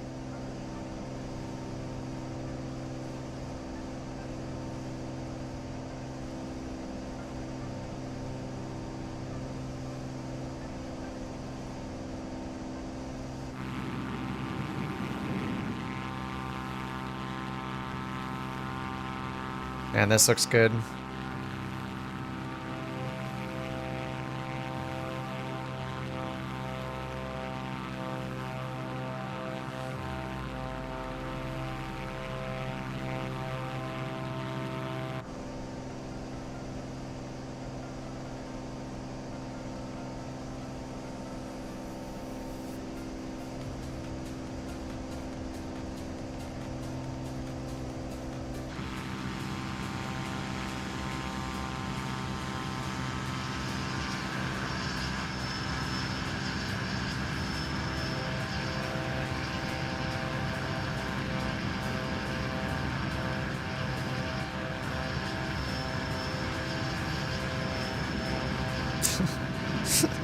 What are you in, Agile?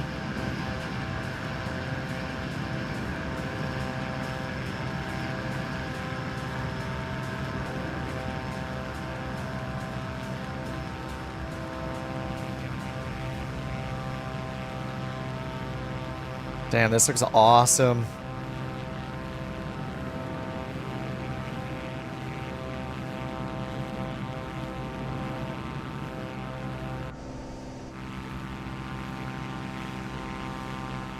Wait, did I restart? Oh, we have Bush Talk. Nice. Yeah, I had to restart.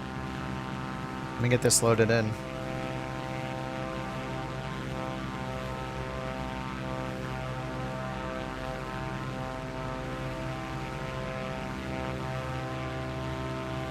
There we go. La Quebrada is one of the most famous tourist attractions in Acapulco, Mexico. Divers entertain tourists by jumping off either of two ledges on the cliff, one that is 40 feet high and the top one which is 80 feet high. The divers must calculate the right moment to jump to catch an incoming wave and avoid serious injury or death. Occasionally jumpers dive with a torch. Most of the divers come from the family of Quebrada divers.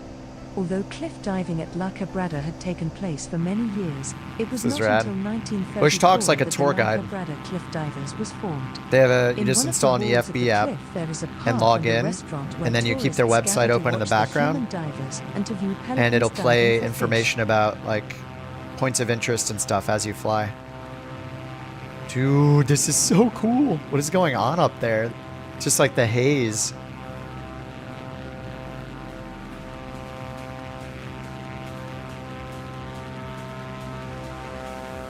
Oh, you didn't win the $1 billion?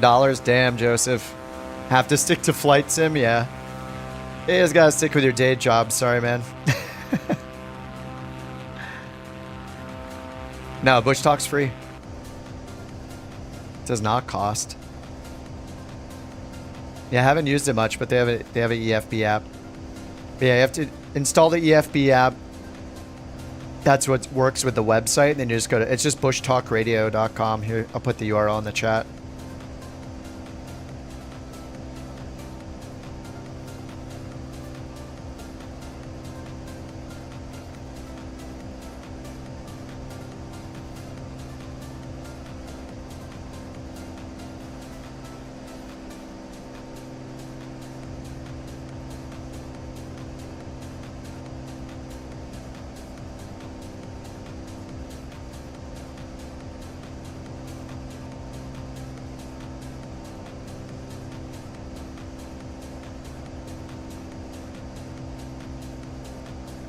And then here's what the site looks like. It's just following me.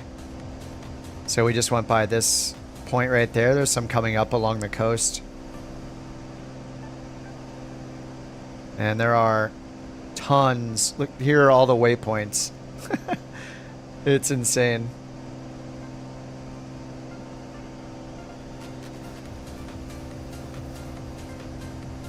Yeah, it talks when you get near the points. You can manually play it too. Like I can click this button.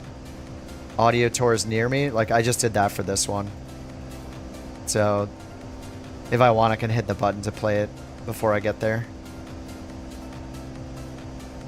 Yes, NeoFly is free. It has optional things you can pay for. Dude. Oh, this is so awesome. Mexico, not disappointing.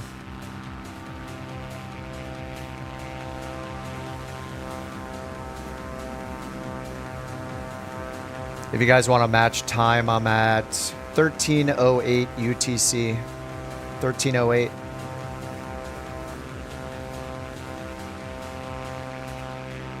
I think we need some like chill guitar music here. The music is a bit too dancey. I think it's time to change it up.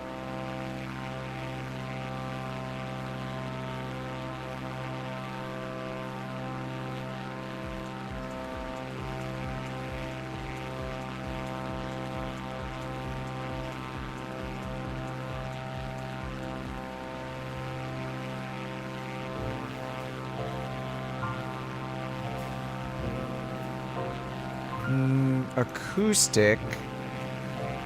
Ooh, here we go. Solo guitar acoustic.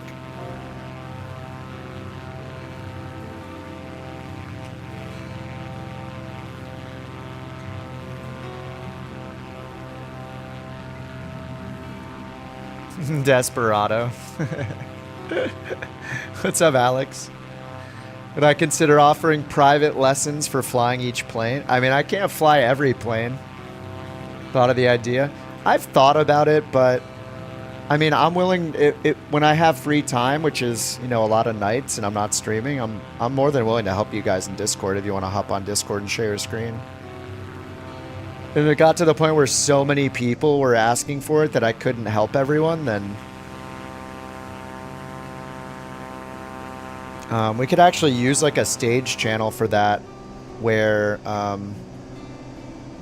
on Discord they have channel types called stages, and it's like you can have only certain people can talk at once. So you say like, all right, you're allowed to talk and share your screen, and then we go through stuff while other people watch.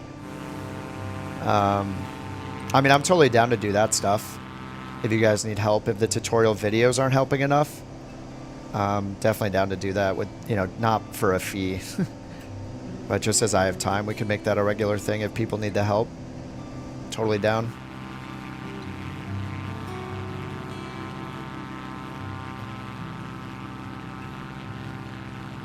PC-12, yeah.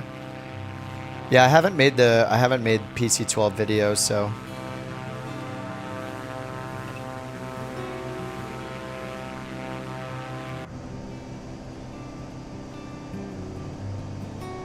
office hours, yeah. I mean, those are the kind of things that, like, member-only perks make sense for, right? Like, it could be like a Couch Captains only thing. I mean, it's $1, right? It's not a huge deal.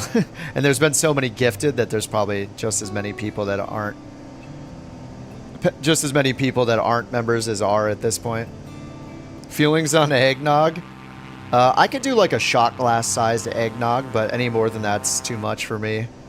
$300.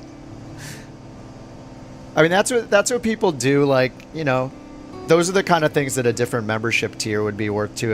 If the demand is there, you know, and I can't teach everybody at once, because, you know, there is a limit to how many people would be able to talk at once, you know. Everybody can't be like having a question at the same time. But I could make like a Couch Captains only. I mean, we would try it without that first and just see if the demand is there, and if you guys want to do that kind of thing on Discord.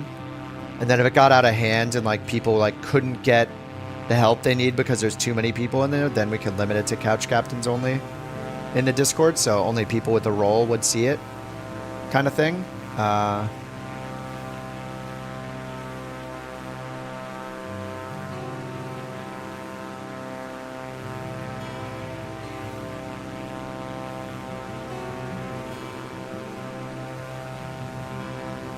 Flying the 172, it should get proficient faster.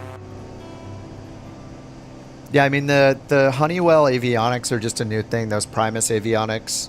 I mean, I myself have been learning them here and there, so I don't know everything, you know. They seem kind of limited, actually. Like, I tried to change my destination airport once, and it wouldn't let me.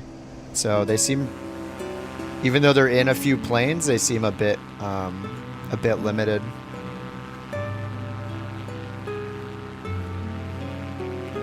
How do you read a message?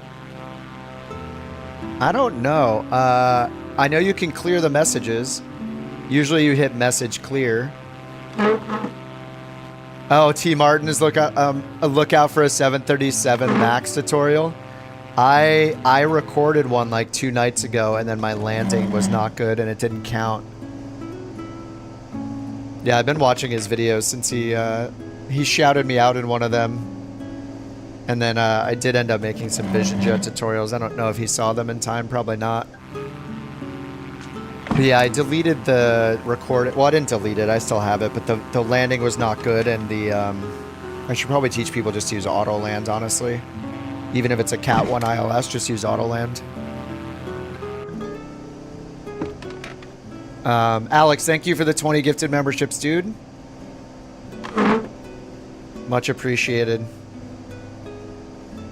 Happy holidays. Oh, this is Christmas music, isn't it? It is popular Christmas music. Wait, Christmas is over.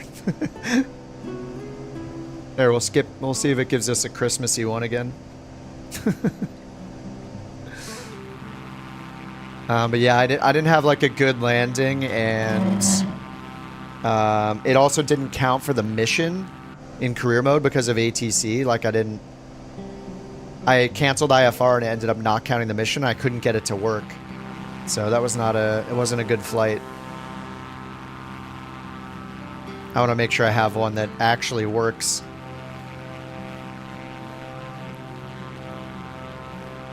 Anu, Evolution, Old Grumpy, Batman, Jason, Kurt, Dylan, Pisbury, Arnat, or Matt, sorry, Perry, Steve, Alpaca, Oscar, John, Martin, and VA Beach Pilot. Welcome to the new Couch Captains. Courtesy of Alex. Thank you, Alex. Much appreciated. Welcome to the new Couch Captains. Pull up your broken stools. Thanks, Alex. Much appreciated, dude.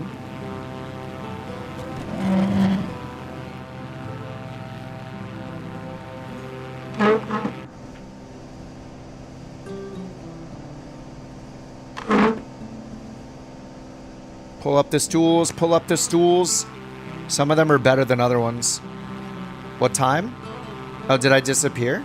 It might, I pulled it. I mean, as long as you're not on real time, we should see each other. I'm at 13:15 UTC. 13:15.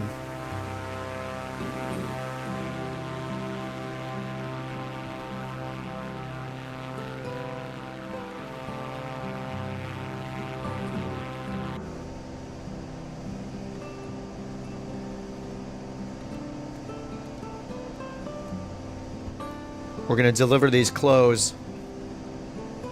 Alright, I'm gonna hit nav mode and get onto course. It looks like I'm going towards the course anyway. What's up, Eric? Just joined the stream. Long day adulting. Well, welcome, dude. Yeah, it's almost 7 p.m. Time flies when you're in Mexico.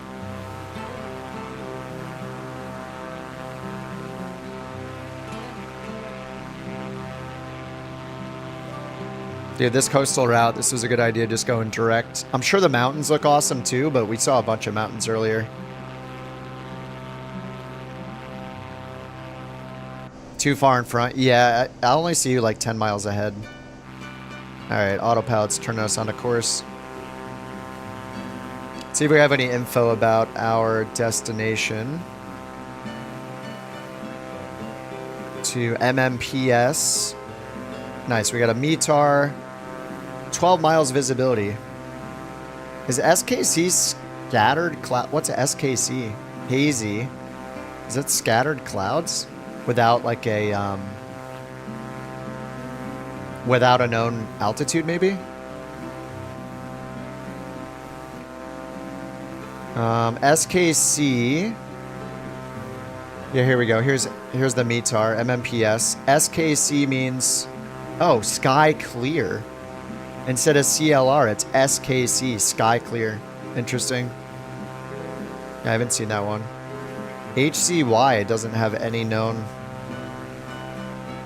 8 miles visibility, so we got an older METAR in the sim. Oh, yeah, we got the older METAR because I pulled the time back, that's why. So the current METAR is 145 Zulu. I pulled mine back, so we're seeing 1246 Zulu.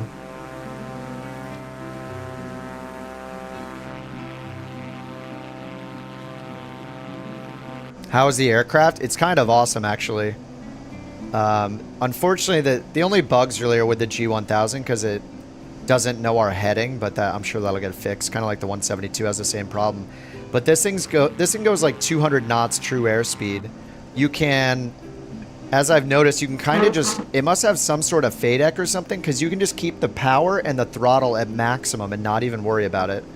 The one thing you need to do is balance your fuel just by turning this to left or right tank. So I just turned it right because our right tank is full right here. Or our right tank is the fullest, so just every now and then you have to periodically change it. You just got to lean out the mixture when you get above like 5,000 feet to make sure you're maximizing your power in the climb if that's what you're doing. But it's really nice. It's fast. If you're doing NeoFly or something, it's pretty cheap. I would use this in the Flight Sim one too. This is probably worth buying for Flight Sim 24 career mode.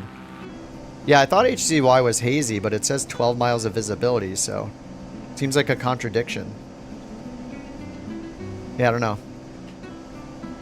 Kevin, thanks for joining the Couch Captains, man. Welcome, much appreciated. Looks like you already pulled up your stool. Here, we'll pull it up again. There we go. It's a wobbly one, sorry. Welcome, sir. Thanks a lot. The button to go smooth? What do you mean smooth, Fred? You could turn off the live weather if the air's bumpy. Approach? Oh, the weather's really good. I set it up for runway 9. Yeah, runway 9 will be best. 8 knot winds. So yeah, runway 9's recommended. 2,300 meters. So that's like 7,000 something feet, maybe more. Pretty much at sea level, hard surface runway. Yeah, we'll just go and turn around, or sorry, we'll just do a straight into runway 9. Pretty much already lined up with it, so I'll just go ahead and do the visual, so we'll be totally lined up. Visual runway 9, straight in. Activate. Oh, we got Christmas music again.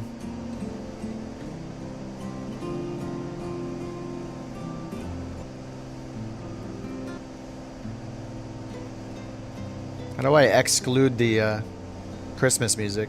Oh, the 208 wobble. Is that what we're talking about? You got a straight to destination. It's not on the same path. Did you do a direct to, or did you do a course between the two airports? If you did a direct to, it's from your current location to the airport. If you did a course between the two, then we'll have the same line. But I just switched to, actually, did I do a direct to? Anyway, I changed mine to go direct to the straight. Yeah, direct to is from your current location to the airport. If you intercept a leg between the two or activate the leg, you would go and intercept the line, the course drawn between the two waypoints instead of from you to the waypoint. But I loaded in the visual now, so I'm going directly to this little waypoint called straight. So it's very slightly off from the course. It's just a little bit to the south, so it lines us up with the runway. SR-22. This is actually the Corvalis. This is a Cessna. So I haven't really flown the SR-22. I can't afford it NeoFly. Not yet. But this is like, this might be just as fast or faster. It's kind of like the Cessna version of the SR-22. It's nice.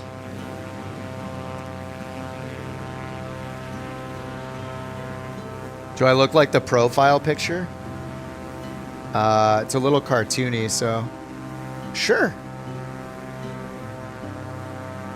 I don't really look like a cartoon character, I guess, so it's kind of hard to say. I look more human in real life.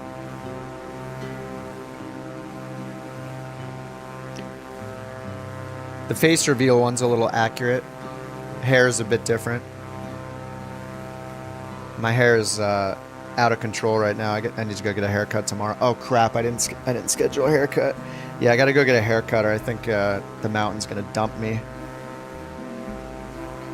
Obviously, my skin is as smooth as the perfect avatar skin, though. 100%. 100% look like my profile pic. Raccoon.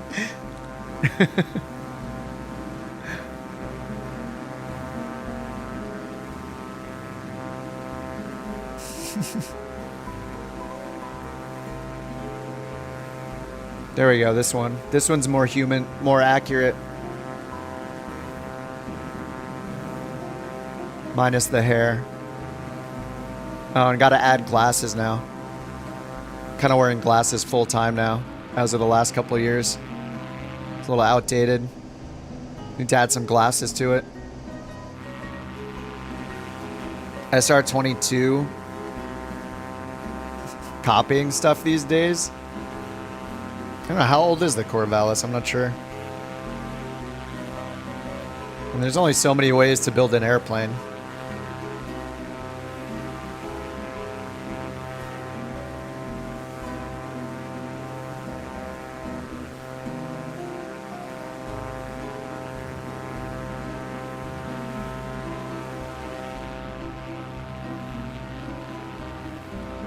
I look like Joe Pesci? Nice. What kind of microphone? I have a headset. It's a biodynamic headset that I guess it got discontinued within like this year, but it's called the PV797. It's a broadcast headset. I have a RE20 in the closet. I used to use the RE20, the Electro Voice RE20, which is one of the standards. I actually think the RE20 is a bit too muted, like a bit too dull for my voice. I need kind of something a little brighter. Is it the RV27 or RE27?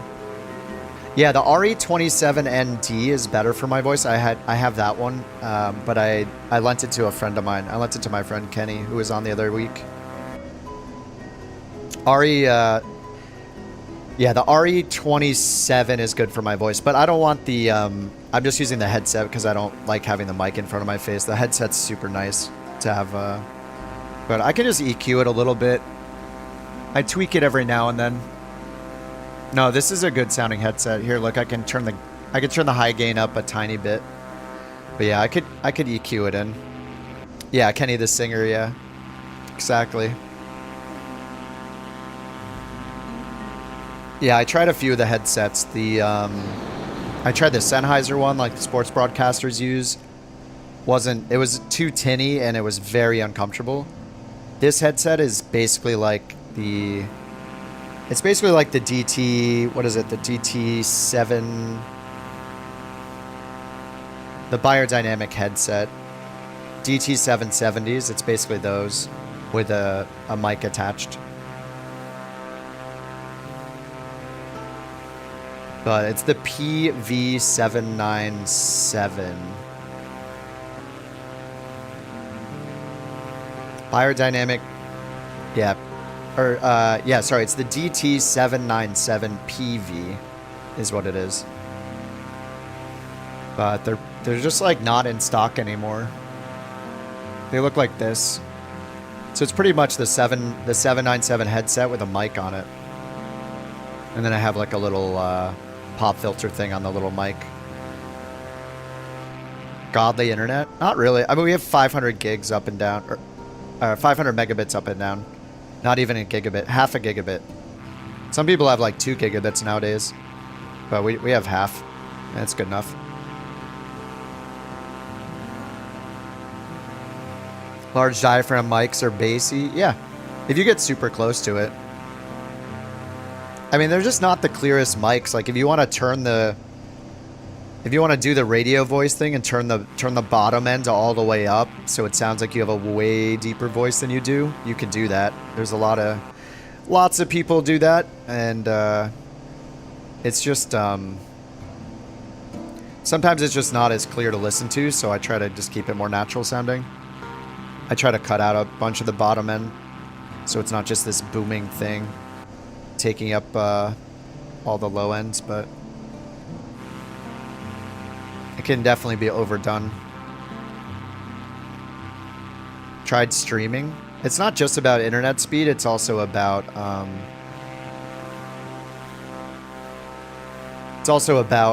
your CPU, like your about your computer, you know? Give up voice modeling for voice work. Yeah, the NeoFly missions are good. I mean, they don't have the level of detail that the Flight Sim 24 missions have, because they can't, you know, put in all the stuff that Microsoft can into the missions natively, like in the sim, so. It's not really about that, though. It's more about the availability of the missions, I think, from one place to another, and NeoFly has them beat on that, because, you know, NeoFly's been around forever.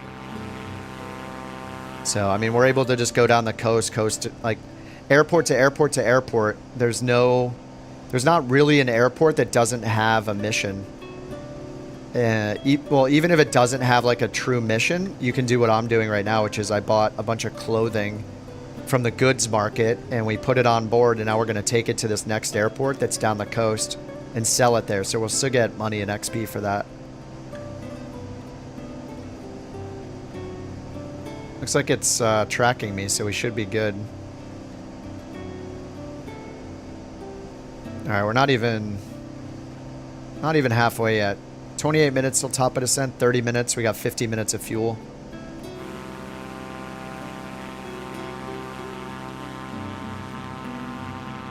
Did I eat? I had a snack, but not really. I should grab something from the fridge.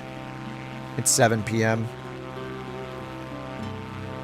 That could be... maybe I'll be done after this. Why don't I speed it up? You get a bonus for doing it in real time with NeoFly. So I haven't been using time acceleration. Also, most of these have been like less than an hour, so it's not too bad. I don't mind like an hour-long flight. If it was like 2, then I would use it. But it's been nice. It's nice and chill. Plan for New Year's? We're just gonna go out with some friends, you know, the usual. I'll be on tomorrow during the day though. I hit up the Beyond ATC guys. They gave me, or they're letting me do a bulk purchase again of more codes, so I'm gonna do that, and hopefully I'll have them for the stream tomorrow, and then we can do a New Year's Eve giveaway again like we did for Christmas. Thanks to all you guys joining and gifting memberships and stuff.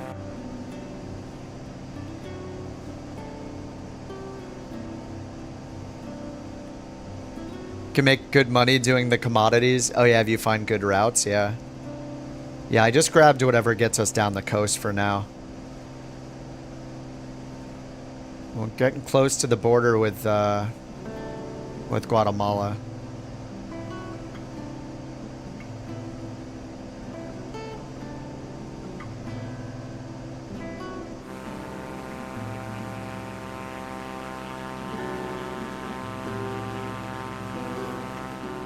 Work till 9 on New Year's Eve. I could just turn the stream on your phone, and then when it's giveaway time, do the command during the day. But you'll have to tell me like a Discord username to send the code to. That's the only thing after that, if you happen to win one. That's the way I did it before, and it's been fine. Check out the Sling Factory in Torrance. What's a Sling Factory? What? I don't know what that is.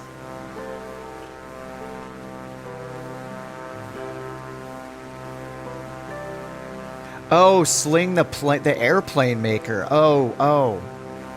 Yeah, I've flown the S4 in the sim. There's the Sling Factory. I didn't know it was in Torrance. That's awesome. Yeah, the kit planes. Yeah, I flew the Sling S4 in the sim. It's got a parachute and everything. It's awesome. You're building the Sling too? Crazy. Oh, that's awesome, man. Airspeed 187 true. got the tiniest bit of a tailwind. It's giving us like a 1 or 2 knot push. Sling high wing. Oh, I haven't seen that. Giveaway? If they can get them to me tomorrow morning, 10 Beyond ATC codes is what I asked for.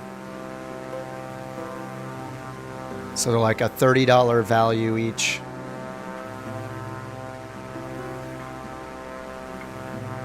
We did 30 of them over Christmas week. How much was this plane? In NeoFly, I rented it. We're doing NeoFly, so I think I rented it for like 40,000, and I have to pay a fee since it's a rental. It's like 100 and something an hour.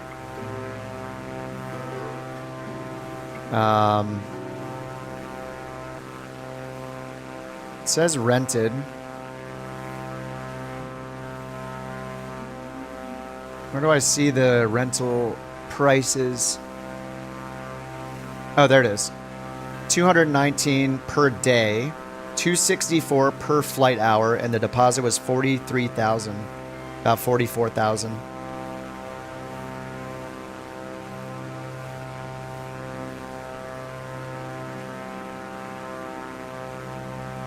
So we pay for fuel, we pay landing fees, we pay rental till I can afford one. So I'm just renting.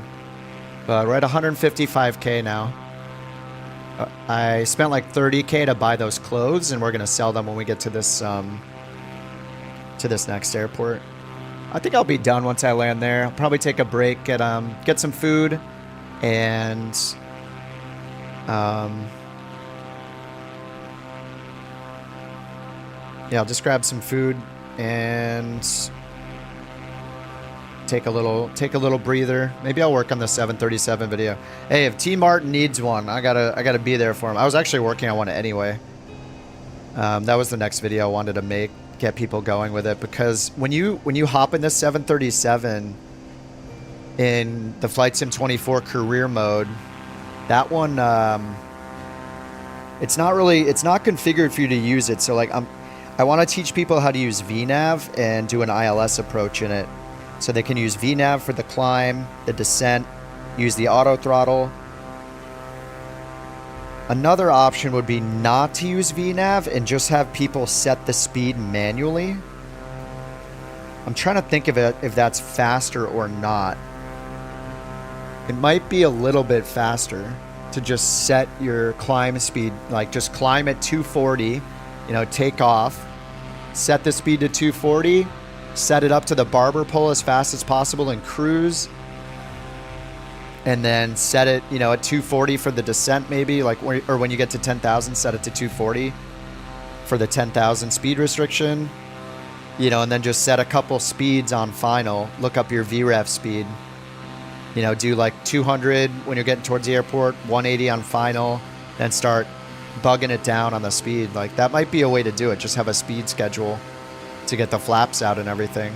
I might have to try that and see, but I feel like in general VNav, like you just take the time to configure it on the ground by just putting in the performance info, which is pretty easy to do. Then you can just use VNav for the whole climb, the cruise, the descent, all the whole approach. You don't have to touch it. You just put your flaps down at the right time, and then on final you just set the VREF +5 speed on final. That's about it.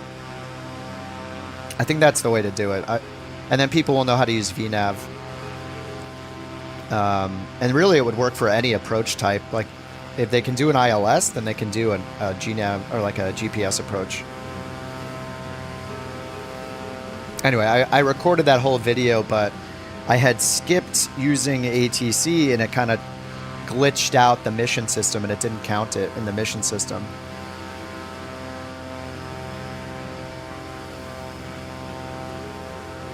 I think there's enough people that want to fly the 737 and they'll want to do it in 24 in the default one and see if they like it. Then they can move up, to a PMDG later, or like the iFly when those are available in the marketplace.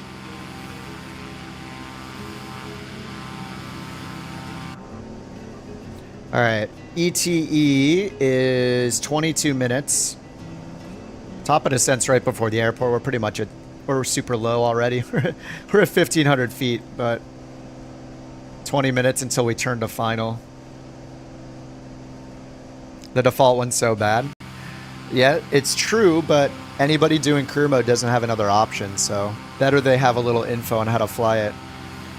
I could just have everybody use auto land. Just use all the automation. Use auto lands, so people can just have success. You know, that's what most of my videos are. Is like how to how to complete the mission. You know. Yeah, dude, Mexico has looked awesome. Especially the last couple of airports we went to looked so good. It's been wonderful.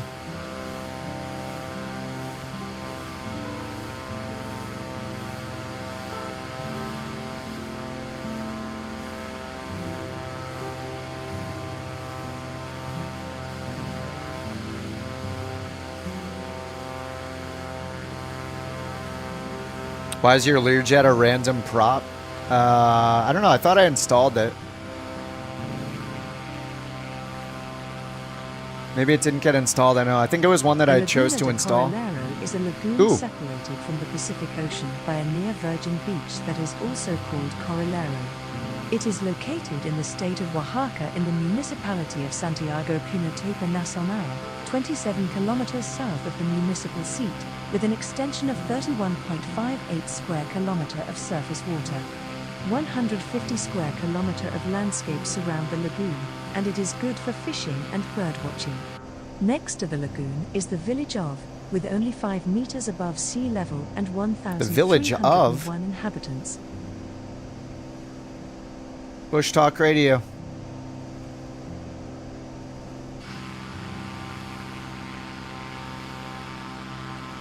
I wish they made a premium version where it was actually people talking. That would be so cool.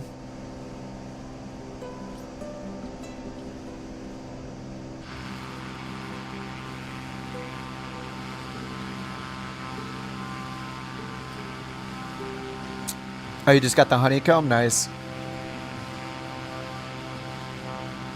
TikTok's getting banned? Oh no.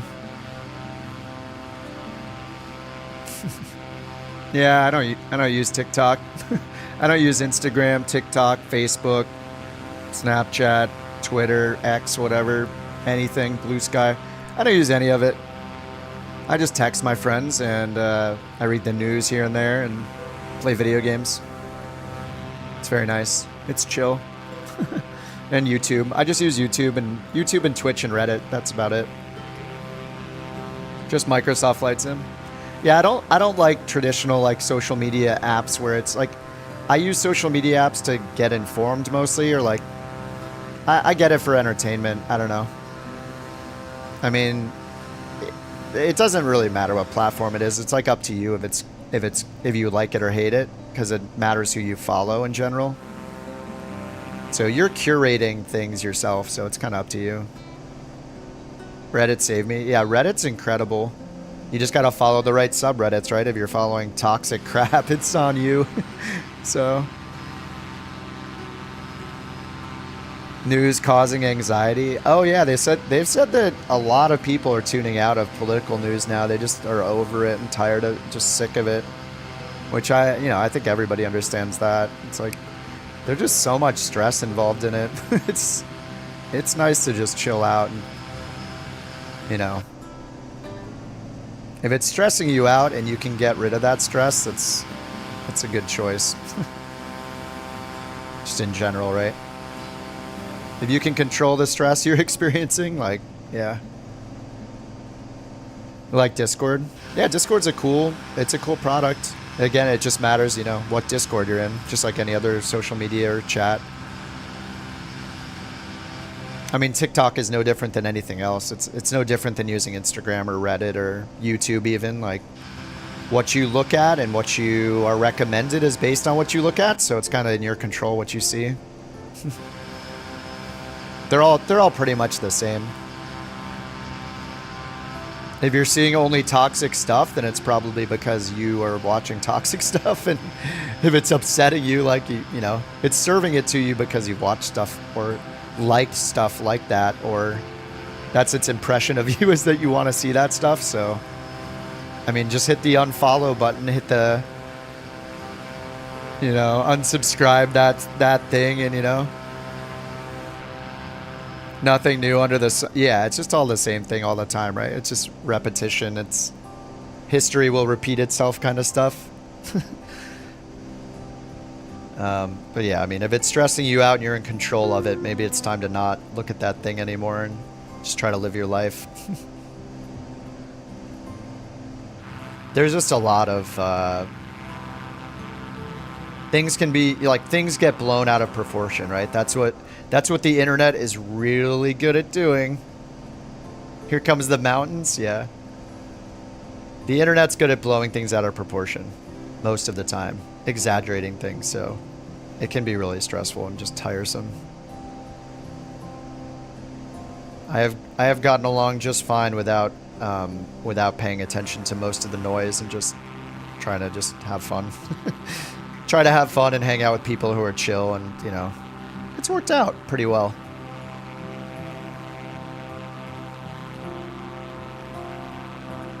Dude, this is awesome.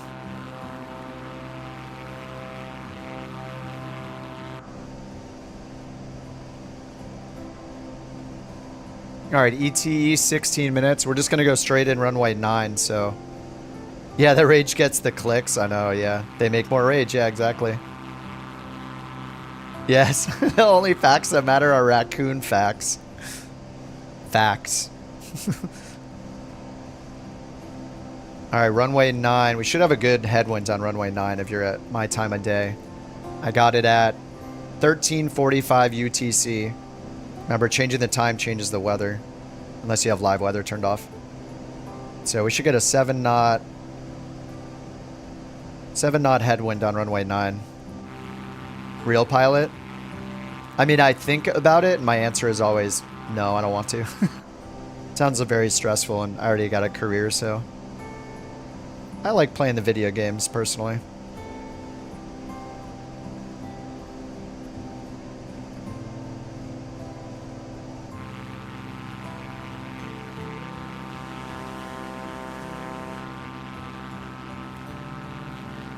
Like, maybe if I got into this when I was maybe like in my 20s, then I wasn't as set in my career, I'd probably I might consider it.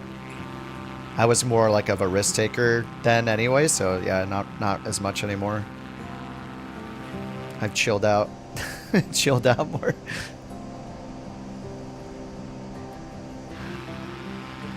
Yeah, the night hazmat missions, yeah, for sure. It's my specialty, 100%.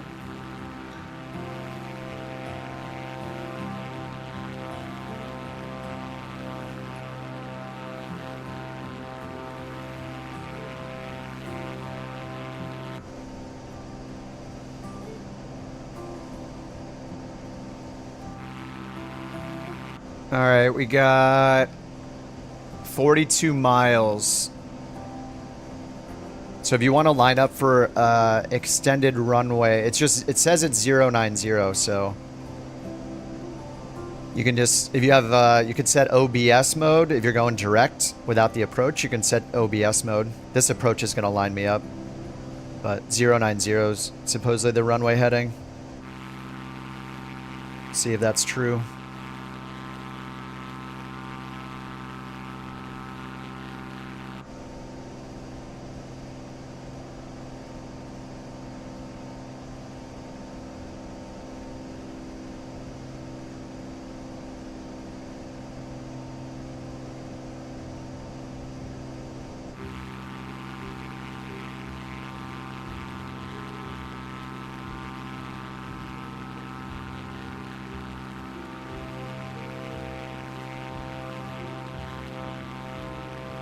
Dude, Mexico has not disappointed.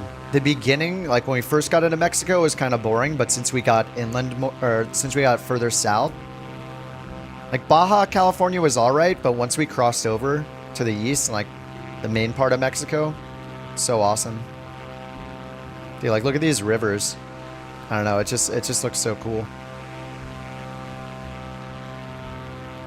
It's been really nice. Very pretty. Very, very nice.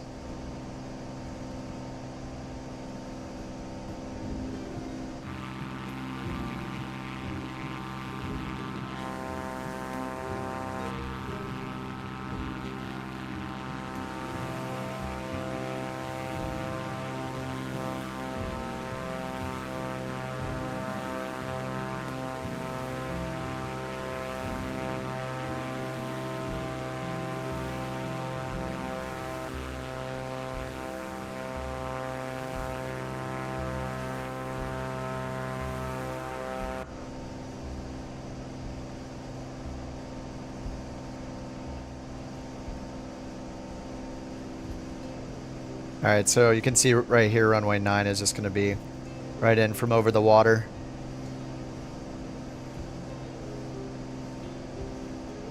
Now let's check the altimeter there actually. Weather 2996. And when we're visual, it's fine. Been to Mexico twice, nice. I haven't been in a long time. I've heard Mexico City is awesome.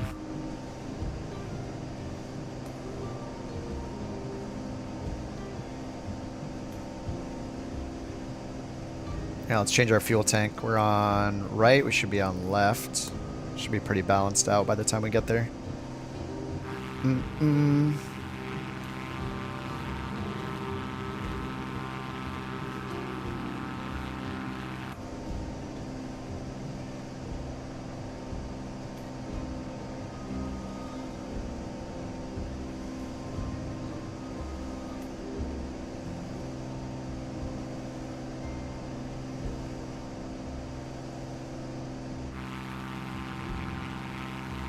Our daughter went to Mexico City, said it was beautiful. Nice. Yeah, I've heard it's awesome. Fuel tank to both? There is no both. The both fuel tanks is like kind of it's usually like a Cessna thing, but this one does not have a both. Just left or right, like a lot of planes. You gotta balance them. You gotta change them periodically yourself. This one's just got... Yeah, this one is a Cessna, but it does not have a bow selector. And like the Grand Caravan has left and right, but you just turn them both on at once. This one you have to choose in the Corvalis, left or right. Oh no, Christmas music. Next. Sorry, I think we've all heard too much of that there. I just sorted by popular acoustic songs, so of course what's popular right now is Christmas music. FS HUD. I used to use FS HUD. The voice recognition's not good. Still not good. Without using AI voice recognition like modern ones, it's not great. The syntax you have to speak with is just way too robotic. I mean, that does happen in Beyond ATC even, but it's so much better at understanding you. If you don't use the exact right word in the right order, it's, yeah, I used to use FS HUD a lot, though. I looked at the newest one, it's just... doesn't feel like you can speak naturally. You haven't had a problem? Yeah, I did. It was a V3, isn't it? I tried the new one. Or is it V2? I think the V3 was like pilot to ATC, but... yeah, it's just... it's very hard to beat Beyond ATC. Beyond ATC is just so good and getting better and better. And next month we're getting the LLM stuff. Yeah, they've just been crushing it. Yeah, Beyond ATC is too good.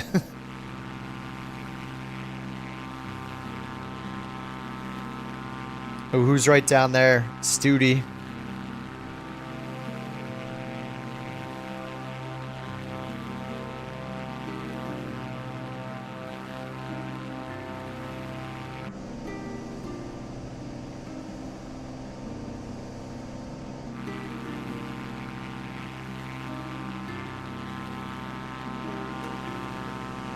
You think it's pretty good on like the reviews? People are just whiny babies with the reviews. People are so impatient. It'll recover eventually. There's just Yeah. It's just people review bombing it on launch week because, you know, they had some launch day issues or like 48 hours of major issues. Like, who cares? It's so dumb. They could have done what Path of Exile fans did when PoE 2 launched and had problems, and still give it positive reviews anyway to help the company, and they're just too immature to do that. Flight simmers are, a certain number of them are just professionally angry at everything that ever is in any sim. So yeah, I put in almost 500 hours in Flight Sim 2024 already. It's just, it's good enough to put in that much time. I don't know. If you can't wait through some bugs, like maybe like brand new release day games are just not for you. Just don't get everything. Don't get any game on release day, because essentially nowadays you're like an early adopter getting a game on release day. It's just how it is. People demanding refunds. Yeah, you know what they're going to do? They're going to demand a refund. Maybe they'll get one. And then you know what's going to happen? 6 months later, they're going to buy it again. Like, inevitably, everyone on 2020 will be playing 2024. 2024 is going to be the sim everyone's playing. Might it have bugs for like 6 months? Yeah, sure. They will fix it. And I do think it came out early, but even in its early state, like, I've gotten to put a lot of time into it. It's been a lot of fun.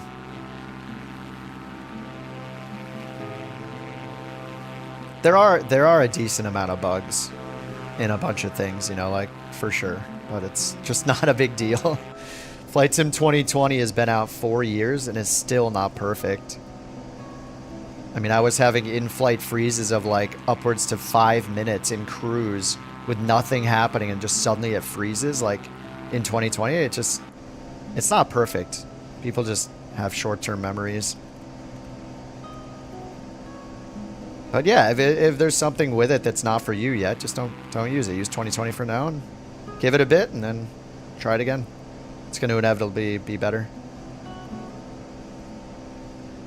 All right, we got the airport coming up. How many miles out? 15.9 miles. I just think it's ridiculous, because those people that are crying for refunds and like want to post on Reddit every day saying how bad it is, they'll be back in a few months as it's stabilized and had more bug fixes. They'll be back, and then they'll just, you know, suddenly they'll be real quiet. It's just kind of embarrassing. It's just immature. It has been a long time that games have come out, ambitious games come out with bad launch days. It happens all the time. So I'm willing to put up with a crash here and there. It's not going to ruin my day. I'd rather see this level of like lighting and detail on the ground and everything, and try the new career mode, and I'd rather do that and deal with a few crashes than be on 2020 still and deal with other things.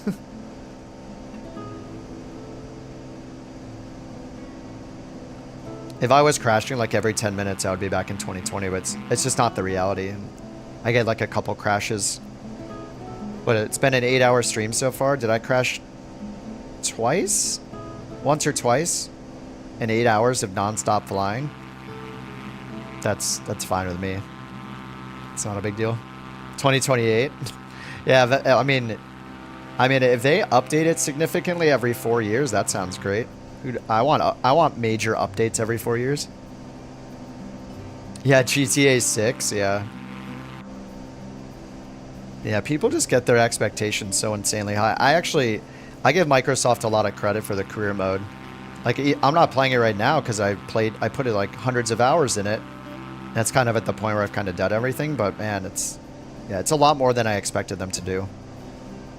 I convinced myself before the launch and kept saying on stream, I was like, you know, it's probably just going to be some glorified mission packs like Maverick Pack. You know, there's going to be 10 new packs with a few missions in each for the activities, and that's it. I was like, there's not going to be a whole career mode. I doubt it. No way. Bam, whole career mode with failures and wear and tear, and it's pretty crazy. How long? How many hours? I feel like I had to like easily over 100 hours in it. Maybe more, maybe closer to 200. I was doing it every day for like an entire month for a really long time every day. So it's got a lot of it's got a lot of time you can put into it. You have to use the default planes for now, but you know, over the next 6 months, 12 months, 2 years, whatever, over time it's gonna get better and better and better. They can keep adding stuff. 100 hours? I mean, it's just one mode. People have put in 5,000 hours into free flight mode, so it's just gonna get better. It's the first version, you know. It's as limited as it'll ever be right now. Yeah, people are very impatient. Yeah, it is definitely hazy. I don't know why it said 12 miles of visibility and haze.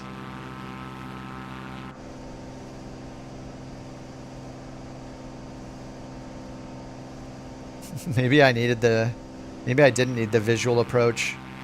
This haze is pretty bad. Alright, let's get the pump on.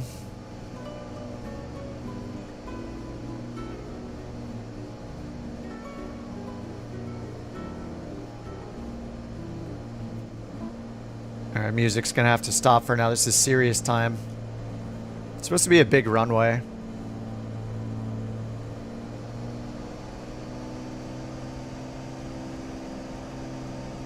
Three miles out.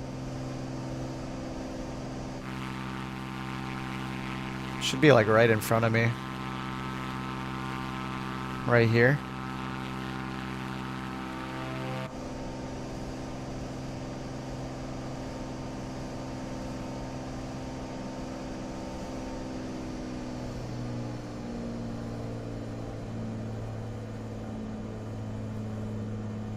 Yeah, this is like a 5,000 or 6,000. Maybe it's even more. It's a huge runway. I can see the aiming point markers. There it is. Definitely hazy.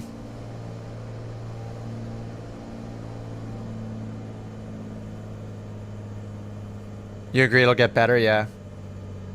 Yeah, I mean, there's a lot of bugs. I mean, 2020 is not perfect, and it's been out 4 years, so like, yeah, if the bugs are ruining your day, go play 2020. And for me, it was worth it to play through the bugs and keep doing career mode because I think it's cool. But yeah, now that I did career mode for a while, I'm just like, yeah, I just wanted more missions to do, you know, more planes to fly. So NeoFly is letting me do that.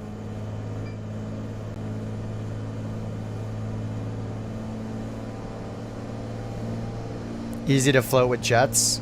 Yeah, just usually your approach speed in the Vision Jet will be like 90 knots or so, 85 knots. And as you're crossing the threshold, you'll want to be at like 70 and pull it to idle.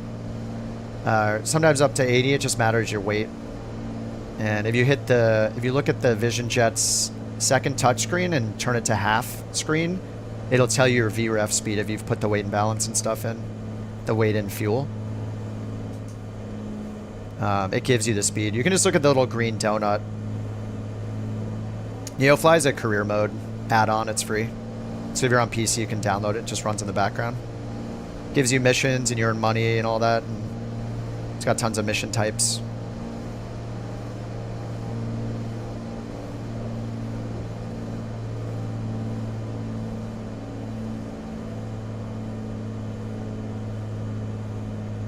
Gotta sell the clothing here.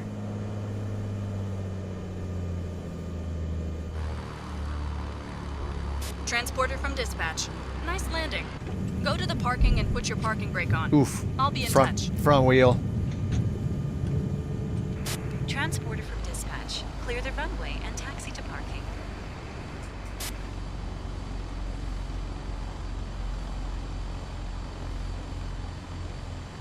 First place on the rally challenge in the world?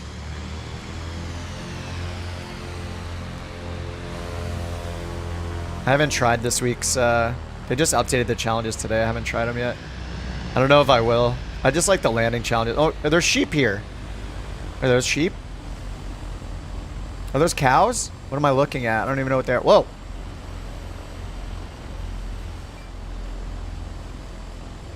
Emu?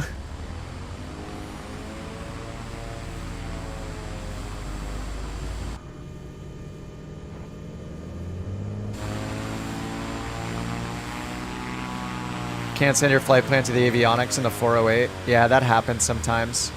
Free add-on. You can use SimBrief if you want, Steve. SimBrief is a flight planning tool that's free, and they have an EFB add-on. It can mess up your map a little, your regular map.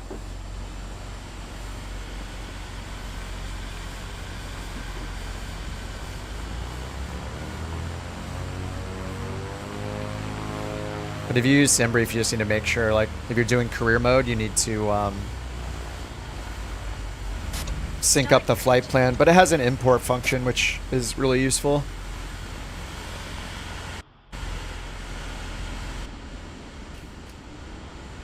No, you don't have to pay for Navigraph. Navigraph owns SimBrief, so that's why you log in with a Navigraph account. You just sign up through Navigraph because they own it. You don't have to pay for Navigraph Ultimate to use SimBrief. And the EFP app is free. You just click on the Navigraph website, click on the downloads button at the top, and you should be able to find it at the bottom of that page. And then you just need to install it in your community folder, restart the sim.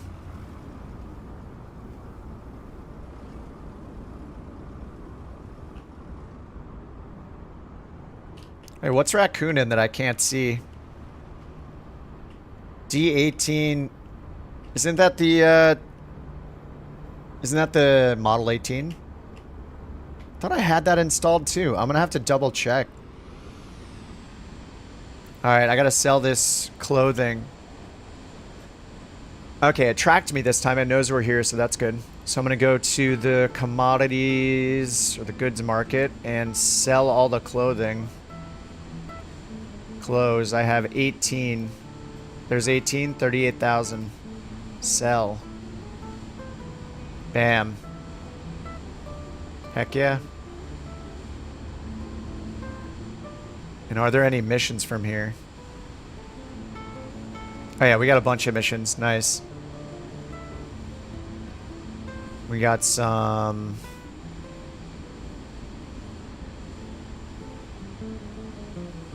cargo missions. We moved far enough to get a whole new set of missions over here. Fragile cargo.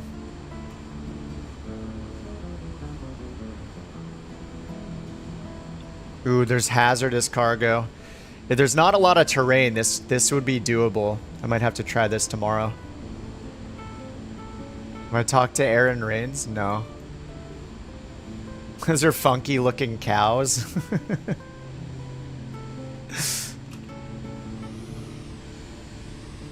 Dude, that was awesome. What time tomorrow? Just usually before noon my time. It just matters when I wake up. If I'm up super late working on like a 7:37 video, then maybe it'll be a little later than normal, but I'm in California, so for me, like, I'm off work this week too, so.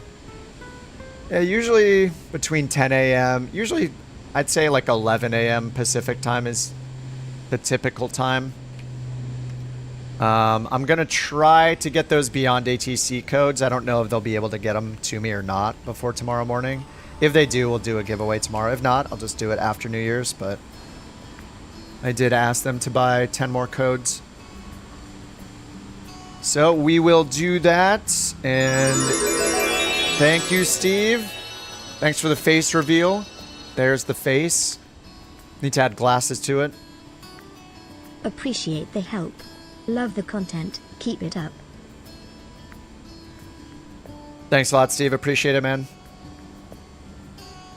Oh, nice. Good timing, bot. There's a Discord link if you guys want to join. Yeah, if you guys need help with stuff, just ask in Discord. You know, after getting some food, I'll be around tonight, maybe working on a video. But yeah, if you guys are struggling with stuff, just ask there. If I can't help, other people usually can. If we really need to hop on a voice channel and you share your screen, like, yeah, if I'm around, then we can totally do that. All right, guys, GG's. I feel like what was the? Forget my starting money. I think I was at like 130,000 maybe, so I'm at 190 now. I'll go watch that the new T Martin video, see what his struggles are like.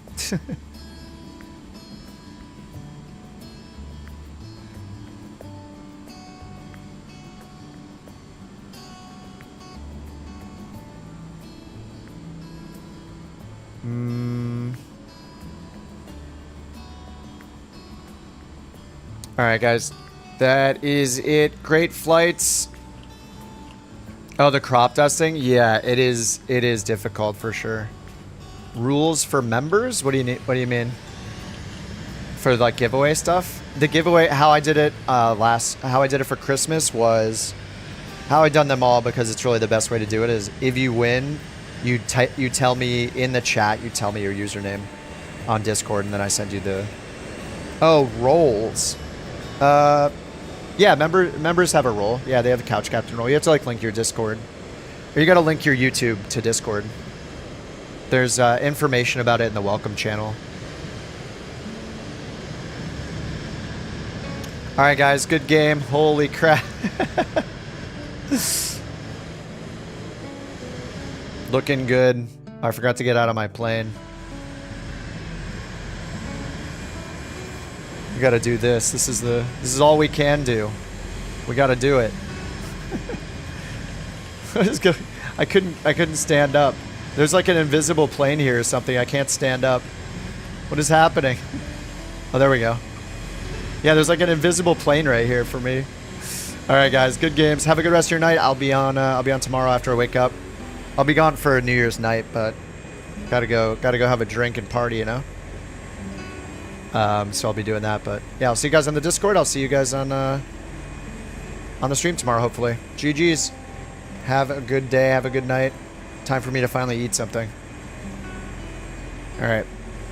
Bye. See you guys tomorrow. Hopefully for some giveaways too. We'll do a few more flights in Mexico. Do some giveaways and then get ready for New Year's. Don't drink and drive. Oh, no. I'm an Ubering maniac. I just don't drive whenever I can avoid it. Never, ever. We are responsible humans. We always take Ubers and cars everywhere.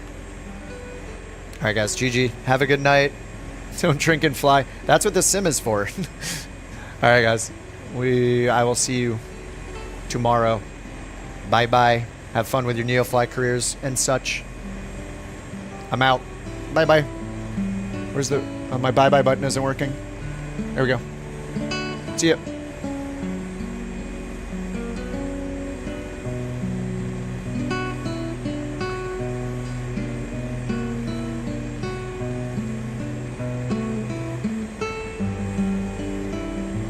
Oh, I forgot to say thanks again. Henning, Sharon, Alex, Kevin, and Steve, thanks for joining the Couch Captains, gifting memberships, or the super stickers, super chats. Much appreciated. Thanks, guys. Thank you.